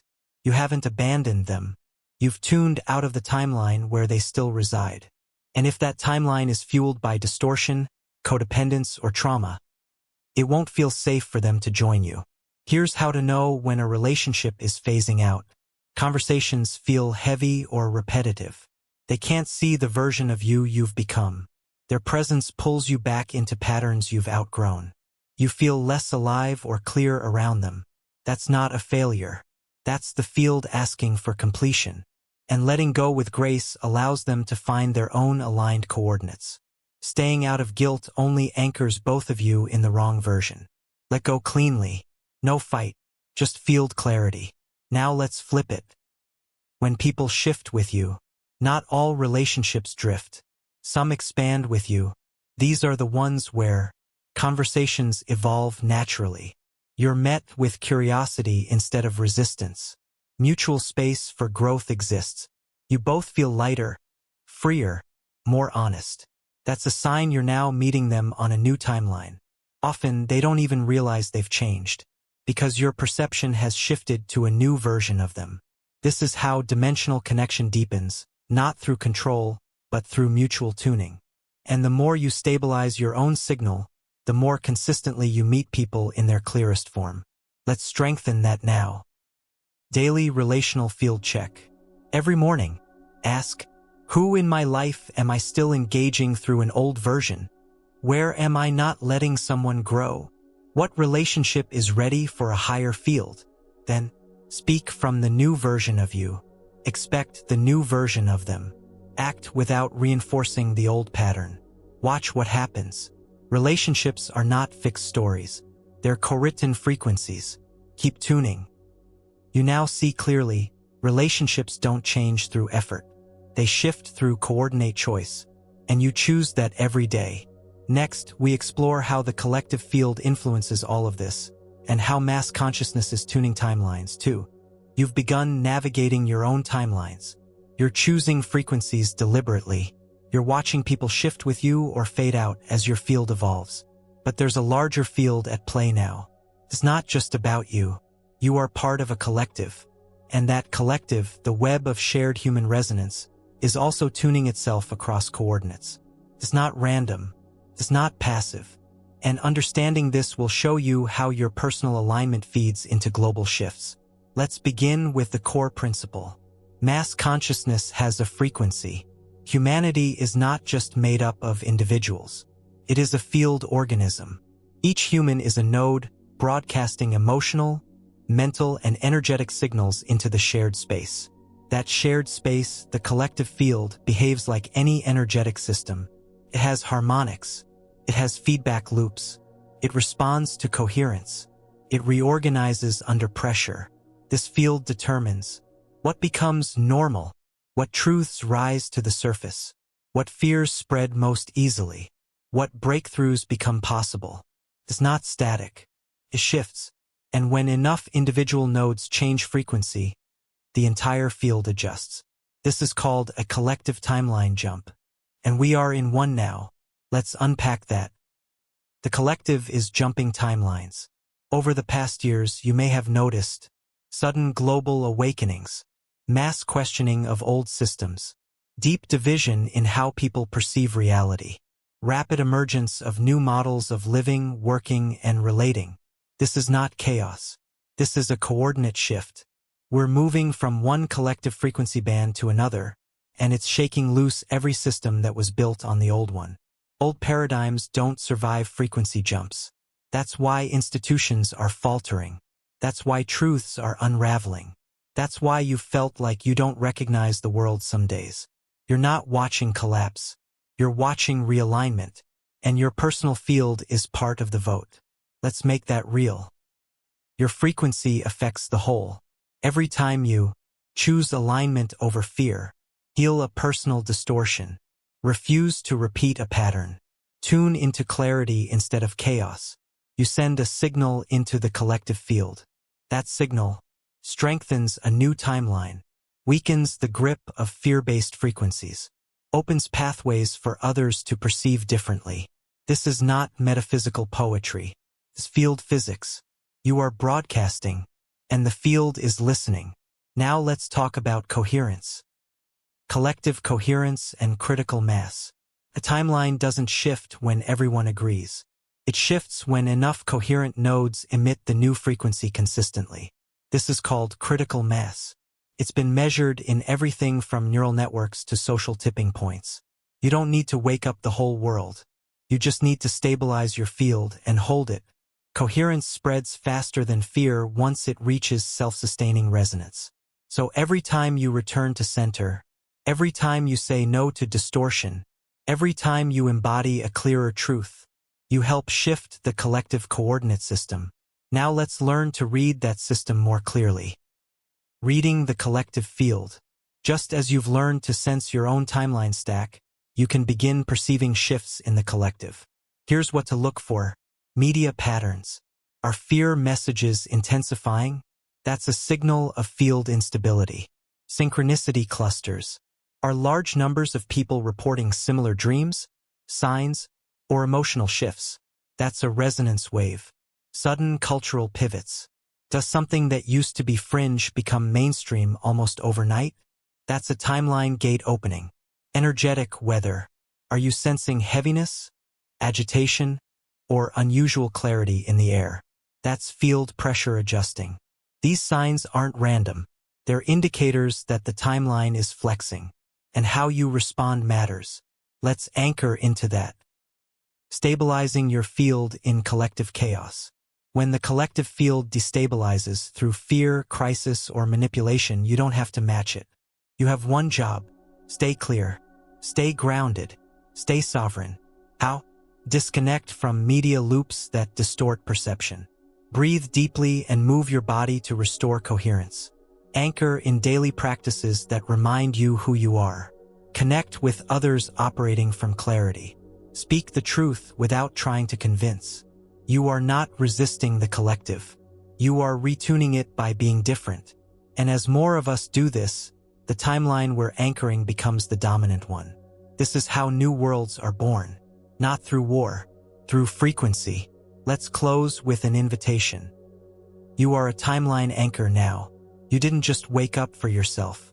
You woke up as part of a wave. A resonance wave moving across the planet, disrupting old stories, opening new codes, inviting higher fields.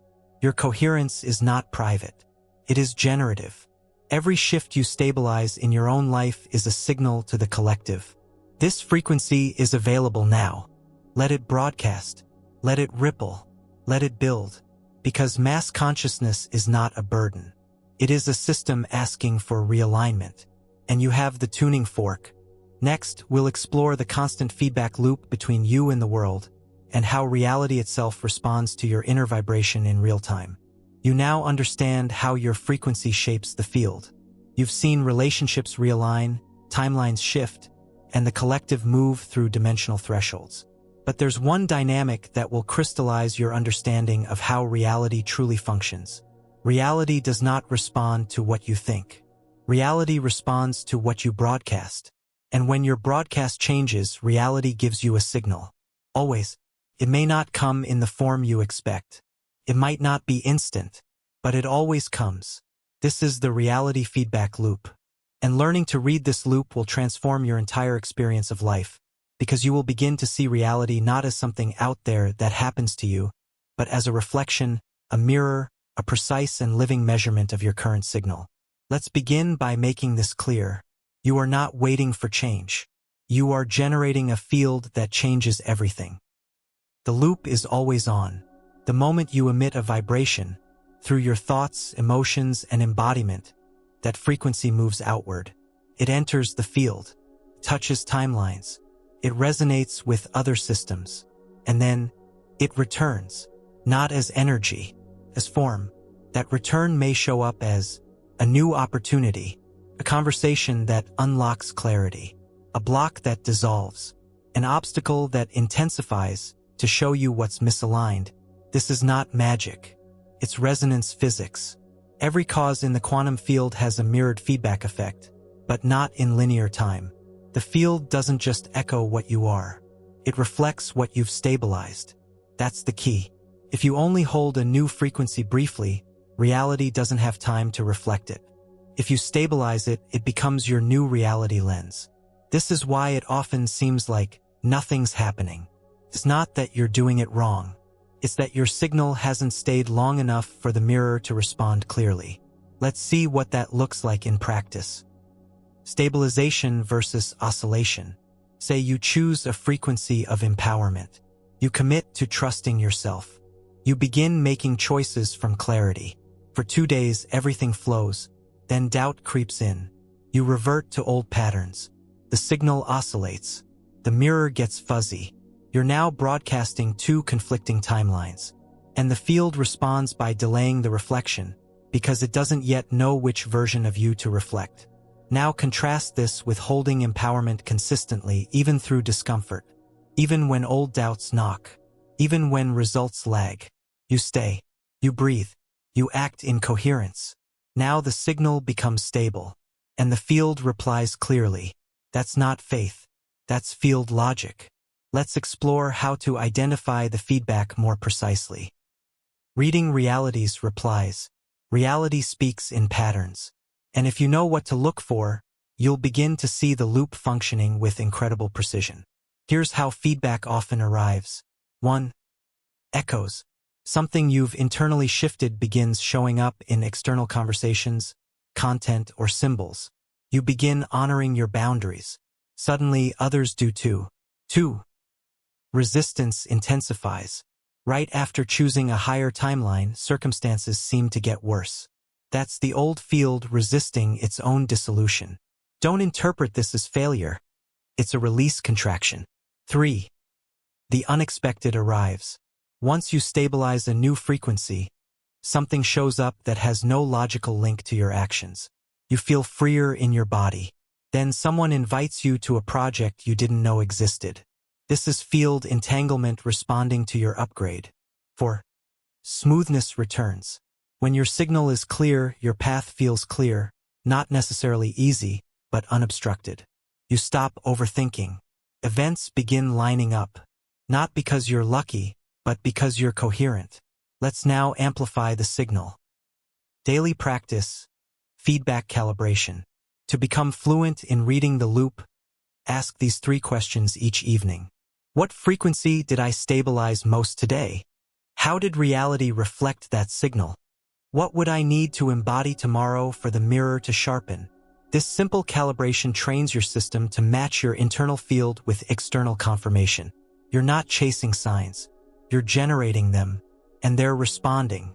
This creates the most powerful momentum in quantum living. Loop clarity. The shorter the delay between your signal and the feedback, the more precisely you're tuned. Let's now look at how to use that feedback not just as confirmation but as course correction. When reality pushes back, sometimes the feedback isn't pleasant. You shift, and people resist. You align, and the job opportunity disappears. You claim your worth, and someone ghosts you. This is not the field punishing you. This is the field cleaning up non-matching realities. And your job is not to chase them. It's to stay in signal. Here's the mantra for this. If it cannot stay with my new frequency, it was never aligned. Let that sink in. The field removes what no longer fits not to punish you, but to make room. Honor that. It's the feedback you've been asking for, even if it looks like loss. Now let's go deeper. You are not just watching the loop. You are the loop. This chapter began by showing you that the field responds to you. Now let's complete that circle. You are not just receiving feedback. You are initiating it. Each time you tune your signal, you become a point of origin for change. You are not responding to the world. You are recoding it. That's the foundation for where we're going next. Because once you stop waiting to see what happens, and start knowing that reality is mirroring what you've already chosen, you take back the full power of your observer-initiator self. And that's what we explore now. You've now seen the reality feedback loop in motion. You've stopped waiting for change to arrive. You've begun to stabilize frequencies long enough for the world to mirror them. And that means you're ready to step into the next realization, one that breaks linear perception entirely. You are not just a witness to your life. You are not just the chooser of frequencies. You are the initiator of form. But here's where the paradox arrives. At the deepest level, you are both the passive observer and the active creator at once. And to embody multidimensional consciousness fully, you must learn to hold both roles simultaneously. This is the observer-initiator paradox. Let's begin with the first role. The observer, consciousness without distortion. The observer is the part of you that simply sees. It does not judge, manipulate, or push. It doesn't demand explanation or outcome. It sits in silence, witnessing all versions of you, across all timelines, with complete neutrality. This is not dissociation. It's awareness beyond bias. From this space, you see fear arise, and let it be. You see hope flicker, and don't grasp. You sense confusion, and hold it with stillness. This observer self is your anchor point, the eye of the storm from which all shifts begin. Without this, creation becomes entangled in ego. With this, creation becomes pure frequency alignment. Let's look at the other side. The initiator, frequency in motion. The initiator is the part of you that moves not from force, but from resonance. Chooses, speaks, it acts. It says, I feel the field. I name the timeline. I enter the vibration. I stabilize the change. It does not wait for clarity. It emits clarity. It does not ask for permission. It moves with authority. The initiator is not control. It is alignment in action. And it is always present in you, even if dormant. Now comes the paradox. You must create while letting go. To initiate new timelines, you must act from intention. But to stabilize them, you must release control. This is the paradox of quantum living. The observer watches without needing. The initiator moves without forcing. Together, they create miracle coherence, where you move in alignment and let the result unfold. Here's how that looks. You set a clear intention, then release attachment. You take aligned action, then watch without interference. You shift your inner state, then let reality recalibrate. You're not trying to make it happen. You're becoming the space in which it already is. Let's anchor this with a daily application. Daily observer-initiator balancing. Each morning, ask, what do I need to witness without needing to fix? What do I feel moved to create from clarity? Hold both answers. The first anchors you in stillness. The second activates you in purpose. Then say, I allow myself to witness without control and move without attachment. That's the paradox in motion. And over time, it becomes your new baseline. Let's clarify what this unlocks. You move reality by being still. The more you operate from observer-initiator balance, the less force is required to shift timelines. Instead of reacting, you witness, feel, and choose. Instead of grasping, you align and receive. Instead of efforting, you stabilize and let reality respond. This is not passivity. This is precision. And the paradox becomes your superpower. Because the old self thinks, I must act or nothing will happen. The unified self knows, I must align, and everything will move. Let's finish with a reminder. The paradox is the path. There will be days when you lean too far into watching, and life feels stagnant. There will be days when you lean too far into doing, and life feels resistant. Both are feedback. Return to the center. Ask, am I observing without presence?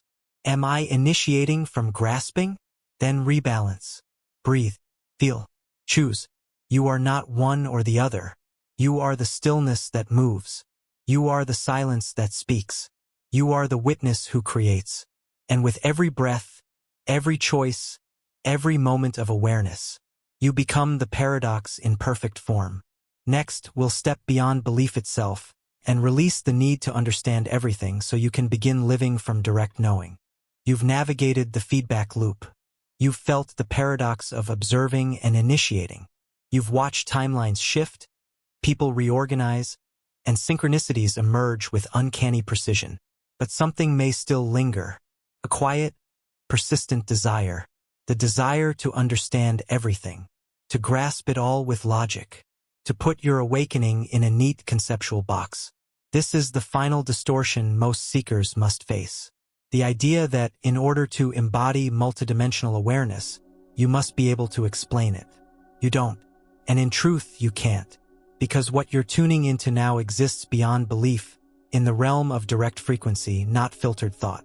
This chapter is about releasing the last grip of the rational mind, not by abandoning it, but by assigning it a new role. No longer the master, but the translator. No longer the compass, but the observer of what's already aligned. Let's begin with the core truth of the shift ahead. You don't need to understand reality to participate in it fully. Understanding is not required for activation. One of the oldest illusions is that belief is the bridge to experience. We were taught, if you believe hard enough, you'll manifest. If you understand deeply enough, you'll be safe. If you can explain it, you can control it. None of this is true in field dynamics. In truth, experience does not wait for belief. Alignment does not depend on logic. Frequency responds to resonance, not intellectual permission. You've already had moments of this. You made a choice you didn't fully get, but it worked. You followed a feeling that made no sense, and it changed everything. You walked away from something familiar before you knew why, and clarity came later. These were not accidents. They were experiences led by direct knowing. Let's now clarify what that is. Direct knowing is your native state. Before thought, before theory, before framework, there is recognition. It doesn't happen in your mind. It happens in your field.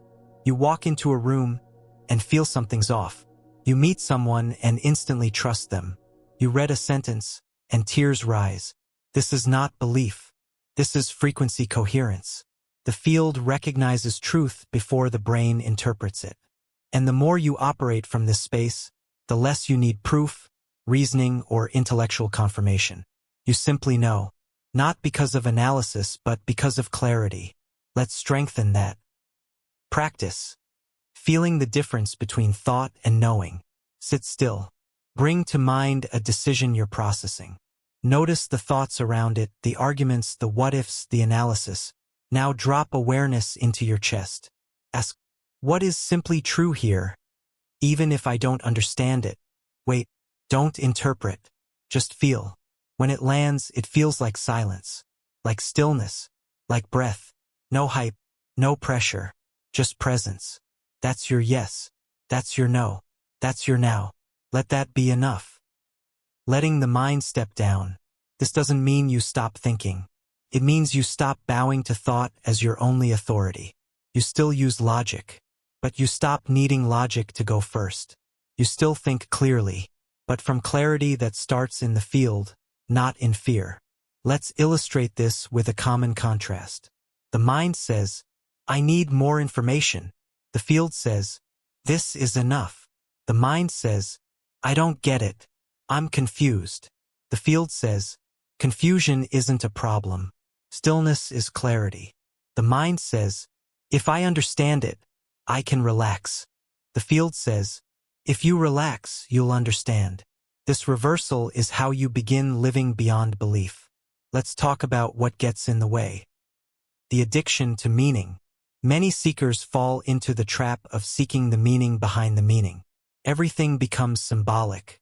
Every event must have a lesson. Every experience must fit a narrative. This is not expansion. This is a clever form of control. Because if you can decode the meaning, you feel in charge. But real alignment has nothing to prove. It just is. Not everything that happens needs to be explained. Not every emotion needs to be understood. Sometimes the highest intelligence is simply to say, "This is happening. I'm here. I'll stay with it." That's field fluency. Let's now anchor a new mode of navigation. Moving from resonance, not belief. From now on, start asking a different question when facing a decision. Not, "Do I believe this is right?" Instead, "Does this resonate as true, even if I don't know why?" When you lead with resonance, you stop arguing with your own clarity. You release the obsession with why. You let life speak to you through alignment, not explanation. This doesn't make you irrational. It makes you multirational, able to access intelligence beyond intellect. And the more you operate this way, the more your life becomes unexplainably precise. You'll start having experiences that logic cannot track, but presence can fully absorb. Let's close this chapter with a simple, powerful mantra. I don't need to understand. I need to feel what's true. Say it often. Say it when the mind wants control. Say it when the path is quiet. Say it when you already know, but haven't let yourself act. Because once you release the need to understand, you begin to live from the space where all versions of you already meet. And that's where we go next. You've moved through fields, timelines, and fragments of self. You've followed frequency, tuned to clarity, and learned to live from resonance. You've seen the mirror of reality respond precisely, consistently, unmistakably. Now it's time to go where all versions, vibrations, and coordinates dissolve. The place where nothing is happening, but everything arises. The silent center is not a metaphor, it's a state. And it's the most powerful space in the multidimensional landscape, because from this center, all timelines originate and all illusions collapse. You've touched it before, in moments of stillness that felt eternal, in seconds between thoughts, where peace flooded in the breath before action when clarity descended. This is the center beyond identity, the point of still presence from which all versions of you emanate. And now it's time to return to it consciously. Let's begin with what it is. The center is not a place. It's a non-coordinate. In dimensional language, everything has a frequency, a vector, a point, except the center. The silent center exists before coordinates, before thought, before choice. It is pure stillness. No story, no motion, no effort. But from it, everything becomes possible. Because only in true stillness can the field reset. You are not meant to stay here forever, but you must know how to return. Because when you touch the center, every timeline quiets, and clarity returns. Let's make this real. The feeling of center. You may not have named it before, but you've felt it. It arrives as the breath that dissolves panic, the moment before tears fall, the pause before saying, "I know." It is the space between experiences, where no version of you is dominant, yet all are included. And here's the most extraordinary part. The more often you return to center, the more your external life begins to reflect it. Let's understand why. Reality organizes around stillness. When you drop into the silent center, you stop seeking, you stop defending, you stop controlling. And in that vacuum, the field resets, the chaos quiets, the timeline clears, the truth of the moment becomes visible. You are no longer navigating reality. You are allowing reality to recoordinate around your stillness. This is not a retreat. It is the source of your power. Now let's return there deliberately. Exercise. Returning to the center. This is not a meditation. It's a shift. Right now, pause. Close your eyes. Say, "All versions of me are welcome." Now breathe deeply, slowly. Once. Ask nothing. Think nothing. Feel the stillness underneath all motion. If thoughts arise, let them float. If emotions rise, let them be. Stay. 30 seconds is enough. Let the center find you. Now say, "From this silence, I allow clarity to return." Open your eyes. Notice the difference. That's the center. And you can return anytime. Let's explore what this makes possible. Integration happens at the center. You don't integrate your fragments by thinking them whole.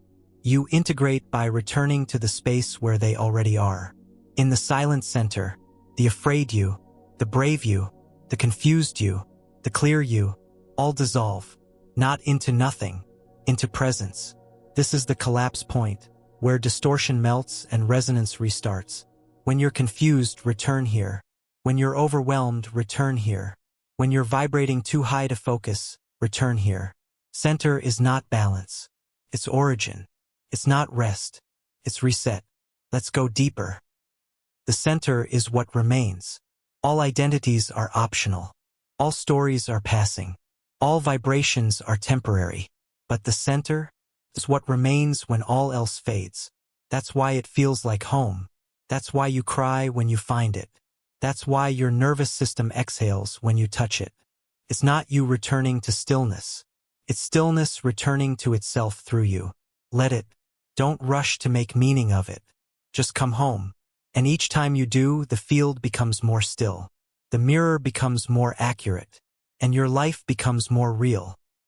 You're now ready for the final movements in this transmission.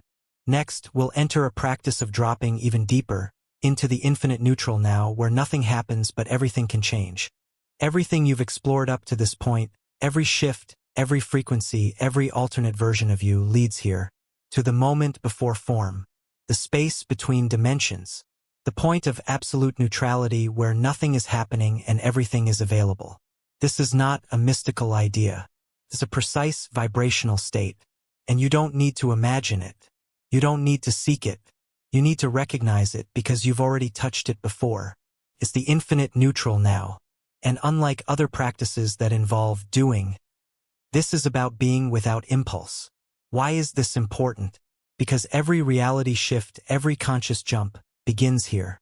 When you drop into the space, you temporarily suspend identity, momentum, and narrative. You unplug from timelines. You exit the game board. And from that blank field, you can re-enter clearly, deliberately, powerfully. Let's begin by understanding what this state is not. Not meditation. Not visualization. Not rest. This isn't meditation. Meditation often has an aim. Calming, focusing, breathing. This isn't visualization. You won't be seeing yourself in a better life or tuning to a frequency of joy. And it's not rest. Rest implies recovery. This is neutral engagement with zero agenda. There's no goal, no direction, no outcome, and yet, it is the most potent precursor to real change. Because in this neutral now, no past is defining you, no future is pulling you, no self is needing you. There's just presence, unattached, unhurried, unfiltered. Let's prepare to enter it consciously. What you'll experience. Before we begin, here's what to expect when dropping into the infinite neutral now. A sense of disconnection from your story, not dissociation, but a gentle detachment. Time may feel distorted or irrelevant. Thought will lose velocity, not stop, but feel non-compelling. Body sensations may become subtle or shift focus. Pressure, floatiness, stillness. Emotion might surface, or it might fall away. None of these are problems. There's no correct experience, only presence with whatever shows up. You're not trying to get anywhere. You're simply arriving where you already are without trying. Let's begin the exercise. The practice, entering the infinite neutral now. Step 1. Set the space. Choose a quiet place where you won't be interrupted. Sit or lie down comfortably. No rigid postures. Turn off external input. No music, no background guidance. You're preparing for silence. Step 2. Anchor physically. Close your eyes. Take a deep, slow inhale. Hold for 3 seconds. Exhale without effort. Feel your body. Don't change it. Just observe it. Let your awareness rest on the skin. Then the breath. Then the subtle tension points. Now let that awareness drop inward, as if sinking into the center of your chest. There's no rush. Just follow it gently, layer by layer. Step 3. Suspend the story. Say silently, In this moment, I release all identity. Repeat it until the words feel hollow, like echoes fading. Now say, in this space there is no past, no future, no name. Breathe. Let everything you believe about yourself, good, bad, true, false, go dark. You're not erasing it. You're just turning the volume down to 0. Step 4. Sink into neutral. Bring your attention to the exact center of your awareness. Not a point on your body, but a space inside your field. Ask, where am I perceiving from right now? Whatever arises, drop into it. If it shifts, follow it.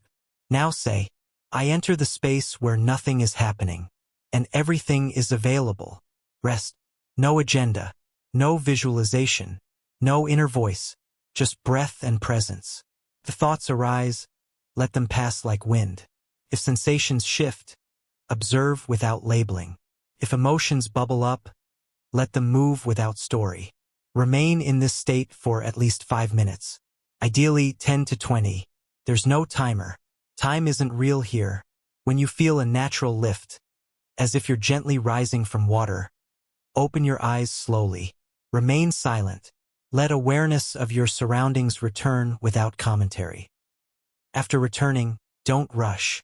You've just dropped beneath the vibratory surface of reality. You've touched the field before coordinates. It will feel subtle, or it may feel profound. You may have an impulse to journal, to analyze, to explain what happened. Don't wait at least 10 minutes before speaking or writing. Let the integration happen without translation. Let the field reassemble itself around the new neutrality you've touched. Only then re-engage, but move slowly. Why this practice changes everything. The infinite neutral now is not an escape. It is the 0 point. From here you can reset distorted frequencies, drop attachments you didn't know you had, bypass false momentum, reclaim clarity from confusion, and most importantly, you learn to act from non-reactivity. You stop choosing based on avoidance, fear, or past conditioning. You begin moving from silence, from clarity, from origin. Let's now take this awareness into the next step. Redesigning the identity that moves through all these layers. You've now touched the infinite neutral. You've seen what it feels like when all definitions fall away. And from that silence, something profound becomes possible. You get to choose who you are again. Not from ego, not from story, but from clarity that arises when nothing is pushing you. This chapter is your invitation to consciously redesign your identity, not as a mask, but as a reflection of your field-level knowing. You're not becoming someone else. You're refining the signal of who you already are across dimensions. Let's begin by asking the real question. Who are you when you're no longer repeating? Your identity was a loop. Until now, your sense of self was built mostly by repetition. You behaved a certain way. Others reflected that back. You adjusted to their expectations. You called that me. But now you've broken the loop. You've shifted timelines, dropped stories, touched stillness. So the old identity no longer holds. It's not that it was wrong. It's just that it was incomplete. It was a narrow slice of the field you occupy. And now you can choose a wider lens. One not based on habit, but on alignment. Let's make this concrete. Who you choose to be now is your new coordinate. Identity is a frequency anchor. Tells the field, this is the version of me I'm stabilizing. Align accordingly. That's why every change begins with a shift in self-perception. Not fake affirmation, not pretending, but claiming clearly, consistently, unapologetically the version of you that's already available.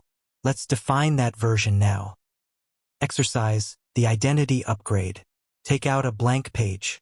At the top, write, who am I now? Based on everything I've felt, released and reclaimed. Then list answers from the field, not the mind. Examples. I am someone who feels before deciding.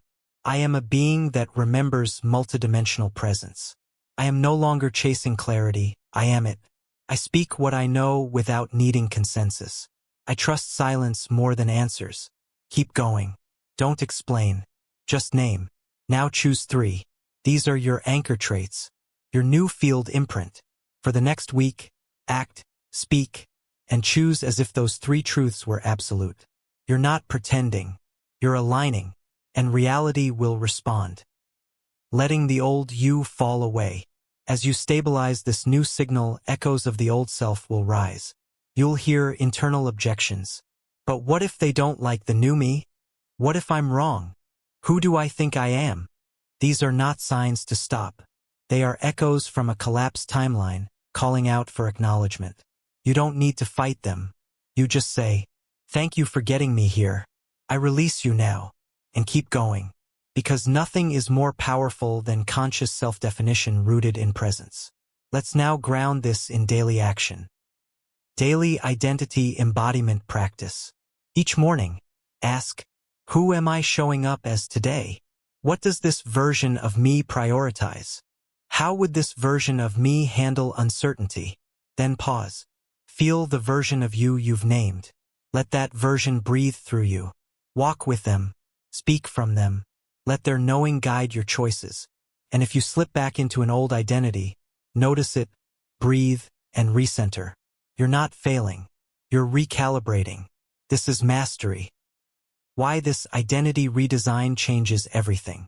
When you consciously stabilize a new identity, people begin treating you differently. Opportunities show up that match your field. Internal conflict diminishes. You stop being confused by your own decisions. Why? Because confusion only exists when you're trying to operate from multiple versions at once. When your identity is clear, the path is clear. You don't need to force. You don't need to prove. You simply move from presence.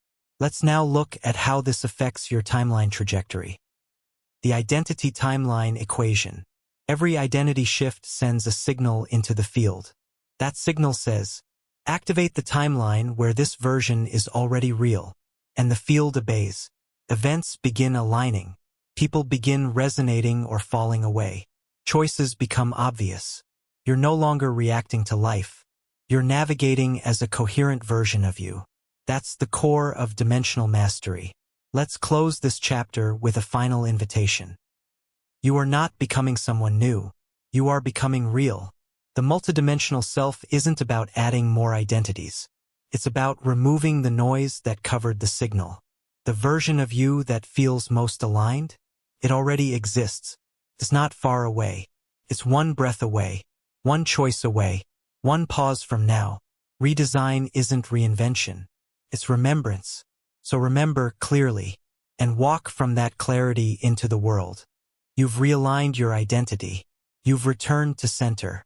You've met timelines, fragments, frequencies, and infinite coordinates of you. Now comes the embodiment. This isn't about having moments of clarity.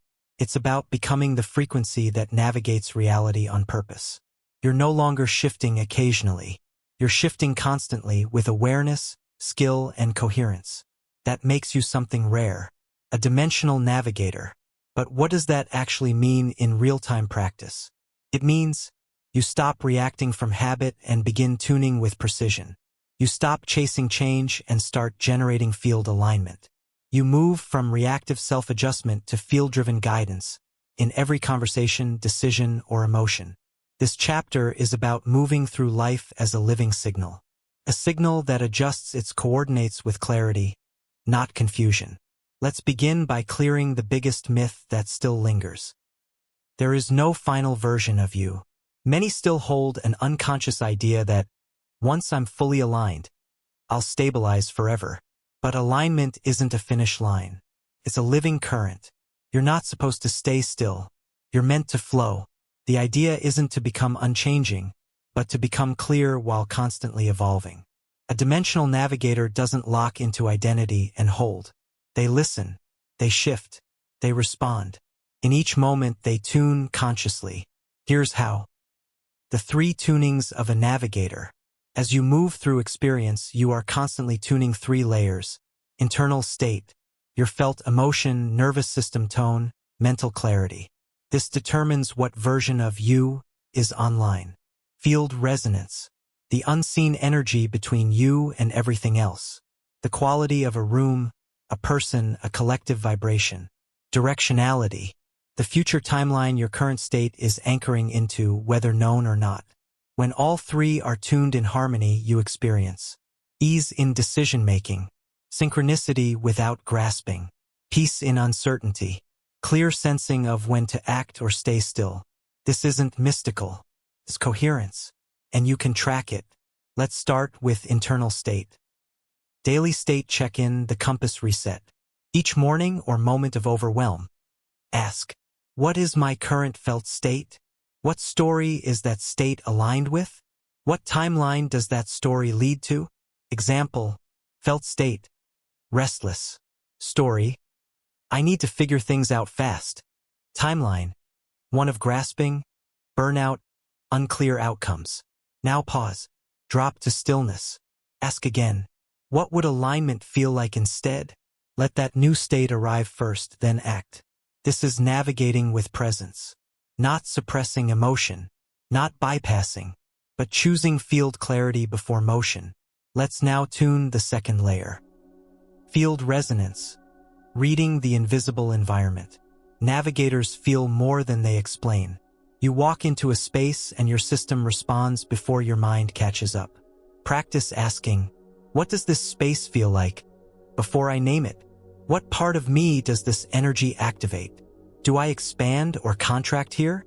When you sense contraction, you don't panic. You don't force openness. You adjust your coordinates. Sometimes that means speaking differently. Sometimes it means leaving the space. Sometimes it means grounding deeper and softening your field. A navigator doesn't try to fix the field. They choose their relation to it. Always. Now for the final layer, directionality. Tracking timeline pulls. Every thought, feeling, or desire is pointing somewhere. It has a momentum to it, an implied future. That's what we call timeline pulls. As you move through your day, practice asking, where is this state pulling me toward? If I keep speaking this way, what reality am I entering? Is this emotion a compass or a loop? This isn't paranoia or self-policing. It's awareness. You're not trying to control every move. You're simply listening to where you're going before you arrive. And if you don't like the direction, you shift your tuning gently, clearly, powerfully. This is the heart of navigation. Being fluid without being lost. Some fear that constant navigation means instability. But a navigator isn't chaotic. They're fluid. They don't flinch when the signal shifts. They don't panic when alignment wavers. They pause. They listen. They recalibrate. And they trust that every shift is information. That every moment can be recentered. That every version of self is part of the system. Let's finish with a reminder. Living as a dimensional navigator is not about being perfect. It's about being present, tuned, and willing to adjust. Always. So you don't just move through time. You sculpt it with each breath, word, and choice. And now that you're navigating consciously, it's time to ask, what kind of navigator are you choosing to be? Because with great access comes great responsibility. And that's where we go next. You now see how reality bends with your frequency. You feel it responding. You see others shifting in response to your field. You're not guessing anymore, you're guiding. But this awareness comes with power. And all power, especially subtle, energetic, multidimensional power, requires clarity in intention. Because when you become a vibrational influence, you affect more than your own path. You enter into the collective field of consequence. This chapter is not a warning. It's a guidepost. To walk clearly, you must walk ethically. That doesn't mean following rules. It means tuning to integrity that transcends performance. Let's begin with the core truth. You are not the only navigator. Everyone is navigating whether they know it or not. Each person you meet is navigating coordinates. They may not call it that. They may not have conscious tools. But they're tuning, aligning, broadcasting. And your field interacts with theirs always. So when you shift, they shift. When you hold clarity, they either match or move. This doesn't make you superior. It makes you impactful. And that means being clear in your intent. Let's get specific. The 3 pillars of ethical frequency. To walk in non-local awareness with integrity, you must continually ask yourself, am I honoring others' autonomy? It's easy to unconsciously manipulate with frequency, using emotion to get agreement, holding light to force someone to open, broadcasting empowerment with subtle superiority. These distortions often come from wounding, not malice. Still, they bend the field. Ask, am I holding this energy to invite or to control? Clarity always invites. Control always contracts. Am I broadcasting what I'm embodying? It's tempting to teach or guide from intellect, but your field tells the truth before your words. If you're not grounded in what you speak, your transmission will collapse or distort. Practice this simple alignment. Is my signal honest? If not, pause. Recenter. Return when it is. Am I tuning for connection or elevation? Sometimes, in our effort to stay high vibration, we tune away from others. That's not integrity. That's ego disguised as frequency. Ethical awareness means staying open, even while remaining sovereign. You can hold clarity and softness, power and gentleness, truth and compassion. That's ethical mastery. The field doesn't forget intention. Intent is not hidden in the quantum. It ripples. It affects everything. That's why when your motive is pure, even if messy, the field responds with coherence. And when your motive is distorted, even if you say the right things, the mirror gets cloudy. There's no punishment, just precision. You're not being judged. You're being mirrored. So check your motives not with shame, but with care. Ask, is this rooted in love or in proving? Is this for alignment or approval? Is this for clarity or validation? And adjust. That's all. This is not about guilt. It's about frequency hygiene. And that hygiene builds trust. Trust is the currency of dimensional mastery. The more you walk in integrity, the more clearly others feel you. The more consistently reality reflects truth. The more you trust yourself. Not because you've done it all right, but because your signal is clean. Not perfect, just honest. That honesty allows others to relax into coherence around you. You become a safe node in the field. Not safe as in comfortable. Safe as in truthful, grounded, aligned. And that's what allows real elevation to happen. You can influence without interfering. Being powerful doesn't mean being pushy. When your frequency is stable, others feel it. They may shift. They may resist. That's not your responsibility.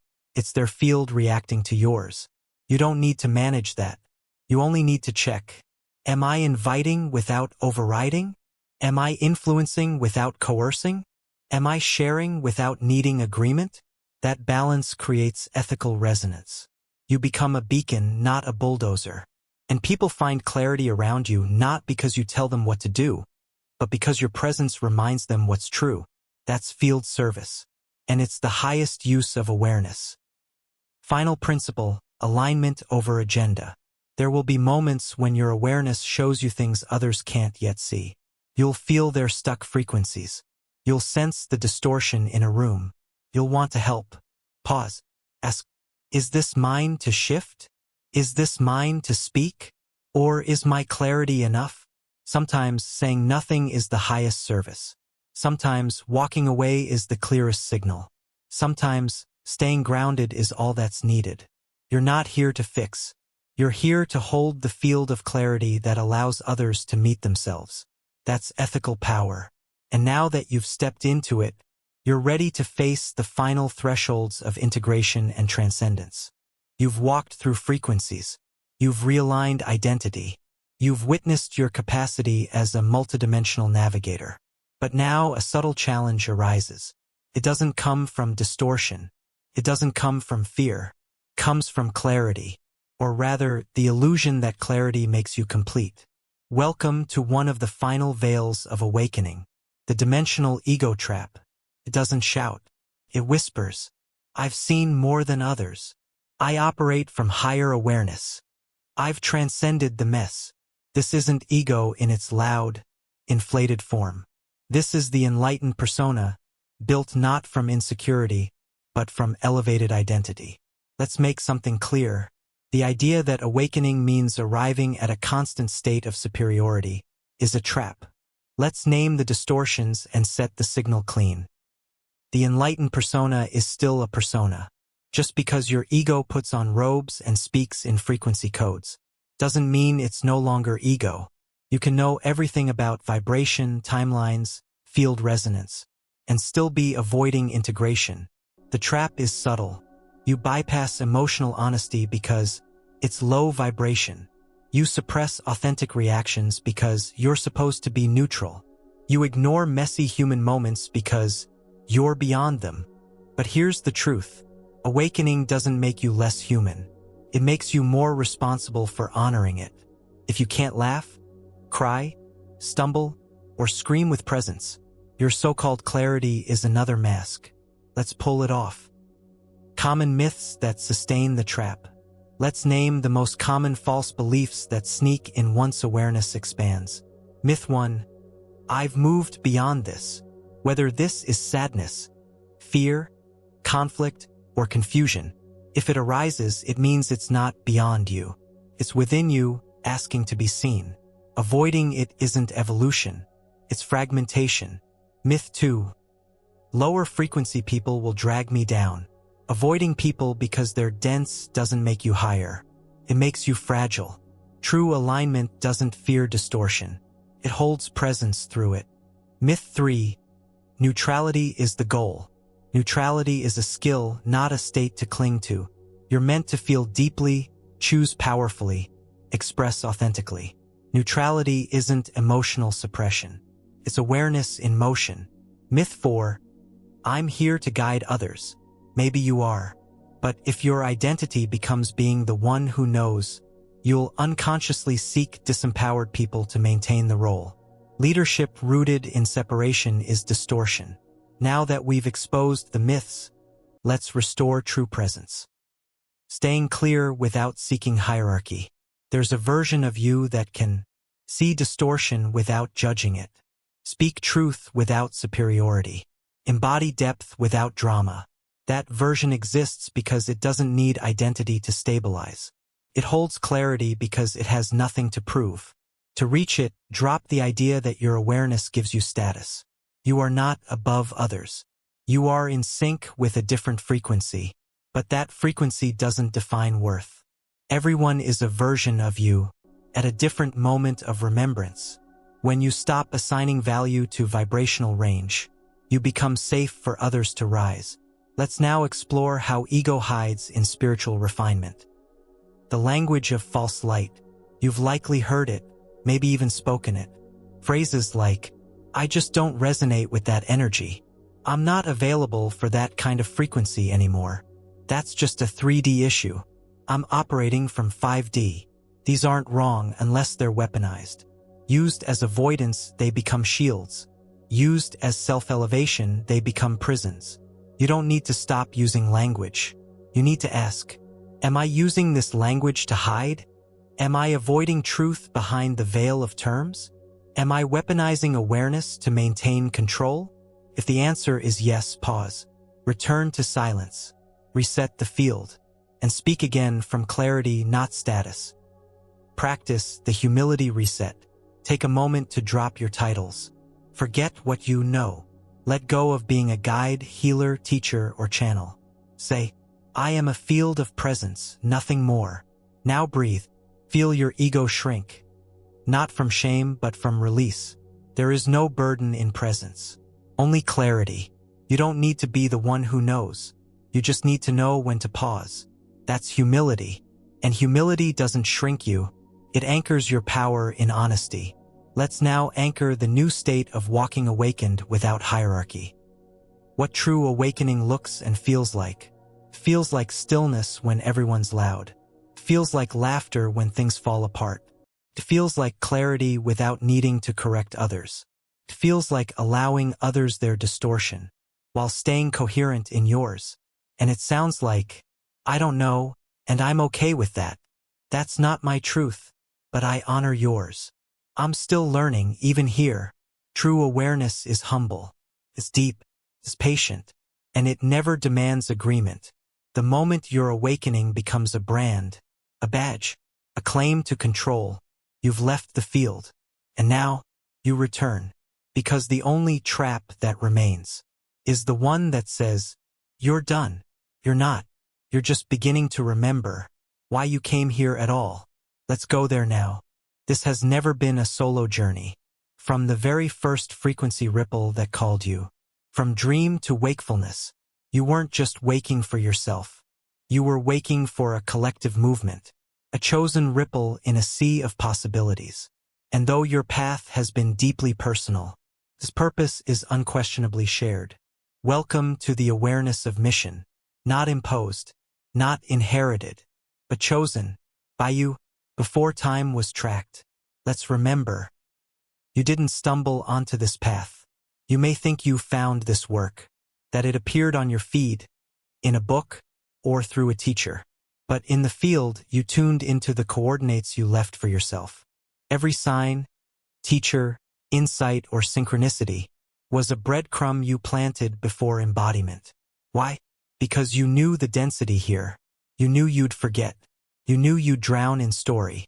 So you embedded reminders in people, in books, in heartbreaks, in places, all designed to whisper, wake up. And when the time came, you did. That timing was no accident. Let's explore the layers of why now. Your awakening is part of a field sync. When one person awakens, the field ripples. But when masses begin to awaken in resonance, something else happens. A threshold is crossed. A collective frequency anchor is established. One that stabilizes possibility for the many, based on the clarity of the few. You are part of that anchor. Every time you choose alignment, speak truth with grace, refuse the story of division, walk through fear, you stabilize the grid. You're not preaching. You're not converting. You're broadcasting through coherence. Let's make this more precise. The 3 collective missions. While everyone's specific life path is unique, most field contributors fall into one or more of these mission roles. Stabilizers.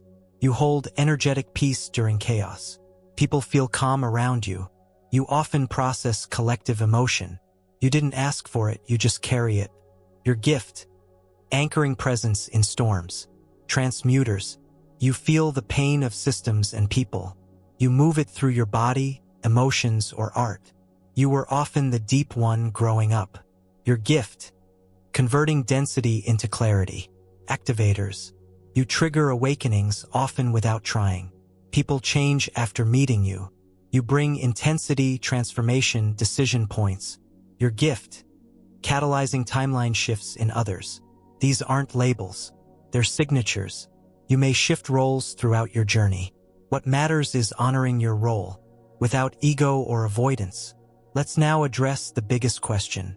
How do I know I'm fulfilling my mission? The clarity of service. Your mission is not an achievement. It's a vibration. You're doing it when you feel lit up and honest. You're present without performance. You're speaking truth without force. You're choosing clarity over comfort. You're not here to be perfect. You're here to be coherent. And in coherence, your signal reaches farther than you can measure. Don't seek confirmation. Don't wait for applause. Just ask, is my frequency aligned with my knowing? If yes, you're in service. If not, pause and recalibrate. That's all it takes. Your mission doesn't make you special. It makes you available. You're not chosen in the egoic sense. You're available. You chose to respond. You could have kept sleeping, but you didn't. That doesn't make you superior. It makes you present. And with presence comes responsibility. To remain clear when others distort. To stay humble when others pedestal you. To walk without forcing others to follow. You're not here to be admired. You're here to be true. And truth reshapes the world. Let's close this chapter with remembrance. You are one strand in a sacred pattern. Everything you felt was real. Every strange memory. Every synchronicity. Every ache to find your people. That ache is being answered. Because more of you are waking now. Not clones. Not kindred. But code holders of the same pattern. You're starting to recognize each other. by field, by signal, by wordless knowing. And as you do, the collective grid stabilizes. The dream shifts, the old systems break, the new coherence forms. And through it all, you walk steady, not because you're finished, but because you remember, I chose this, I am here, I walk in service to the field. You've learned to sense frequencies. You've chosen timelines. You've refined your identity. You've served with integrity. But there's a threshold beyond even that. A state where you no longer navigate coordinates. You become one. Up until now, you've moved through possibilities. You've shifted states. You've adjusted signal. But those shifts still assumed a self navigating a field. Eventually, you move past that dynamic. The separation between you and the frequency you occupy dissolves. You stop choosing timelines and start being the field that generates them. This is the threshold of becoming. And it's not about becoming something new. It's about remembering that you are the place everything begins. Let's make that real. You are not in the field. You are the field. As long as you believe you are separate from your reality, you will experience that illusion. You attract things. You align to experiences. You tune to possibilities. But in deeper remembrance, you realize, reality doesn't happen around me. It emerges through me. Every moment is not a reflection. It's a transmission. And the source of that transmission isn't external vibration. It's you as a coordinate of consciousness. Let's understand how this transformation occurs. The collapse of the observer/observed polarity. The quantum field holds an apparent distinction. Observer, observed, observation. You've spent much of this journey refining how you observe. But there comes a moment when observation ceases to be separate. Instead of being the one tuning into a reality, you realize, I am the vibration that shapes what can be observed. It's no longer me seeing a timeline. It's this timeline exists because I am being it. You've moved from engagement to origination. Let's now see what that looks like in your daily life. From reactive tuning to causal presence. When you become the coordinate, you don't try to vibe higher. You don't worry about being pulled off track. You don't scan for better paths, because your presence itself becomes the organizing principle. Others don't pull you into stories. Your field silences noise. Environments don't impact you. You change their geometry, and not through effort, through occupancy. You're not trying to hold frequency. You simply are the field that determines what's possible inside it. This isn't about dominance. It's about generative stillness. Stillness is the generator. The final illusion to dissolve is that action is required to generate change. When you become the coordinate, you no longer do to shift. You no longer act to manifest. You no longer speak to teach. You sit, you breathe, you witness, and reality organizes around your vibrational geometry. You've moved from control to causality. Let's name the characteristics of one who has become the coordinate. Signs: you are no longer navigating but being. Silence feels like power. You don't rush to explain or fix. Your pause shifts more than your words. Emotion is energy, not identity. You feel fully without labeling, looping, or resisting. Decisions happen through you. You don't weigh pros and cons. Instantly from stillness. Reality responds immediately. Subtle shifts in your state result in clear external adjustments. You feel no urgency to get somewhere. The timeline bends to meet you because you are the origin. Others recognize the field before the words. People enter your presence and shift without understanding why. This isn't elitism. This is vibrational coherence embodied. Let's now ground this awareness into practice. Practice being the coordinate. Choose a moment today to do nothing, not in resistance, not as escape, but as origin. Sit or stand in stillness. Say silently, there is no next, there is no before. There is only this vibration now as me. Then feel, not your thoughts, not your identity. Feel your vibrational architecture. Sense the frequencies structuring your field. Notice if there's distortion. Adjust gently, but mostly occupy. Be still long enough that reality begins to align itself around your presence. Don't look for outcomes. Let the field settle around your being. This is not passive. This is source state clarity.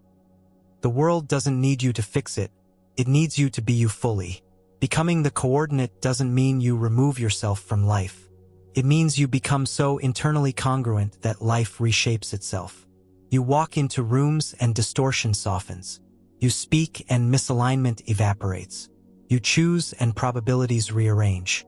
Not because you're imposing, but because your field is unarguable.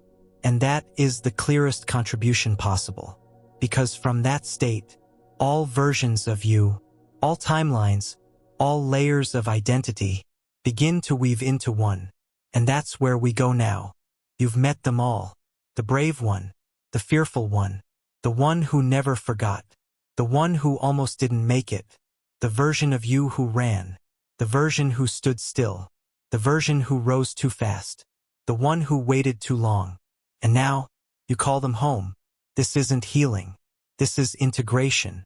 Not parts being fixed, but fragments returning to orbit a singular clarity. You are not just the sum of yourselves. You are their living convergence point. And this convergence is not mental. It is vibrational. Let's explore what it means to fully integrate your multidimensional identity. The fractured self was a temporary structure. You needed to fragment to explore. Fear without destroying hope. Anger without losing tenderness. Power without arrogance. Silence without withdrawal. Each version of you was a test chamber. Not broken, purposeful. You don't need to kill them. You need to retrieve and reassign them. Because each fragment carries a gift, a lesson, a frequency, and those must now merge into coherence. Let's begin. Meeting the last remaining selves. Close your eyes. Ask, which part of me hasn't returned yet? Let them show up. Maybe it's the one who made a choice you regret, held a belief you now release, suffered too long without being seen, tried to lead too early. Welcome them. Say, you don't need to lead anymore. You don't need to protect me. I'm here now, and I've got it. Let them exhale. Let them rest. And feel their frequency rejoin your center. Not as memory, but as energetic inheritance. When all selves return, power becomes peace. Power is often misunderstood. It's not control. It's not volume. It's not force. It is the silence that remains when all fragments have nothing left to defend. When you integrate fully, you no longer brace for impact. You no longer split in response to conflict. You no longer react from outdated protections. You walk whole. You speak from totality. You decide with dimensional memory, not of pain, but of range. Let's make this real in practice. Practice the unified self-activation. Sit still. Bring awareness to your chest, your central coordinate. Say silently, all parts of me are safe now. All versions are seen. All frequencies return to coherence. Then breathe. Imagine every version of you across time, dimension, choice, lining up around your core. Not to fight, not to argue, to merge. Let them return layer by layer into one stable signal. Feel the texture change. This is your final presence, not as an improved person, but as a whole field. Now open your eyes. Move from that wholeness. What life feels like after integration. Things don't feel different in a flashy way. They feel quiet, but deeply aligned. You act faster with less resistance. Speak truer with fewer words. Move through people's projections without shrinking. Choose timelines with full memory of all pasts, and no entanglement in them. You stop seeking resolution, because you've become the one who holds it. You stop rehearsing the past, because it now lives within you harmonized. You stop fearing the future, because you are already living across it from center. Integration is the gift you give the grid. When you unify yourselves, you stabilize collective memory. You provide others with templates of coherence. You hold the field for others to unify, because the final contribution isn't doing more. It's being everything you already are, clearly, consistently, and compassionately. So, breathe. Feel the weight drop. You're not the fractured version anymore. You're not searching for your path. You're not compensating for your mistakes. You are here, a singular, living coordinate of every choice ever made, every dream ever dreamt, every version ever lived. And there is nothing more to chase, only the quiet, powerful step into presence. You've seen your other selves. You've remembered your origin. You've tuned your frequency, collapsed illusions, shifted coordinates, and harmonized every version you've ever been. But this is not an ending. It is a threshold, because now you understand something essential. You're not visiting higher awareness.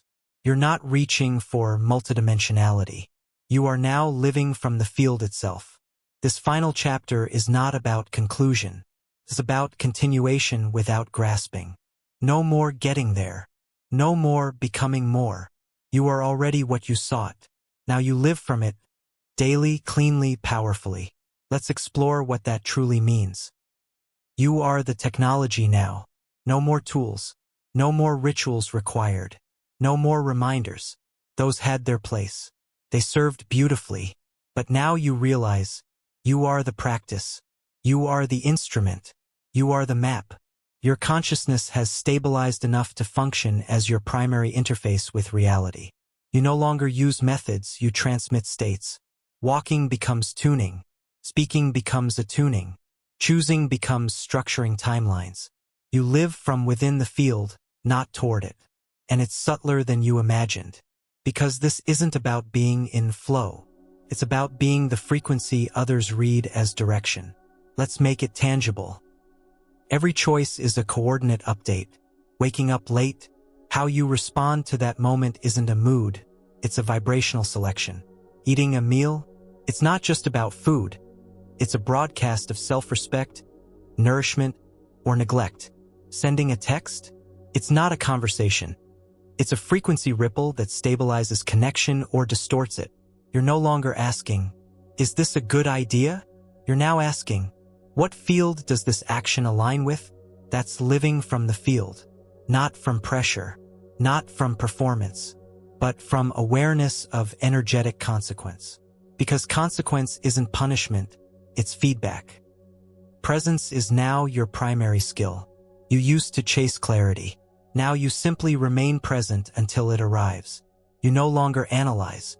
You feel. You no longer project. You listen. You no longer flinch from discomfort. You lean in because you know that what arises is what wants to reintegrate. Presence is no longer a practice. It is now your vibrational setting. Let's explore how this translates across life's domains. Relationships, resonance over roles. You no longer sustain connections based on history or obligation. You align based on resonance. And when resonance shifts, you don't force it back. You allow flow. You stop explaining your evolution. You start being it unapologetically, compassionately, fully. Your presence is now the filter. People will either align with it or bounce off it, and neither is personal, because you don't relate for completion. You relate for mutual coherence. Work, expression over identity. You may still have a career. You may still lead, build, serve, teach. But none of it defines you. You don't do to earn meaning. You express from fullness. You no longer tolerate distortion for status. You no longer perform from lack. You offer what you are and let the field respond. When it does, you refine. When it doesn't, you release. There's no longer a war between authenticity and ambition. There is only alignment. And from alignment, abundance becomes natural. Not as a reward, but as a reflection. Emotions, messaging over meaning. You no longer take emotion as identity. You feel it as a signal. Anger, boundary alert. Grief, integration request. Fear, frequency tension. You don't label it as good or bad. You receive it. Let it inform you. Let it pass. Because emotions are not blocks. They are frequency carriers. Each one, when felt clearly, sharpens your navigation. Time, sequence over struggle. You've stopped treating time as an enemy. You now experience it as fluid sequence. Some things take one breath. Some things take 1 year. Both are aligned if your frequency is clear. You no longer rush, because nothing comes late when the field is informing the flow. You also don't delay, because waiting is no longer an excuse for avoiding your next highest expression. Time has become soft structure, not constraint. You feel when it's right, and you move. That's living from the field. Practicing field awareness daily. You don't need rituals, but you can engage daily alignment by asking these 5 questions. What am I broadcasting right now? Be honest, not harsh. This is about presence, not performance. What is my field being shaped by? Internal emotion? External noise? A timeline pull? What reality am I stabilizing with my current state? Look at your posture, tone, pacing, attention. Is my current trajectory coherent? Not good, just aligned. Am I resisting anything that wants to rejoin the whole? All dissonance is just information waiting to be reintegrated. Ask them. Breathe. Don't answer with your mind, feel. And reset as needed. This is not control. This is field hygiene. You're not done, you're continuous. You may feel tempted to declare this moment as it, the arrival, the completion, but the field doesn't end. It only refines. You will keep unfolding, not as a seeker, as a living coordinate of expression. Your clarity will deepen. Your stillness will stabilize. Your expression will mature. But you won't be becoming better. You'll be becoming more precise, more refined, more conscious in your occupancy of self. And that is the art of mastery. The new relationship with self. Now that you've walked this full journey, your self-talk changes. You don't shame your missteps. You don't correct your confusion with aggression. You don't force improvement. You observe. You clarify. You recalibrate. You know that every misalignment is just a data point, and every emotion is a map. You now relate to yourself not as a project, but as a living system of layered intelligence. You treat yourself as a frequency field, not a personality. And in doing so, your compassion becomes exacting and real. The only practice you need now, you only need this, to remain conscious of where you are broadcasting from. That's it. If you can stay aware of your source frequency, everything else aligns. Relationships shift or solidify. Paths open or dissolve. Resistance softens or disappears. Because life can't lie to your field. It will always reflect what you've become. So if your outer reality feels unclear, don't fight it. Refine the signal. Wait for the mirror to catch up. And in the space between, stay whole. Final anchoring. Speak this into your field. Say this slowly. I live from center. I tune by awareness. I shift by presence. I meet distortion with clarity. I welcome all parts home. I hold no timeline hostage. I know what I am, and I choose to walk as it. Breathe. Feel that lock into place. That's your final integration. Not as an ending, but as a living launch point. What comes now? Whatever you choose. Because you've seen the grid. You've remembered the map. You've become the signal. And now, you live as the field. In every step, every interaction, every moment, you are no longer waiting. You are no longer searching. You are tuned, clear, and choosing. This is just the beginning. So live it. And may your field forever remain coherent, compassionate, and powerful, because it is no longer separate from who you are. You are the coordinate. You are the field. And the reality you live is the one you choose to walk.